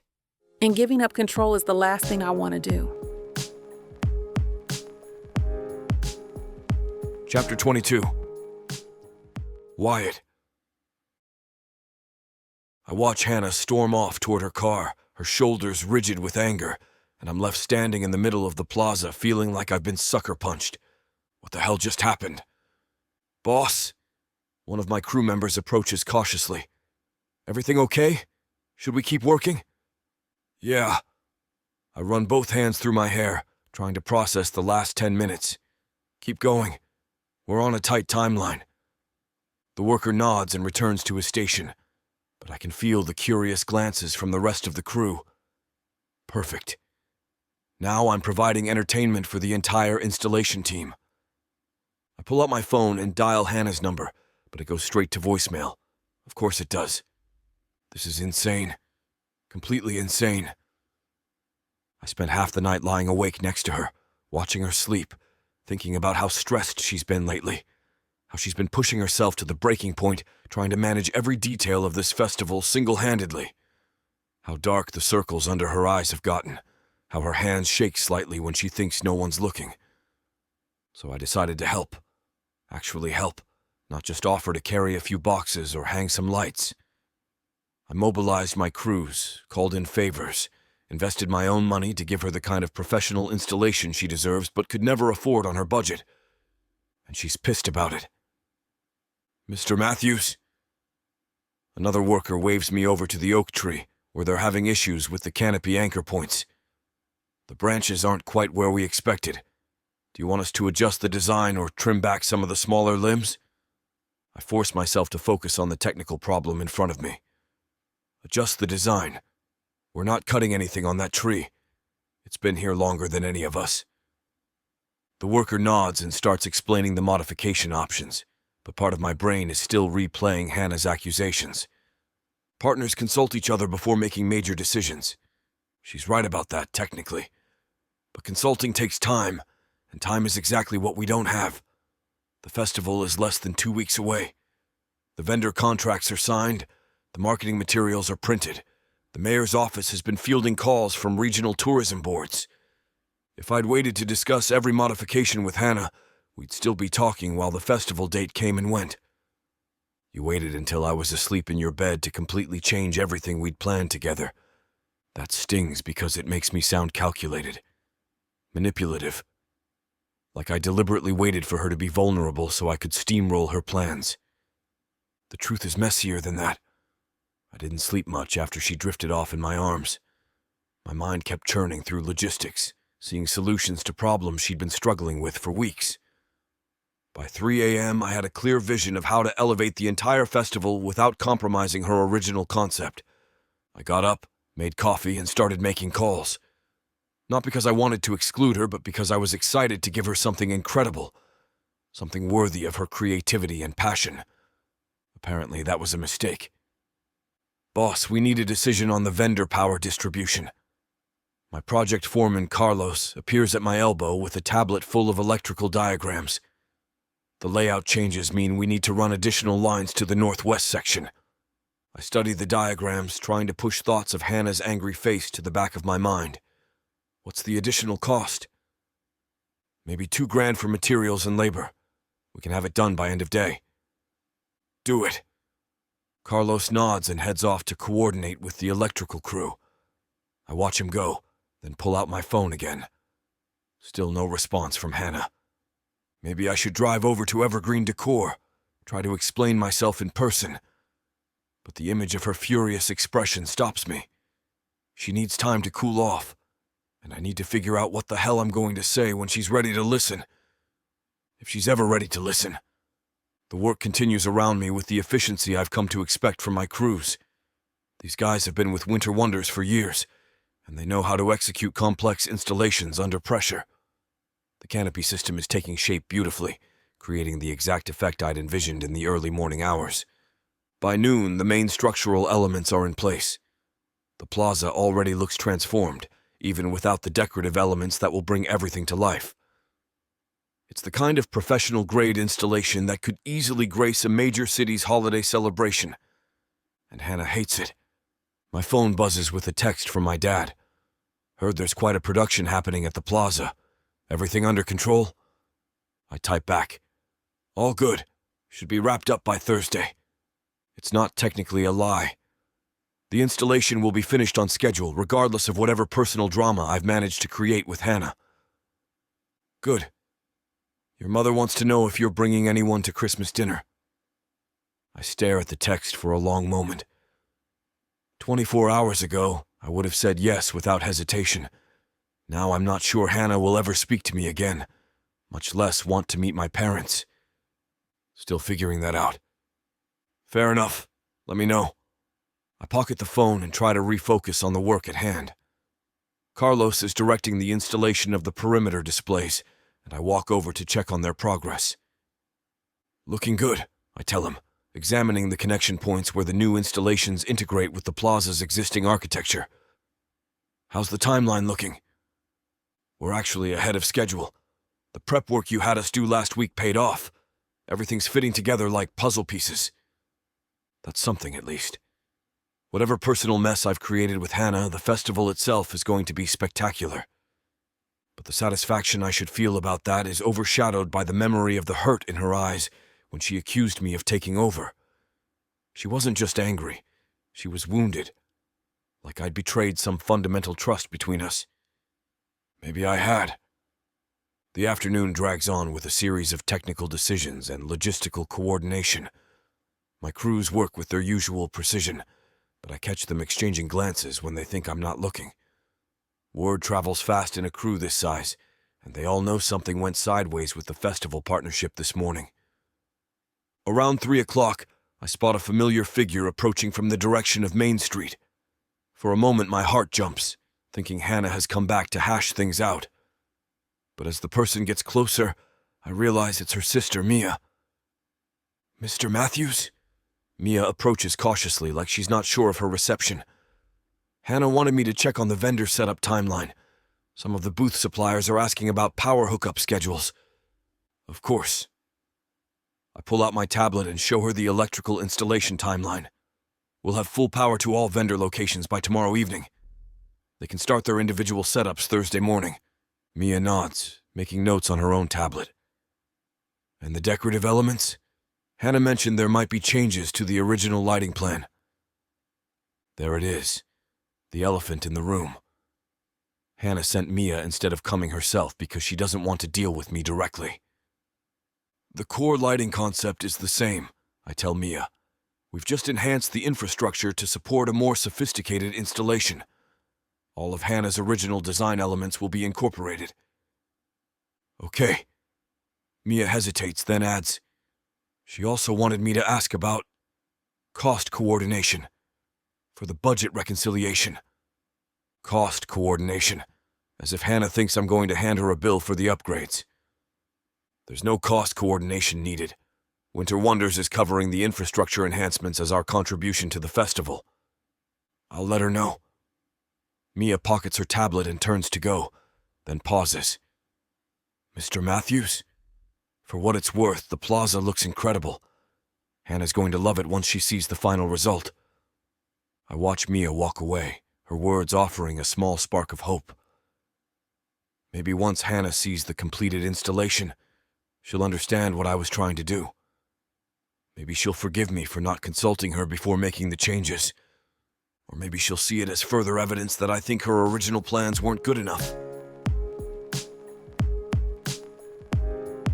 Chapter 23. Hannah. I slammed the paintbrush down so hard that cerulean blue splatters across my grandmother's old workbench. The wooden surface has seen decades of creative chaos, but right now it feels like it's absorbing my fury along with the paint. Unbelievable. I mutter the word under my breath as I grab a rag to clean up the mess. Absolutely unbelievable. The workshop smells like turpentine and dried flowers, the same combination that's lived in these walls since I was 5 years old, and Grandma Rose first let me hold a real paintbrush. Back then, this space felt magical. Shelves lined with glass jars full of glitter and ribbon, half-finished ornaments hanging from every available hook, the soft hum of Christmas music playing from an ancient radio in the corner. Today, it feels suffocating. I've been here for 3 hours, supposedly working on the hand-painted vendor signs that still need to be finished before the festival. Instead, I've managed to ruin 2 perfectly good canvases and waste half a tube of paint because I can't stop my hands from shaking with anger. Every time I close my eyes, I see Wyatt's face from this morning. That confident expression when he gestured toward his cruise like he was presenting me with some kind of gift. The way he acted like he'd done me a favor by completely overhauling everything we'd planned together. Partners consult each other. I'd thrown those words at him, but they barely scratched the surface of what's really eating at me. It's not just that he made major changes without telling me. It's that he waited until I was vulnerable, sleeping in his bed, tangled up in sheets that smelled like him, to execute his takeover. I pick up another brush and load it with forest green, trying to focus on the delicate holly pattern I'm supposed to be painting on the Hollybrook Artisan Market sign. But my hand is still unsteady, and the leaves come out lopsided and angry looking. Damn it! The workshop door creaks open, and I don't need to look up to know it's Mom. She has a particular way of entering spaces, not quite knocking, but not barging in either. Just opening the door enough to slip inside and assess the situation before committing to staying. Hannah? Her voice carries that careful tone she uses when she knows I'm upset but isn't sure if I want company. Mia said you might be here. I'm working. I don't look up from the sign, even though the holly leaves are a disaster, and we both know it. The sound is non-committal as Mom moves around the workshop, her footsteps soft on the worn wooden floor. I can feel her taking inventory, the ruined canvases, the scattered paint tubes, the way I'm gripping the brush like it's personally offended me.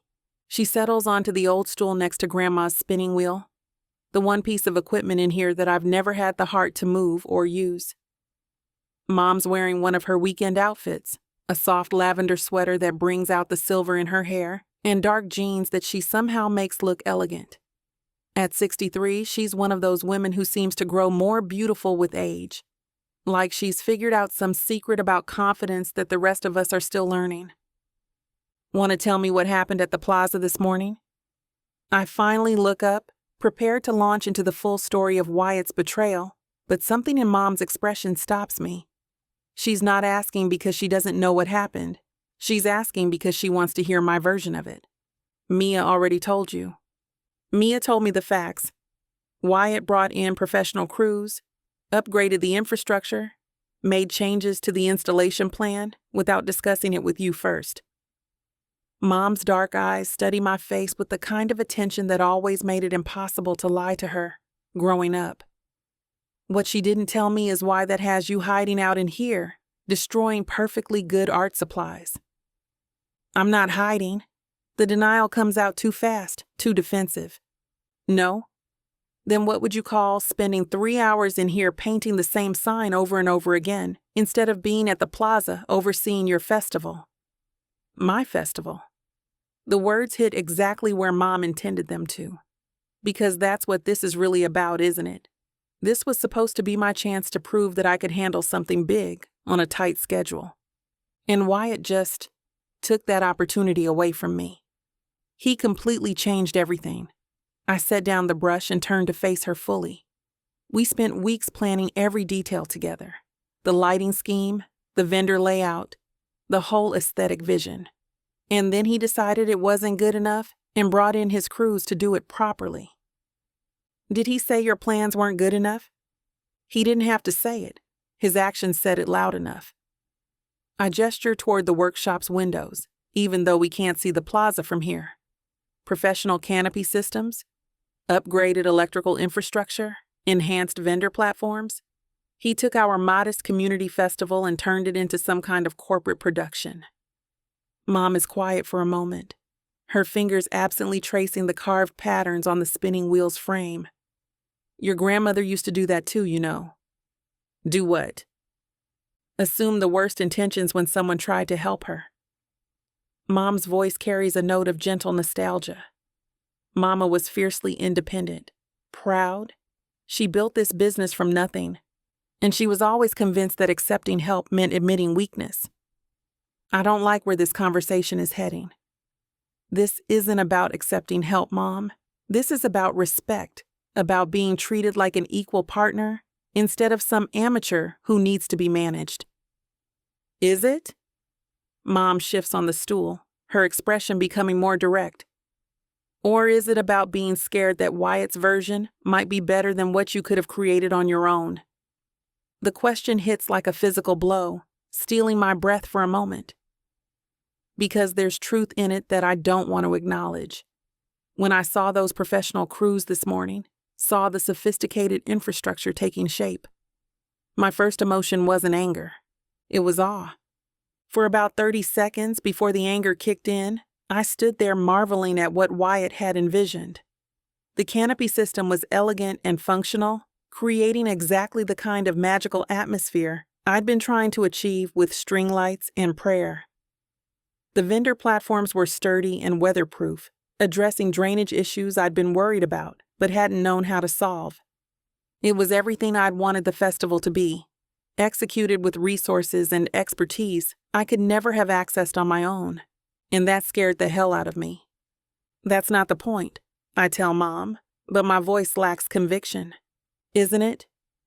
She stands up and moves to the shelf where Grandma's collection of vintage ornaments still hangs. Her fingers brush against a delicate glass angel that's been here since before I was born.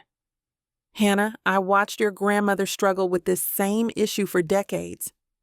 She was so determined to prove she could do everything herself that she sometimes missed opportunities to create something truly spectacular. Grandma built something incredible here. This business, this reputation. She did, but she also spent years turning down collaborations that could have expanded her reach, rejecting partnerships that might have taken her work to the next level. All because she was afraid that working with others would somehow diminish what she'd built. I want to argue, but the examples are there if I'm honest with myself. The gallery owner from Asheville who wanted to feature Grandma's ornaments in a regional holiday exhibition. The magazine editor who offered to do a feature story on Hollybrook's Christmas traditions. The event planner from Charlotte who wanted to hire evergreen decor for a series of corporate holiday parties. Grandma had reasons for turning them all down, good reasons about maintaining control and preserving her artistic vision.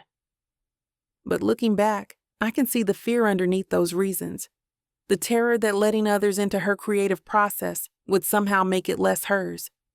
This is different, I insist. Wyatt didn't ask to collaborate, he just took over. Did he? Or did he see you drowning in logistical details and try to throw you a lifeline? Mom's words sting because they're not entirely wrong. I have been drowning lately, staying up until 2 a.m, trying to coordinate vendor schedules and electrical permits and insurance requirements. The festival grew beyond what one person could reasonably manage weeks ago, but I kept telling myself I could handle it. You should have seen him this morning, Mom, standing there so proud of himself, like he'd solved all my problems without bothering to ask if I wanted them solved. And you should hear yourself right now. Mom's tone sharpens just enough to get my attention. You sound like a woman who's more interested in being right than being successful. The criticism hits hard because it comes from someone whose opinion actually matters to me. Mom has always been my biggest supporter, the person who encouraged me to take over evergreen decor when Grandma passed, who believed I could modernize the business while honoring its traditions. If she thinks I'm being unreasonable, I'm not trying to be difficult, I say, but even to my own ears it sounds like a weak defense. I know you're not, sweetheart, but you're letting pride get in the way of something that could be wonderful. Mom returns to the stool, her expression softening. Tell me something. When you saw what Wyatt had created this morning, before you got angry, what was your first reaction? I don't want to answer that question because the answer reveals too much. But Mom's waiting, and she has that patient expression that means she'll sit here all day if necessary. It was beautiful, I admit quietly. Professional. Everything I'd hoped the festival could be, but didn't think we could pull off with our budget. And that scared you. Yes. The admission comes out as barely a whisper. Why? I stare at my paint-stained hands, searching for words to explain something I barely understand myself. Because if he can create something that spectacular without me, what does that say about what I bring to the partnership? What if I'm just unnecessary? There it is. The fear I've been carrying around for weeks, maybe longer. The terror that everyone else can see what I've been trying not to acknowledge, that I'm in over my head, that Winter Wonders would be better off handling the festival without Evergreen Decor's amateur contributions. Oh, honey. Mom's voice is full of understanding and something that might be relief. Is that really what you think? That Wyatt upgraded the infrastructure because he doesn't value your contributions? I don't know what to think anymore. Mom stands up and comes over to where I'm sitting, placing her hands on my shoulders with the kind of gentle firmness that's been comforting me since childhood. Hannah Rivers, you are one of the most talented, creative, passionate people I know.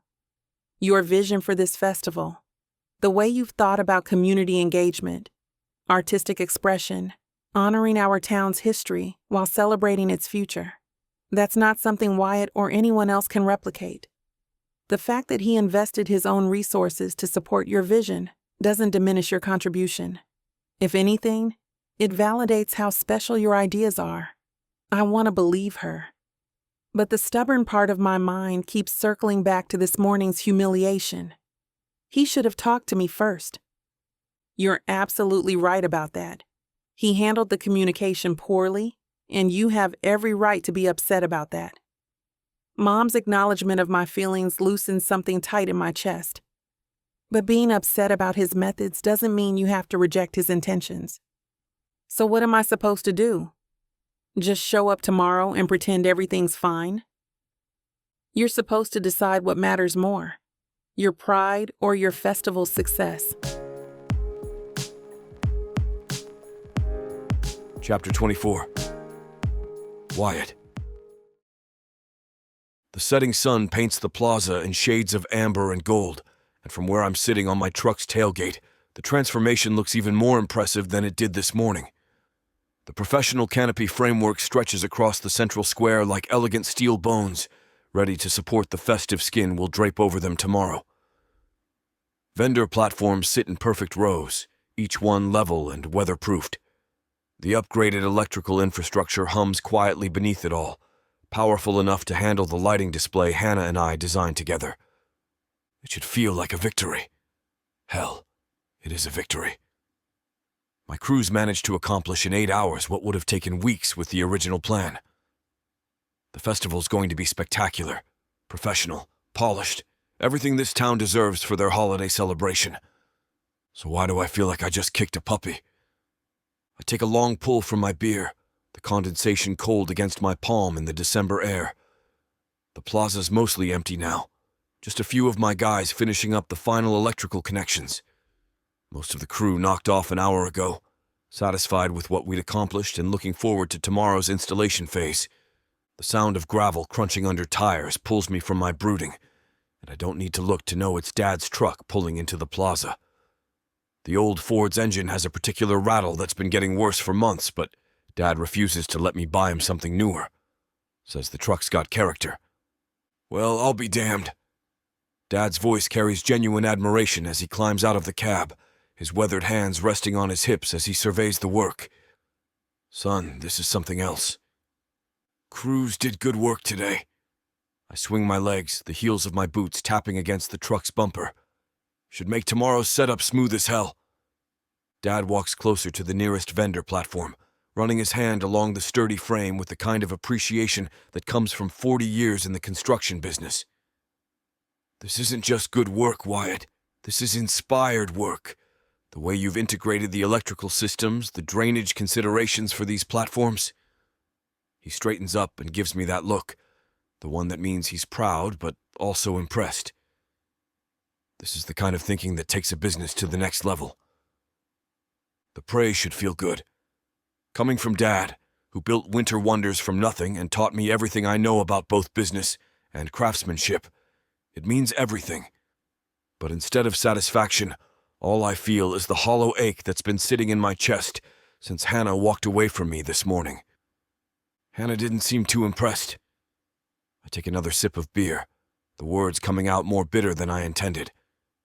Dad's expression shifts, becoming more thoughtful as he leans against the truck beside me. I wondered when we'd get to that part. What part? The part where you tell me why you look like you've been chewing glass all day despite pulling off the kind of logistical miracle that should have you celebrating. Dad pulls out his own beer from the cooler in his truck bed and pops it open. Want to tell me what happened with Hannah? Where do I even start? With the way she looked at me this morning like I'd betrayed her? With the realization that I'd hurt her by trying to help her?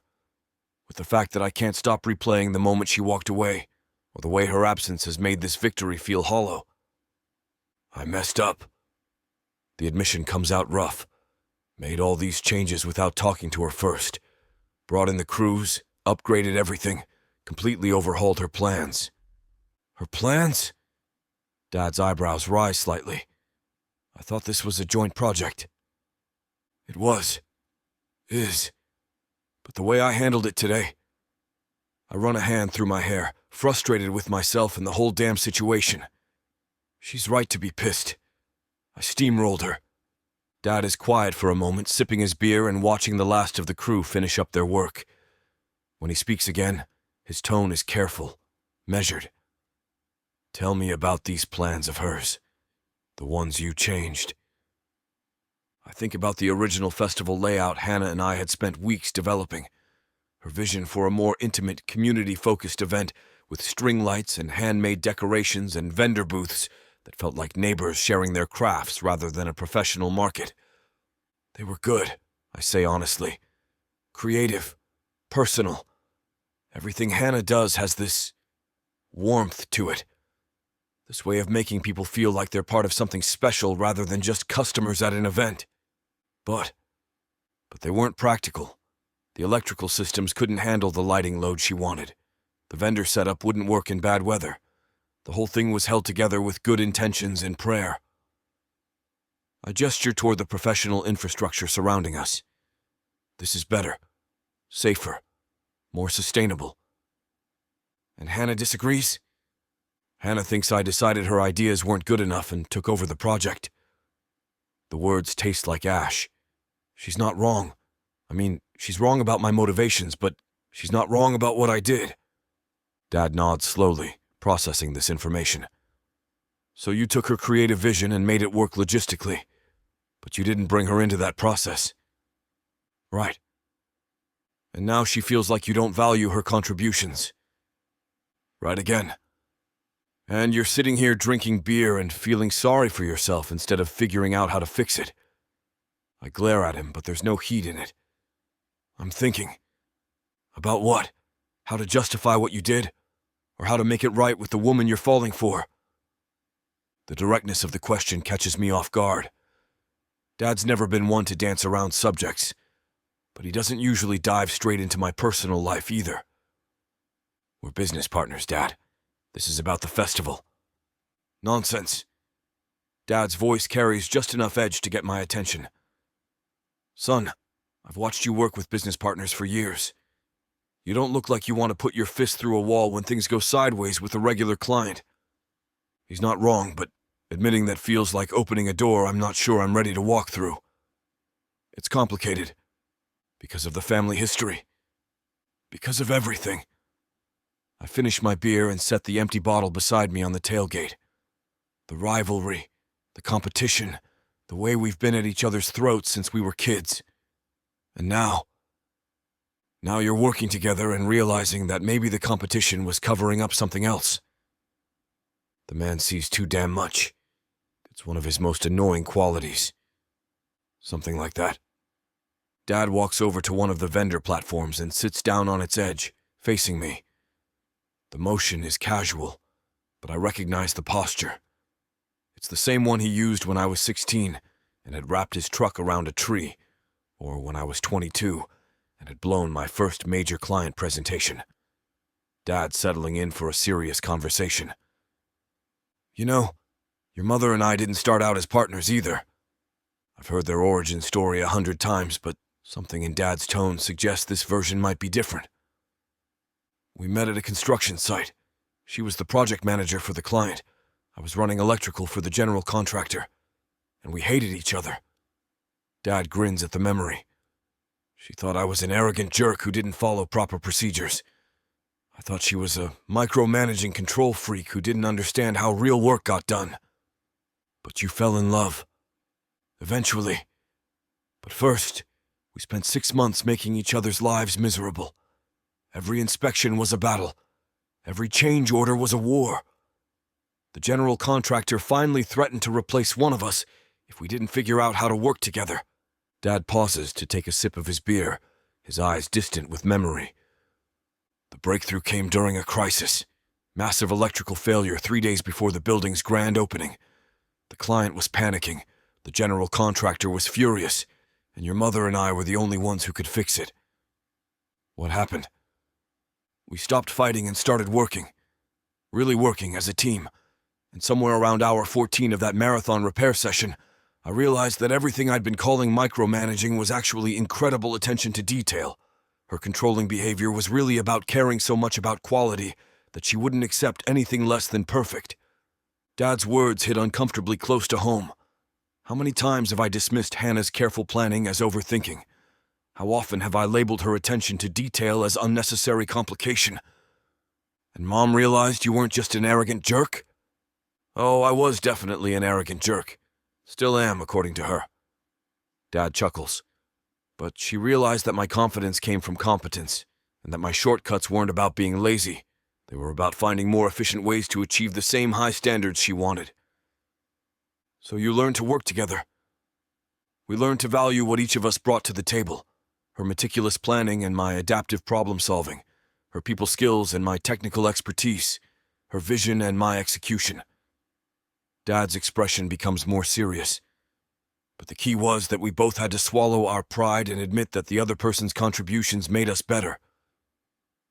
I can see where this conversation is heading, and I'm not sure I like it. This isn't the same situation, Dad. Isn't it? You've got two people who are incredibly good at what they do, both bringing different strengths to a shared project. You've got old rivalries and defensive behaviors getting in the way of collaboration. And you've got at least one person who's more interested in being right than being effective. Hannah's not... I wasn't talking about Hannah. The words land like a physical blow. Because he's right, damn him. I've been so focused on proving that my solutions were better, that my resources could make the festival more successful, that I never stopped to consider how my actions would affect Hannah. I was trying to help her. I know you were. But you were helping her the way you wanted to help, not the way she needed to be helped. Dad finishes his beer and looks directly at me. When's the last time you asked Hannah what she actually wanted from this partnership? The question hangs in the air between us, and I realize I don't have a good answer. From the beginning, I've been operating on assumptions about what Hannah needed, what the festival required, what would make everything work better. But I've never actually asked her. She wanted to prove herself, I say slowly, working through the realization. This festival was her chance to show everyone that she could handle something big, that evergreen decor deserved to be taken seriously. And what did you do today? I took that opportunity away from her. The words taste like failure. Made it look like she couldn't handle it on her own. Dad nods, but his expression isn't condemning. It's understanding, the way he looked when I was learning hard lessons as a kid. The good news is that you figured it out. The bad news is that figuring it out doesn't fix the damage. So what do I do? What do you think you should do? It's such a dad response that I almost smile despite everything. Even when I was 8 years old and asking how to apologize for breaking something, he turned the question back on me, making me work through the solution myself.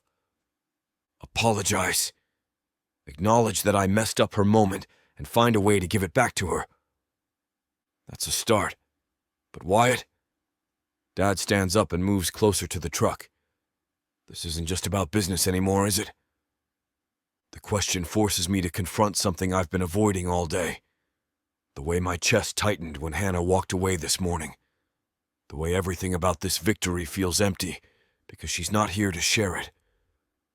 The way I keep looking toward Evergreen Decor's building, hoping to catch a glimpse of her. No, it's not just about business. Chapter 25. Hannah. Christmas morning in Hollybrook looks like something out of a storybook, and I wish that fact didn't make my chest ache quite so much. I pull my coat tighter as I walk down Main Street, steam rising from the cup of coffee in my hands, the only thing that convinced me to leave my apartment this morning. The festival infrastructure Wyatt installed gleams in the early sunlight, every surface dusted with a light coating of snow that fell overnight. Professional, polished, perfect.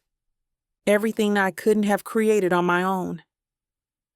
The vendor booths stand in neat rows, their weatherproof canopies pristine and sturdy.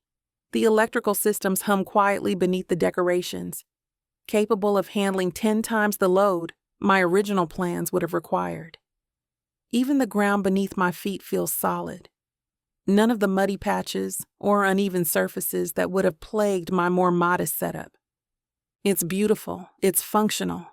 It's exactly what the town needed for their Christmas celebration, and I hate that I can't just be grateful for it. The festival doesn't officially open until 10, but early morning dog walkers and coffee runners are already stopping to admire the setup.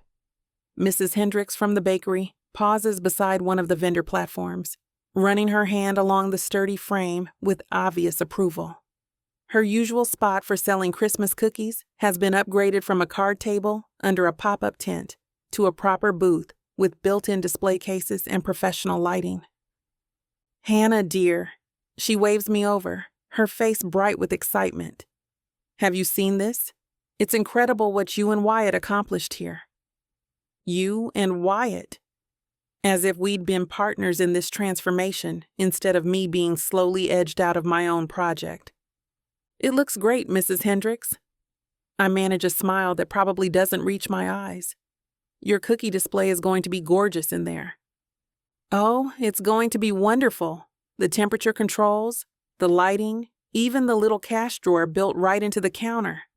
She beams at me like I personally installed every feature. You two make quite a team. The words hit like a physical blow, partly because they're meant as a compliment, and partly because they highlight everything that went wrong between Wyatt and me. We could have made quite a team if I'd been included in the process instead of having my contributions systematically replaced. We certainly do. The response comes out more clipped than I intended, but Mrs. Hendricks doesn't seem to notice. I've been telling everyone how lucky we are to have both Winter Wonders and Evergreen Decor working together finally. After all these years of competition, it's wonderful to see the families collaborating. Collaborating. Right. That's definitely what happened here. I excuse myself from the conversation and continue down the street, my coffee growing cold in my hands. The morning air carries the scent of pine and cinnamon from the various holiday displays, mixing with the exhaust from early commuters, heading to family gatherings, or last-minute shopping. It should be magical. Christmas morning in a small town, surrounded by the fruits of weeks of hard work. Instead, it just reminds me of everything I lost in the process. The central plaza looks even more impressive from this angle. The main stage flanked by professional-grade lighting rigs that can create any mood or color scheme imaginable. The sound system Wyatt installed is sophisticated enough to handle everything from children's choir performances to the rock band scheduled for tonight's closing ceremony. Every detail speaks to careful planning and substantial investment. I find myself walking toward the hot cocoa stand that's already open for early festival goers, partly because I need something warm and sweet, and partly because I don't want to go home yet. My apartment feels too quiet this morning, too full of the plans and sketches that became irrelevant the moment Wyatt decided my vision wasn't practical enough. The teenage girl manning the cocoa stand recognizes me immediately, her face lighting up with the kind of enthusiasm that makes me feel even worse about my mood. Ms. Rivers. Oh my gosh, this festival is amazing. My mom says it's the most professional setup Hollybrook's ever had.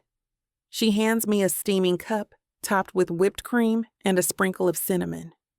You and Mr. Matthews did such incredible work. Thank you, Emma. I press a $5 bill into her tip jar, more generous than usual because her genuine excitement makes me feel guilty for being so bitter. I hope you have a wonderful Christmas. You too? Are you excited for tonight's ceremony? I heard there's going to be a big surprise announcement. A surprise announcement. Probably Wyatt revealing some other improvement he made without consulting me, or the town council officially recognizing Winter Wonders as the primary contractor for next year's event. The thought makes my stomach clench. I'm sure it'll be lovely. I take my cocoa and find a bench near the edge of the plaza, far enough from the main activity to avoid more well-meaning compliments about my partnership with Wyatt. The hot chocolate is perfect, rich and creamy with just the right balance of sweet and spice, but it might as well be cardboard for all the pleasure I can take in it. The festival grounds are starting to come alive as vendors arrive to set up their booths. I watch them navigate the new infrastructure with obvious satisfaction, their equipment fitting perfectly into the designated spaces, their electrical needs easily handled by the upgraded systems. Everything works exactly as it should. Everything Wyatt planned works exactly as it should. A familiar laugh draws my attention toward the main entrance, and my heart does something complicated when I spot Wyatt himself helping an elderly vendor with her setup. He's wearing that charcoal wool coat that makes his shoulders look impossibly broad, his sandy hair catching the morning light as he bends to secure a table leg. Even from here, I can see the easy smile he's wearing, the relaxed confidence that comes from knowing you've done good work. He looks happy, satisfied, like a man who's accomplished exactly what he set out to do. And standing beside him, close enough that their shoulders almost touch, is Marissa Daniels from the town council. She's laughing at something he said, her hand resting lightly on his arm, in a gesture that's probably meant to be casual but looks anything but. Her winter coat is a soft cream color that complements her dark hair perfectly, and she's gazing up at Wyatt with obvious admiration. They look good together, professional, polished, like the kind of power couple that gets featured in local business magazines. Marissa's background in event planning would complement Wyatt's technical expertise perfectly. She'd never question his decisions or insist on impractical artistic touches. She'd probably appreciate his efficiency, his ability to transform good intentions into functional reality. My chest tightens as I watch them work together, pointing out various features of the setup with the easy familiarity of people who understand each other's professional language.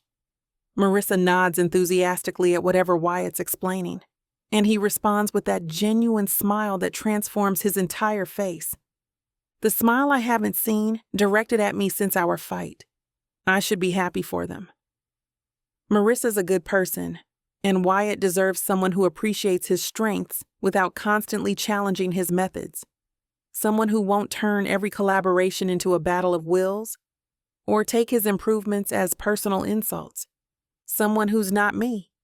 The hot cocoa has gone lukewarm in my hands, but I barely notice. I'm too busy watching the way Wyatt's attention focuses completely on whoever he's talking to. The way he listens intently to Marissa's suggestions and responds with thoughtful consideration.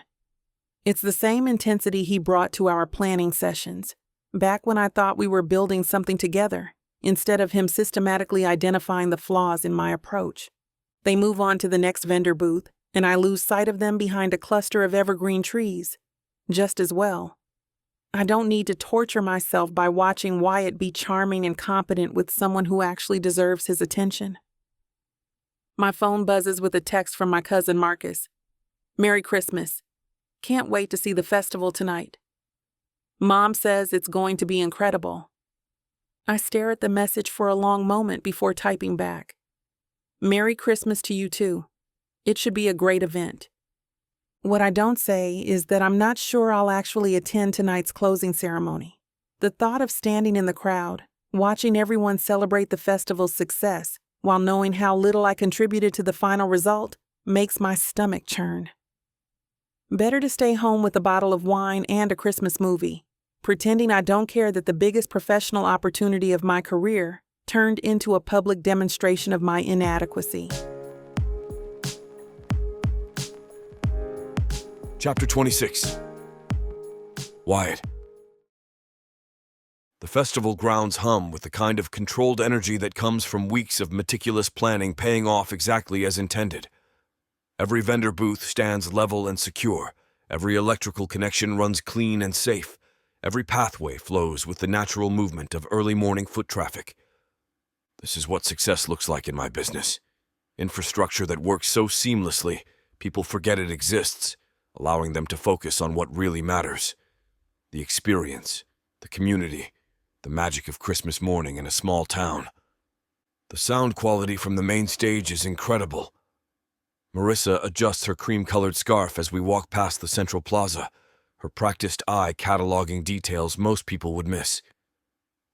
You can hear the test audio clearly from here, but it's not overwhelming.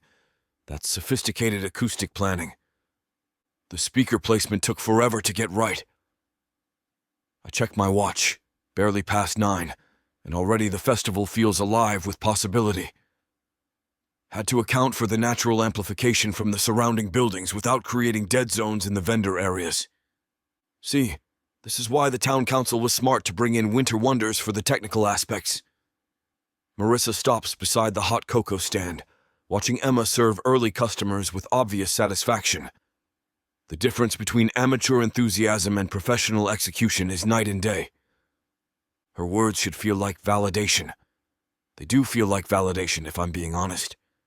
This festival represents everything Winter Wonders does best, taking good intentions and transforming them into functional reality. Every system works exactly as designed. Every safety protocol has been tested and verified. Every piece of equipment can handle 10 times the expected load. But something about Marissa's phrasing sits wrong, like a chord struck slightly off-key. Hannah's original concept was solid, I find myself saying. The artistic vision, the community focus, that foundation made everything else possible. Of course. Marissa's smile doesn't quite reach her eyes. I'm sure her decorative touches are lovely. The artistic elements are just as important as the technical ones. The words come out sharper than I intended. Hannah's approach to community engagement is what makes this festival special instead of just functional. Absolutely. Marissa's tone suggests she's humoring me rather than agreeing. You two make a good team. Very complementary skill sets. A good team. Right. Because nothing says teamwork like one person quietly taking over every major decision while the other person gets relegated to decorative touches. We continue walking, and I catch myself scanning the festival grounds for any sign of Hannah's distinctive silhouette. She should be here by now, checking on last-minute details or coordinating with vendors.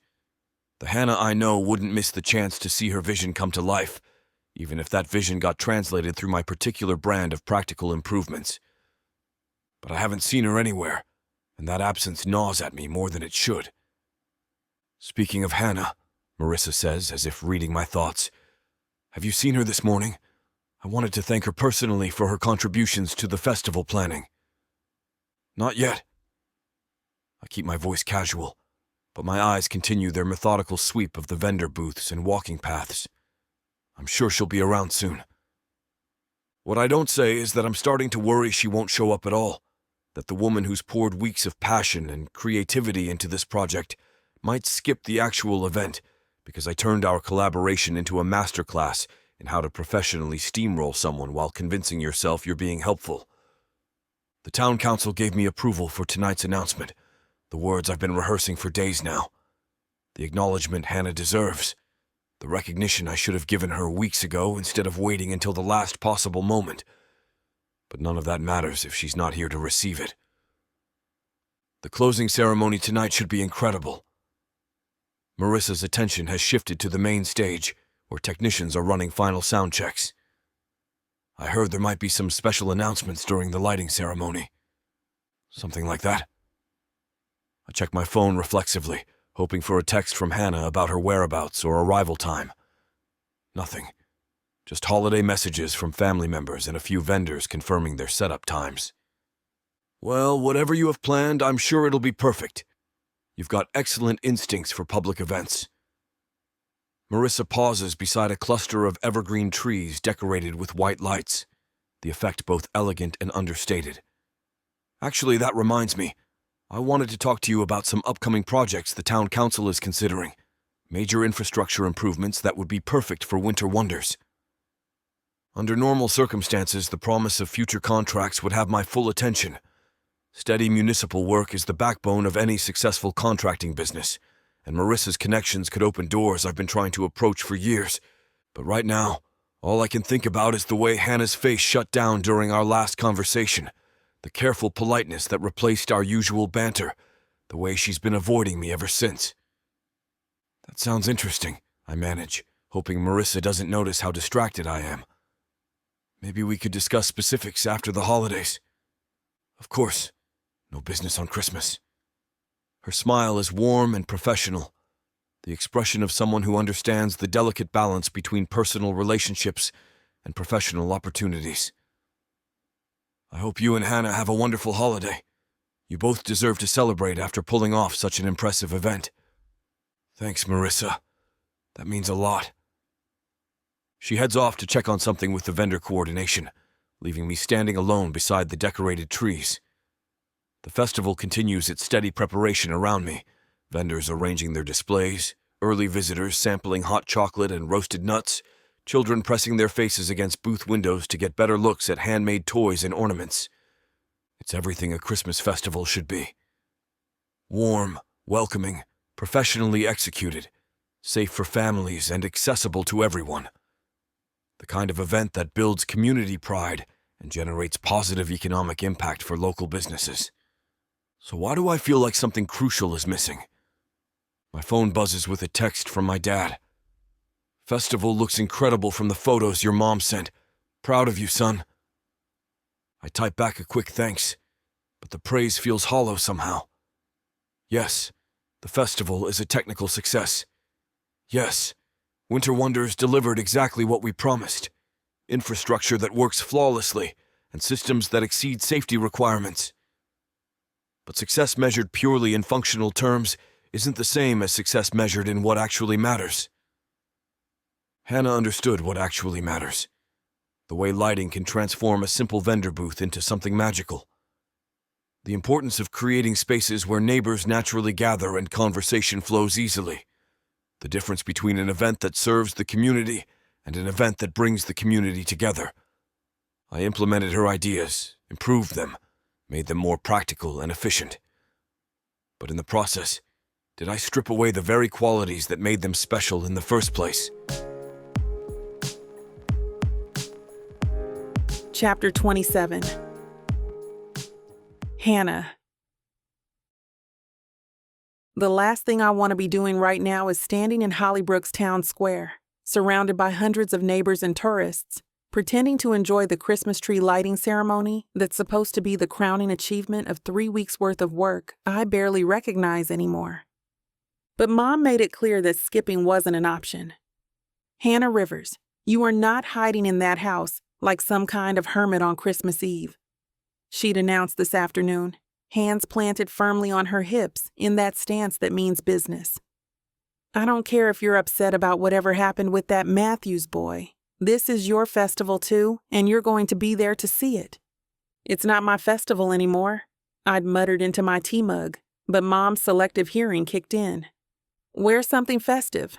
We're leaving at 6. So here I am, squeezed between Mia and Dad in the crowd that's gathered around the massive evergreen tree, dominating the center of the square. The tree itself is gorgeous, 20 feet of perfect Fraser fir, decorated with thousands of white lights and deep red ribbons.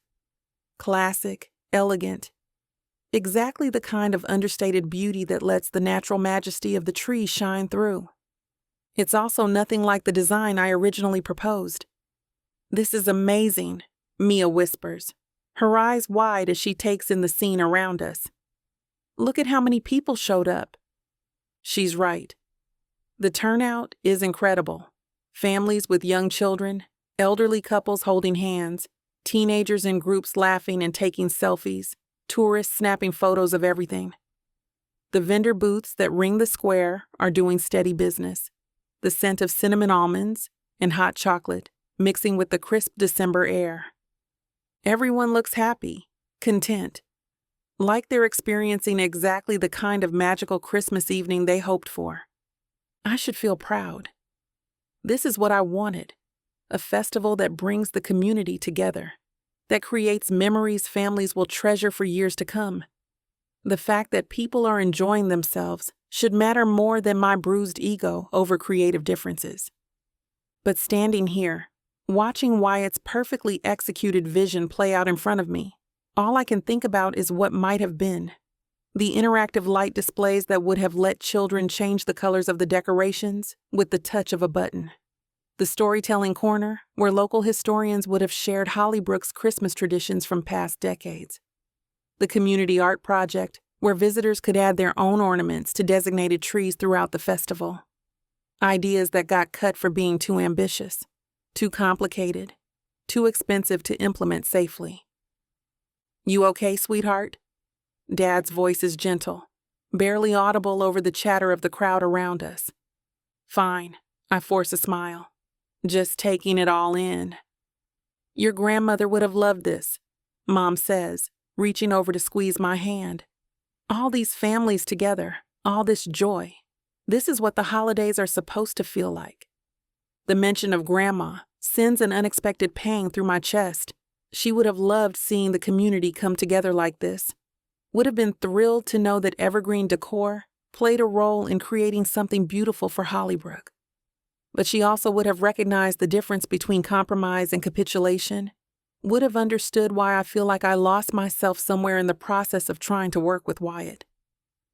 "Ladies and gentlemen, if I could have your attention, please." Wyatt's voice carries clearly across the square through the sound system, and the crowd gradually quiets. He's standing on the small platform that's been set up beside the tree, looking every inch the confident businessman in his charcoal gray coat and navy scarf.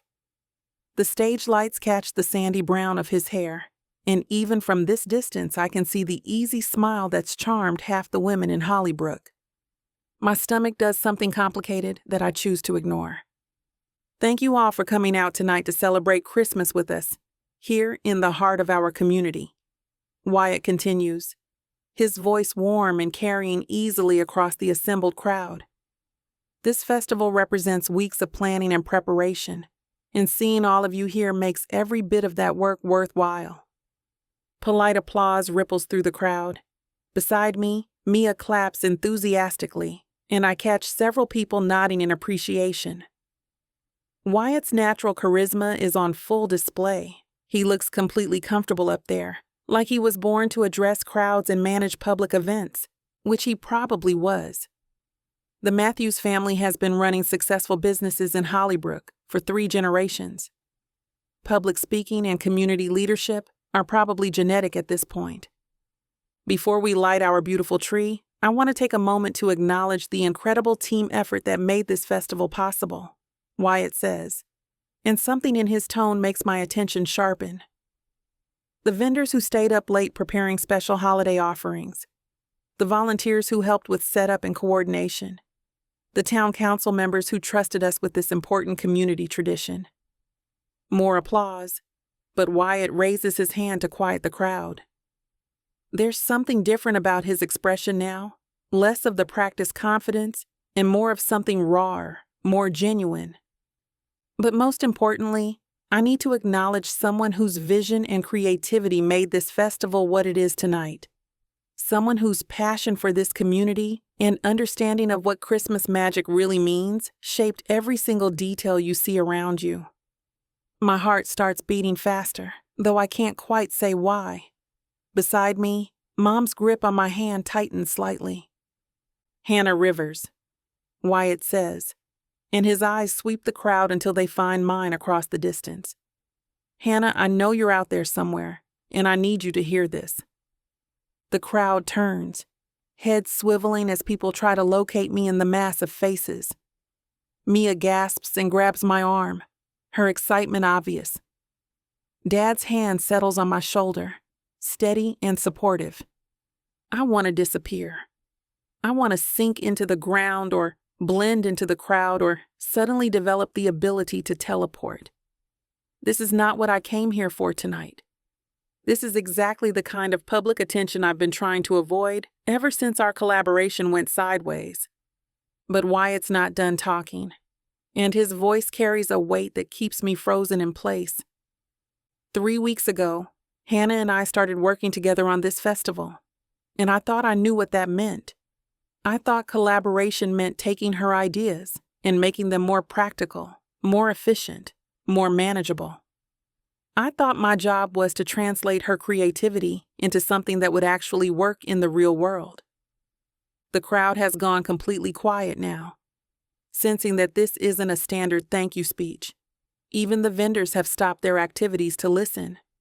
I was wrong, Wyatt continues, his voice carrying clearly in the stillness. What I actually did was take something beautiful and unique and turn it into something safe and predictable. I took Hannah's vision for what this festival could be and changed it into what I thought it should be. My chest feels tight, like someone's wrapped bands around my ribs and started pulling them tighter with each word. This is not happening. Wyatt is not standing on a platform in front of the entire town, publicly dissecting our professional relationship like some kind of therapy session. Hannah, I need you to know that every single person who's enjoying themselves tonight, every family making memories, every child who's going to remember this as the perfect Christmas Eve, they have you to thank for that. Not me. Your creativity, your understanding of what this community needs, your ability to see possibilities instead of just problems.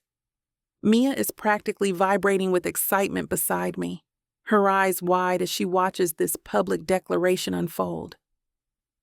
Mom's hand has moved to my other arm, her grip gentle but anchoring. I also need to apologize, Wyatt says, and now his voice carries something that sounds almost vulnerable. I hurt you, Hannah. I dismissed your ideas. I made changes without consulting you. I treated our partnership like I was the senior partner, instead of recognizing that your vision was what made this festival special in the first place. The crowd remains silent, but I can feel the weight of hundreds of eyes searching for my reaction. My face feels hot, my hands are shaking slightly, and I have absolutely no idea how to process what's happening right now. But most importantly, Wyatt continues, his eyes still searching the crowd for mine. I need you to know that working with you these past 3 weeks has been the most incredible experience of my professional life. Watching you think through problems, seeing how your mind works, learning from your approach to design and community engagement. It's changed how I think about everything. You ever think about that one person? Yeah, that one. The one that got away. Or maybe the one who never really left your heart. They broke it once, but what if they're the only one who can fix it? Who, baby? Now we're talking second chances. 8 full-length audiobooks. Dozens of hours of longing, regret, and the kind of love that refuses to stay buried. And because healing your heart shouldn't break the bank, you get all of this for 70% off. Use the YouTube exclusive code VIXA40 and get an additional 40% off. The Second Chance Romance Audiobook Bundle. It's not too late. Vixa Vaughn Romance. Chapter 28. Wyatt. Standing on this platform in front of what feels like the entire population of Hollybrook, I can see Hannah in the crowd now. She's standing between her parents and Mia, and even from this distance I can read the shock on her face. Her dark eyes are wide, her posture rigid like she's fighting the urge to bolt. Can't say I blame her. This wasn't exactly the subtle private conversation I'd been planning to have with her, but seeing her there, surrounded by the festival that wouldn't exist without her creativity and vision, something inside me just snapped. The careful speech I'd prepared about community partnership and successful collaboration went straight out the window, replaced by the truth I should have told her weeks ago. The point is, I say, forcing myself to look away from Hannah's face and address the crowd as a whole. Tonight is beautiful because Hannah Rivers made it beautiful. The warmth you feel, the magic in the air, the sense that this is exactly what Christmas in Hollybrook should feel like. That's all her. I take a breath, aware that I've probably said too much already, but unable to stop myself from adding one more thing. Hannah, thank you. For everything. The applause that follows is genuine and enthusiastic, people clapping not just for politeness, but because they can hear the sincerity in what I just said. Several people in the crowd turn toward where Hannah's standing, adding their own appreciation to the mix. I catch a glimpse of her face one more time before stepping back from the microphone. She looks overwhelmed, maybe a little stunned, but there's something in her expression that gives me hope.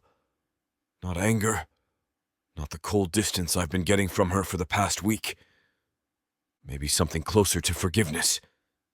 Now, I say, my voice carrying easily across the square as I move to the large switch that controls the tree's lighting system. Let's light up this beautiful tree and officially begin Christmas in Hollybrook. The countdown starts spontaneously from somewhere in the crowd. 10, 9, 8. I find Hannah's eyes again across the distance, and this time she's looking right back at me. 7, 6, 5. Her mom says something to her, gesturing in my direction, but Hannah shakes her head slightly. 4, 3, 2. Come on, Hannah. Give me 5 minutes. That's all I need. 1. I flip the switch, and 20,000 LED lights burst to life all at once, transforming the Fraser fir into something that belongs in a fairy tale. The crowd gasps collectively, then breaks into cheers and applause as the tree blazes against the dark December sky. The effect is spectacular, everything we designed it to be. The warm white lights create layers of depth and texture, highlighting the natural beauty of the tree's shape, while the deep red ribbons add just the right amount of color contrast. Around the base, the smaller accent trees we positioned earlier this week create a forest of light that makes the whole display feel magical and cohesive. It's exactly what Hannah envisioned that first day we walked through the square together, when she talked about creating something that would make people stop and remember why they love Christmas. And judging by the faces around me, we nailed it. Beautiful work, son. I turn to find Mayor Hawkins climbing onto the platform, his face beaming as he takes in the crowd's reaction. Thank you, sir. Though like I just said, Hannah deserves most of the credit. The mayor's expression grows thoughtful. Interesting speech there. Very honest. Maybe more honest than I planned. I glance back toward where Hannah was standing, but the crowd has shifted and I can't spot her anymore. But it needed to be said. Indeed. The mayor claps me on the shoulder. Sometimes the best business decisions are the ones that come from the heart, not the spreadsheet. Before I can ask him what exactly he means by that, he's moved on to shake hands with other people, working the crowd with the ease of someone who's been in politics for decades. I step down from the platform, accepting congratulations and handshakes from neighbors and business owners as I make my way through the crowd, Everyone wants to talk about the festival, the tree, the success of the evening. The feedback is overwhelmingly positive. People are impressed with the coordination, the quality of the vendors, the overall atmosphere we've created. But all I can think about is finding Hannah. The crowd is thick, families clustered around the vendor booths and groups of friends taking photos with the lit tree in the background. I scan faces as I move through the square, looking for the familiar curve of Hannah's smile or the rich brown of her natural hair. Instead, I spot Mia near the hot chocolate stand, her purple coat bright against the evening crowd. "Mia!" I call out, making my way over to her. "Hey! Wyatt!" Her face lights up when she sees me. "Oh my God, that speech was incredible. I literally got chills when you were talking about Hannah's vision and creativity." "Thanks. Listen, have you seen her? Hannah? I need to talk to her." Mia's expression shifts slightly, becoming more guarded. She was pretty overwhelmed by all that attention. Public speaking isn't really her thing, you know? Especially when she's not expecting it. I know. I should have warned her. Should have asked permission before putting her on the spot like that. But I needed her to hear it. Needed everyone to hear it. Why? The simple question catches me off guard. Mia's looking at me with the kind of direct stare that suggests she's not going to be satisfied with a polite non-answer. Because she deserves the recognition. Because I've been a jerk about giving her credit where it's due. Because this festival is better than anything I could have created on my own. And people should know that. And what? And what else? Mia's smile is knowing, almost smug. Come on, Wyatt. That wasn't just a professional apology up there. That was something else entirely. Christ, is it that obvious? Where is she, Mia?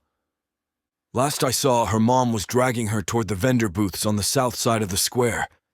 She seemed pretty determined about something. I thank her and head in that direction, weaving through clusters of people admiring the tree and sampling treats from the various food vendors. The south side of the square is slightly less crowded.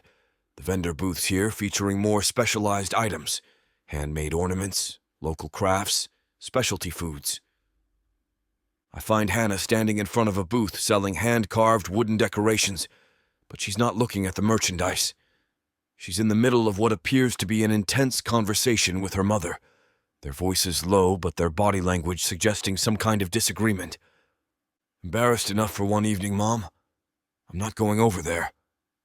Hannah Rose Rivers, you're being ridiculous. Mrs. Rivers has her hands on her hips in that universal mother stance that means business. That boy just publicly credited you with creating this entire festival, apologized for treating you poorly, and basically announced to the whole town that he thinks you're incredible. The least you can do is thank him. The least I can do is avoid making this situation any more complicated than it already is. How is thanking someone for giving you credit complicated? Hannah sees me approaching before her mother does, and her expression immediately shifts from frustrated to wary. Great. Perfect timing. Mrs. Rivers follows her daughter's gaze, spots me, and her face breaks into a warm smile. Wyatt, there you are. I was just telling Hannah she should find you and... Mom, please. Hannah's voice carries a note of desperation that makes me stop a few feet away instead of closing the distance between us. Mrs. Rivers, I say carefully, would it be all right if I talked to Hannah for a few minutes? Privately? Of course it would be all right. Hannah was just saying how much she wanted to thank you for that lovely speech. No, I wasn't. Hannah shoots her mother a look that could melt steel. I was saying the exact opposite of that. Don't be rude, sweetheart. Wyatt went out of his way to acknowledge your contributions tonight. The polite thing would be to... Mom. Hannah's voice is quiet but firm. I'm a grown woman. I can handle my own conversations. Mrs. Rivers looks between us for a moment, then sighs. Fine. But you two work this out properly, you hear me? Life's too short to hold grudges over business disagreements. She gives Hannah a pointed look, nods politely to me, and disappears into the crowd, leaving us standing awkwardly beside a booth full of hand-carved reindeer. For a moment, neither of us speaks. Hannah's looking everywhere except at my face, her attention focused on the wooden ornaments displayed in front of us, like they're the most fascinating things she's ever seen. Your mom's not wrong, I say finally, about the polite thing to do. My mom has opinions about everything. Hannah's voice is carefully neutral. Doesn't mean I have to agree with all of them. Fair enough. I move a step closer, close enough that I can smell the faint scent of her perfume mixing with the crisp December air. But I meant what I said up there, Hannah. Every word of it. She finally looks at me and I can see something complicated moving behind her dark eyes. Not anger, exactly, but not forgiveness either. Something more like exhaustion mixed with caution. Did you plan that speech? Parts of it. The part about thanking the vendors and acknowledging the team effort, yeah. That was in my notes. I run a hand through my hair, aware that my carefully styled appearance is probably shot by now. The part about you, about how I screwed up our collaboration, about how incredible you are, that wasn't planned. Why? Why wasn't it planned, or why did I say it? Both. I lean against the edge of the vendor booth, giving myself a moment to figure out how to answer that honestly, without making this conversation even more complicated than it already is. It wasn't planned because I didn't expect to see you in the crowd tonight. I thought you might skip the lighting ceremony, given how things ended between us last week. But then I spotted you standing there with your family and you looked... I looked what? Sad. You looked sad, Hannah. And I realized that you were standing there watching this festival that's basically your creative vision brought to life. And instead of feeling proud or excited, you looked like you wished you were anywhere else. Hannah's expression shifts slightly, some of the wariness replaced by something that might be surprise. I'm not looking at the festival anymore. I'm looking at her, the way the lights from the tree reflect in her dark eyes, the way her natural hair frames her face, the genuine smile that's replaced the careful wariness she's been wearing all week. She's beautiful. More than beautiful. She's brilliant and creative and passionate about everything she does, and I've been an idiot for focusing so much on our business rivalry that I nearly missed how incredible she is. Hannah. Yeah? Can I hug you? The question surprises both of us. I wasn't planning to ask it, but standing here looking at her, remembering how good it felt to work together when we were actually collaborating instead of competing, all I want is to close the distance between us. She hesitates for just a moment, then nods. I step forward and wrap my arms around her, and she melts into the embrace like she's been waiting for it too. She's smaller than I remembered, her head fitting perfectly against my shoulder, and she smells like vanilla and cinnamon, and something that's uniquely her. For a moment we just stand there, holding each other in the middle of the festival we created together, and everything feels exactly right. Then Hannah tilts her head back to look at me, and I see something in her eyes that makes my heart stop. Something warm and soft and full of possibility. Wyatt? Yeah? Thank you. For everything you said tonight, for making this festival happen, for... I don't let her finish. I lean down and kiss her, soft and gentle at first, then deeper when she kisses me back. Her hands come up to rest against my chest, and I can feel her smile against my lips.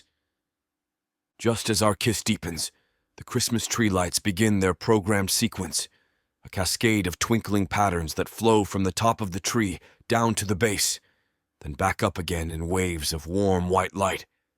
The crowd around us gasps and breaks into applause, but all I can focus on is Hannah in my arms and the way she looks in the glow of 20,000 LED bulbs. When we finally break apart, both of us slightly breathless, I keep my arms around her and turn so we're both facing the tree. Hannah leans back against my chest, and I rest my chin on top of her head, breathing in the scent of her hair. It's perfect, she whispers, her voice full of wonder as she watches the light display we spent hours programming together. Yeah, I murmur against her ear, tightening my arms around her. It really is. Chapter 29. Hannah. Standing in Wyatt's arms with the Christmas tree lights dancing around us, I feel something I haven't experienced in months. pure, uncomplicated happiness. The kind that starts in your chest and spreads outward until even your fingertips feel warm. I can't believe we pulled this off, I whisper, watching families gather around the tree to take photos while children point excitedly at the light patterns. We? Wyatt's voice rumbles against my ear, and I can hear the smile in it. Pretty sure I just flipped a switch. You're the one who designed all of this. Stop. I turn in his arms so I'm facing him again. You know it took both of us. Your technical expertise, my design vision, your crew's installation skills, my vendor connections. This is what happens when we work together instead of against each other. His blue eyes crinkle at the corners. Look at you, being all mature and collaborative. Don't push it, Matthews. But I'm smiling as I say it. And the tension that's been living in my shoulders for the past week finally starts to ease. Being angry takes so much energy, and standing here surrounded by the proof of what we can accomplish together, I realize I don't want to waste any more time on resentment. Come on, Wyatt says, taking my hand. Let's actually enjoy this festival we created. I haven't eaten anything since this morning, and I'm pretty sure I saw Mrs. Tyler setting up her famous hot chocolate booth. The mention of food makes my stomach rumble audibly. Oh God, yes. I've been too nervous to eat all day. But now that the tree lighting is over, now you're starving. Completely. We make our way through the crowd hand in hand, and I'm surprised by how natural it feels. How right. People keep stopping us to offer congratulations on the festival, and I watch Wyatt deflect credit to me over and over again, making sure everyone knows this was a collaborative effort. It's the opposite of how he handled things during the committee meetings, when he was so focused on maintaining his family's reputation that he couldn't acknowledge anyone else's contributions. This version of Wyatt, relaxed, generous, willing to share the spotlight, is someone I could definitely get used to. Hannah! Wyatt! Mrs. Tyler waves us over to her booth, which is doing a steady business despite the line of people waiting for drinks. Come here, you two. First cups are on the house for the festival coordinators. Mrs. Tyler, you don't have to... I start to protest, but she's already ladling steaming hot chocolate into 2 large cups, topping each with a generous swirl of whipped cream and a sprinkle of cinnamon. Nonsense. After what you've done for this town tonight, free hot chocolate is the least I can offer. She hands us our cups with a knowing smile. Besides, I've been watching you two work together these past few weeks.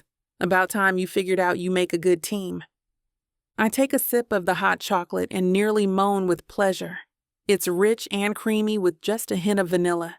Exactly the kind of comfort drink this December evening calls for. This is incredible, Mrs. Tyler. Thank you. My grandmother's recipe, she says proudly. Been making it the same way for 40 years.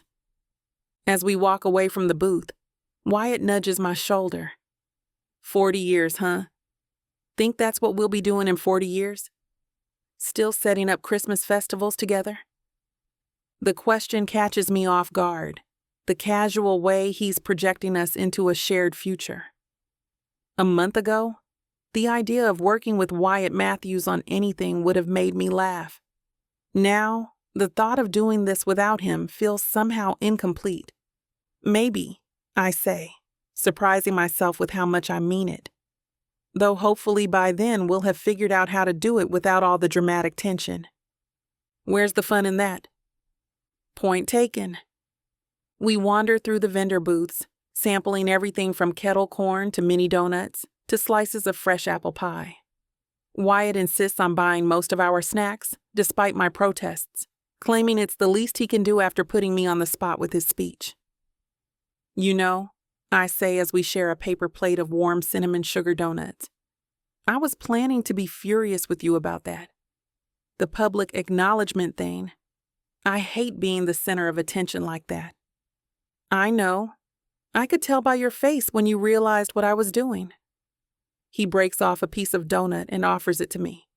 But you deserve the recognition, Hannah. And frankly, I deserve the public accountability. What do you mean? I mean, I needed to say those things out loud, in front of witnesses, so I couldn't take them back later. So everyone would know that Wyatt Matthews finally admitted he was wrong about something. I laughed despite myself. Your reputation as an insufferable know-it-all is definitely taking a hit tonight. Good. Maybe people will stop expecting me to have all the answers all the time. There's something vulnerable in the way he says it. A glimpse of the pressure he must feel as the third-generation owner of Winter Wonders.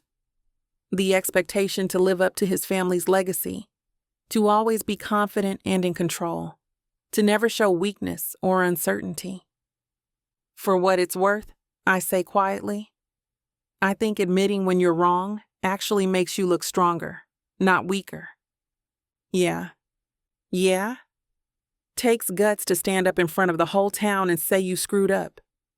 We find an empty bench near the edge of the square, away from the main crowds but still close enough to enjoy the festival atmosphere. The bench faces the Christmas tree, giving us the perfect view of the light display we programmed together. As we sit down, I notice something magical happening around us.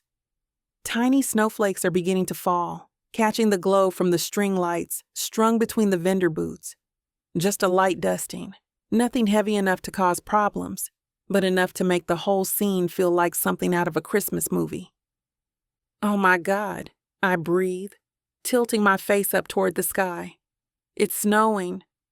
Perfect timing, Wyatt says, but when I look at him, he's not watching the snow. He's watching me, his expression soft and warm in the glow of the festival lights. What? Nothing. Just, this is nice. Being here with you, seeing everyone enjoy something we created together. It feels right. We sit in comfortable silence for a while, watching the festival unfold around us. Children chase snowflakes while their parents browse the vendor booths. Teenagers cluster around the hot chocolate stand, laughing and taking selfies with the lit tree in the background. An elderly couple slow dances near the bandstand to Christmas music being piped through the sound system. It's exactly what I envisioned when I first pitched this festival idea. A community gathering that brings people together, creates memories, celebrates what makes Hollybrook special during the holiday season. The fact that we pulled it off, despite all our arguing and territorial disputes, feels like a small miracle. I owe you an apology too, I say suddenly, the words spilling out before I can second-guess them. Wyatt turns to look at me, eyebrows raised. For what? For being so defensive about everything. For assuming the worst about your motivations. For that thing I said about your family's business practices. That was unfair and uncalled for. Hannah. No, let me finish. I spent so much energy being angry about this rivalry between our families that I couldn't see past it. Couldn't see that maybe you were just trying to do your job, same as me. And I definitely couldn't see that working together might actually be better than working against each other. To be fair, I wasn't exactly making it easy for you to see that. Wyatt shifts on the bench so he's facing me more directly. I was so caught up in proving that Winter Wonders could handle a big project like this that I forgot. The point was supposed to be creating something amazing for the town, not winning some imaginary competition. We're interrupted by a group of teenagers who recognize us and want to take a selfie with the festival creators. Wyatt and I pose good-naturedly, sandwiched between kids who can't be more than 16, all of us grinning at the phone camera while snow continues to fall around us. After they move on, still giggling and already posting the photo to their social media accounts, Wyatt and I find ourselves laughing too. Festival creators, I repeat, shaking my head. Think that's gonna stick? Could be worse. Could be those people who used to hate each other. Give it time. I'm sure someone will come up with that version too. We decide to do another lap around the festival, sampling treats we missed the first time and checking in with various vendors to see how sales are going. The feedback is overwhelmingly positive. Several booth owners tell us this is their best Christmas event in years, both in terms of foot traffic and actual sales. At the handmade ornament booth, I spot a wooden star that catches my eye. It's simple but elegant, carved from what looks like maple wood, and finished with a subtle gold accent that makes it glow under the string lights. "That's beautiful," Wyatt says, noticing my interest. "My grandmother would have loved it. She always said the best ornaments were the ones that told a story, and this one." I trail off, not sure how to explain the way the star seems to capture something essential about tonight. "You should get it." "It's probably expensive." "So?" "It's a memento of our first successful collaboration. Consider it a business expense." Before I can protest, he's already talking to the vendor, purchasing the ornament and having it wrapped in tissue paper. When he hands it to me, his fingers brush mine, and I feel that same little spark I felt when he brushed the snow off my shoulder. "Thank you," I say softly. "I'll treasure it." "Good. Every time you look at it, I want you to remember tonight. Remember what we accomplished together." We continue wandering through the festival, but now I'm hyper-aware of every casual touch. His hand on my back when we're navigating through crowds. His arm brushing mine when we're looking at vendor displays. The way he automatically reaches for my hand when we're walking between booths. Each contact feels deliberate, meaningful, like we're having a conversation entirely through touch. And every time our eyes meet, there's something electric in the air between us that has nothing to do with holiday lights or festival magic. By the time we've made a complete circuit of the square, the snow is falling more steadily, creating a thin layer of white on the ground and making the whole festival look even more magical. Most of the families with young children have headed home, but plenty of people are still enjoying the evening, reluctant to let the magic end. "I should probably start thinking about heading home soon," I say, though the words feel wrong even as I'm saying them. The last thing I want is for this night to end.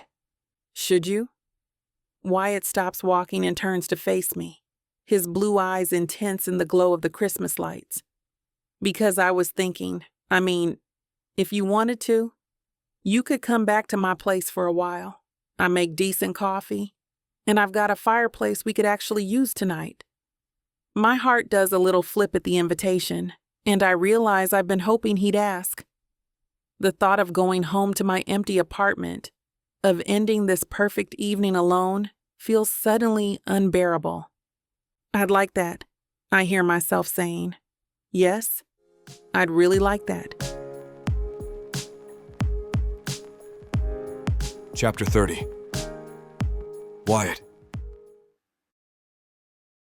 The drive to my house passes in comfortable silence, Hannah's hand resting in mine while Christmas music plays softly on the radio. Snow continues to fall steadily outside the windows, creating a winter wonderland that feels almost too perfect to be real. I keep stealing glances at her profile, illuminated by the dashboard lights and the occasional street lamp. There's something different about her tonight, a softness I haven't seen before, like all the walls she usually keeps up have finally come down. The way she's looking at me, the way she agreed to come home with me without hesitation, tells me everything I need to know about where this evening is heading. Once we arrive, I help her out of the truck, my hand lingering on her waist longer than strictly necessary. The snow is really coming down now, big fat flakes that stick to her dark hair and make her look like something out of a fairy tale.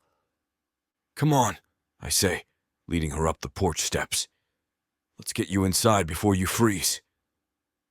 I take her coat and hang it in the front closet, trying not to think about how natural it feels to have her here, how right she looks standing in my living room. We've crossed some invisible line tonight, shifted from rivals to collaborators, to something that feels infinitely more significant. "So," I say, suddenly aware that we're alone together in my house with no festival responsibilities or public appearances to distract us. "Coffee? Wine? Something stronger?" "Actually, I'm not really thirsty." She takes a step closer to me, her dark eyes holding mine with an intensity that makes my pulse quicken. "I think we both know why I'm really here, Wyatt." Damn. The direct way she says it, without games or pretense, sends heat straight through me. This is what I love about Hannah. She doesn't play coy or wait for me to make all the moves. When she wants something, she goes after it. Yeah? I move closer, close enough to smell her perfume and see the way her pupils dilate as I invade her personal space. Tell me what you want, Hannah. You. The word comes out breathless but certain. I want you. All of you. Not just tonight, but... I don't let her finish the thought. Instead, I cup her face in my hands and kiss her with all the pent-up desire that's been building between us tonight. She responds immediately, her arms winding around my neck as she presses her body against mine. Let's go to my bedroom, I manage to say between kisses. She nods, her breathing already unsteady, and I take her hand to lead her up the staircase. The hardwood steps creak under our feet, a familiar sound that somehow makes this moment feel more real, more permanent. She enters the room first. I come up behind her, wrapping my arms around her waist and pulling her back against my chest. She melts into me immediately, her head falling back to rest on my shoulder as I press kisses to the column of her throat. Then, she flips around and kisses me directly.